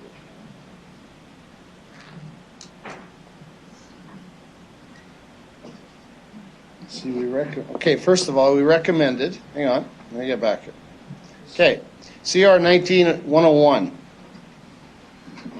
And it's recommendation of the executive committee that council and committee meeting schedule be as follows: that Wednesday meetings as outlined in Appendix D be approved, that council meetings commence on a specific time in the afternoon with the understanding that delegations be heard at 5:30. Where a committee of council has a majority of citizen members, that we consult with that committee to a meeting start time. That the city solicitor be instructed to amend the procedure bylaw number 9004. Can I have a seconder for that, please? Councillor Donald. Thank you. I'll just do a quick speak on this. This is a complete change. I wasn't in favor of it, but I'll go along with it. We'll try it. My only concern is that we're having meetings in the morning that may incur some residents that need to come to these meetings. So I want that to be out there front and center. And that was my one concern, is that you got a meeting at 10 o'clock in the morning. Now you have to have delegates come at a finance meeting or a planning meeting, not a planning one, but maybe a works meeting or something like that. And it might be more of a challenge. We, a few years ago, took all of the meetings that were at noon or wherever they were and moved them to 4 o'clock to make it easier for delegates to make it to those meetings and residents. So we're going, in my thinking, we're going a little bit backwards, but we'll try this. I'm okay with this, and the committee recommended concurrence. Thank you, Councillor Flagel. Any discussion? All those in favor? Opposed? Carried. Councillor Flagel, 2020 elected official committee appointments. Sorry, I got to find this again here. That's 101. Okay, we got that one. CR 19-102, 2020 elected official committee appointments. And again, the City Council appointee and approve the elected members' appointment to the committee summarized in Appendix A. That all appointments be effective January 1st, 2020 with terms of office to December 31st, 2020 unless otherwise noted. Seconder for that, please. Councillor O'Donnell again. Oh. Is there an amendment? And also, if I could do an amendment to XCR 19-102, when we introduce this report, could you please move concurrence, noting that Councillor Mancinelli, Stevens, and Murray will continue to be on the Regina Appeal Board for another term ending December 31st, 2020. The reason that was there was a vacancy of 3 places, and the 3 that were sitting on there before graciously put their names back on, or else were forced. One Okay, of the 2. for the amendment, you've moved the amendment. The seconder for that, please. Councillor Young. All those in favor of the amendment? Opposed? It's carried. Any further comments you have? I'm good. Okay, the report as amended. All those in favor? Opposed? That's carried. Report 103, 2020 citizen and organization appointments to committee. Got it. CR 19-103. And the recommendations, and I can read all the names if you like, but we'll just go with the Accessibility Advisory Committee is 1. The Board of Police Commissioners is 2. The Board of Revisions is the 3rd one. The Development Appeals Board is the 4th. The Regina Planning Commission is the 5th. Regina Public Library is 6. Housing Commission is 7. And on and on. And we have, let me just go through this. Mayor's Housing Commission is 8. Regina Catholic Board Representatives, the School Board Liaison is 9. And number 10 is the School Board City Council Liaison Committee is number 11. And that the members appointed to each board, committee, and commissions continue to hold office for the term indicated for each vacancy until their successors are appointed. We have an amendment here, I believe. And also the amendment, which reads, when you introduce this report, could you please move concurrence with the change that appointment of Barb March Burwell and Marge Gavigun to Regina Public School Board for a 2-year term from January 20 to December 31st, 2021. 21. It's a change. This is for the public library, not the school board. Oh, sorry. Seconder for that, please. Sorry, thanks. Seconder, Councillor Bresciani. All those in favor of the amendment? Opposed? Carried. The main report as amended. All those in favor? Do you have a question? Councillor Stevens. Thank you. Through the chair. With regards to the school board liaison committee, and I'm going to raise this, we did talk about this before, but just for the matter of public record. 1, why do we have a say over who the school board appoints? And I say that in the context of issues that took place at the school board itself, and I've been receiving complaints about a particular nominee who's coming forward. What would happen if we voted against that nominee or the entire offer? I think the clerk can answer that question. Mr. Clerk. Thank you, Your Worship. To your question, Councillor Stevens, with respect to the School Board Liaison Committee, those are names put forward by the school board with their respective nominees. It is their choice who they bring forward. We are basically just, it's a legislative enactment that we are adding those names. So if we were to reject it, I think that it would call into question the utility of having the liaison committee because you're not getting along very well. Okay, thank you. Thank you, Councillor Stevens. Did I get a seconder? Okay. Did I get a seconder for you? Did you move second? Okay. Further discussion. All those in favor? Opposed? Carried. Okay. Report 104? Yes, I got it. Thank you. CR 19-104 and its appointment of the Board of Directors of Regina Downtown bid. Mr. Aaron Murray and Mr. James Camplin as persons who are electors of the city or are employed in the district for a term effective January 1st, 2020 and expires December 31st, 2021. Second, Ms. Jamie Bolt, Ms. Victoria Gagne, Mr. Aaron Burnett as persons who are electors of the city or employed in the district for a term effective January 1st, 2020 and expires December 31st, 2022. Members continue to hold office for the term indicated or until successors are appointed. We move Second for that, concurrence. please. Seconder, Councillor Findura. Further discussion? I'm good. Okay, all those in favor? Opposed? That's carried. Report 105, the 2020 appointments for the Regina Warehouse Business Improvement District. Thank you. Councillor Flagel. That the following appointments be approved to Regina Warehouse Business Improvement District: Mr. Black, Mr. Heiss, Ms. McPherson, Mr. McNally, Ms. New, and Ms. Owens be appointed. Members continue to hold office for a term indicated or until successors are appointed. Second for that, please. Councillor Young. All those in favor? Opposed? That's carried. Okay, we'll move into Priorities and Planning Committee. I believe we make a mockery of this council and we insult the residents of this city by continuing to pound things through at 10:30 at night. I'll move an adjournment. Okay, seconder for that? Councillor Stevens. Motion is to adjourn. All those in favor? Agreed? Agreed. 5. All of those opposed to the motion? What's that? It's defeated. 6-5 defeats the motion. We'll continue on. Priorities and Planning Committee, this is the sponsorship, naming rights, and advertising program. Councillor Flagel. CR 19-111. The recommendations are that the development of a sponsorship, naming rights, and advertising program be considered during the 2020 budget process, and it was approved at Priorities and Planning. Committee adopted the following resolution: that development of sponsorship, naming rights, and advertising program be considered during the 2020 budget process. This report be forwarded to the Public Priority and Planning Committee meeting on November forwarded November 20, 2019 and November 25th, 2019 City Council meeting for approval. Thank you, Councillor Flagel. A seconder for that, please. Councillor O'Donnell. Whether the administration would have any comments to make on this report. Ms. Folk? Amber. Through you, Your Worship, as Councillor Flagel indicated, the recommendation is to move the development of the program through the budget process.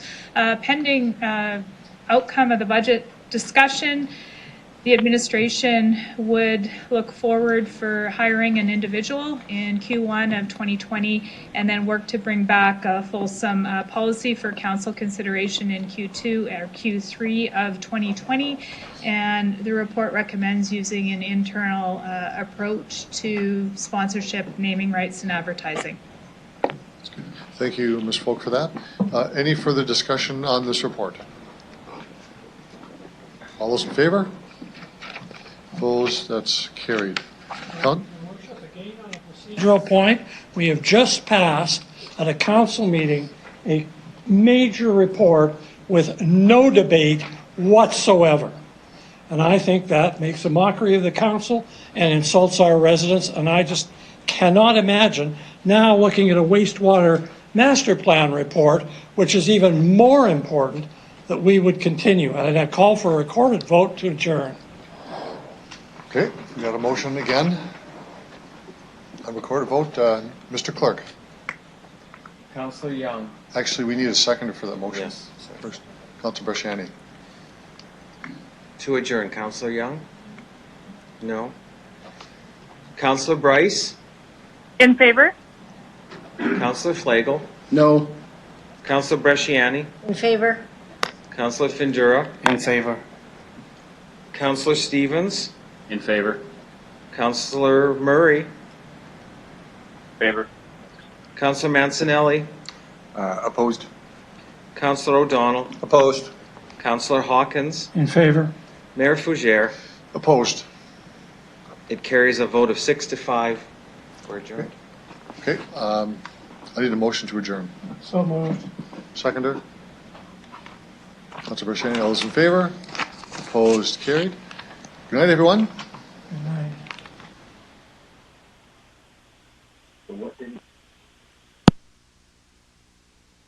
When we deal with the remaining issues on the agenda. Oh, I'm sorry, we've adjourned and can't decide anything.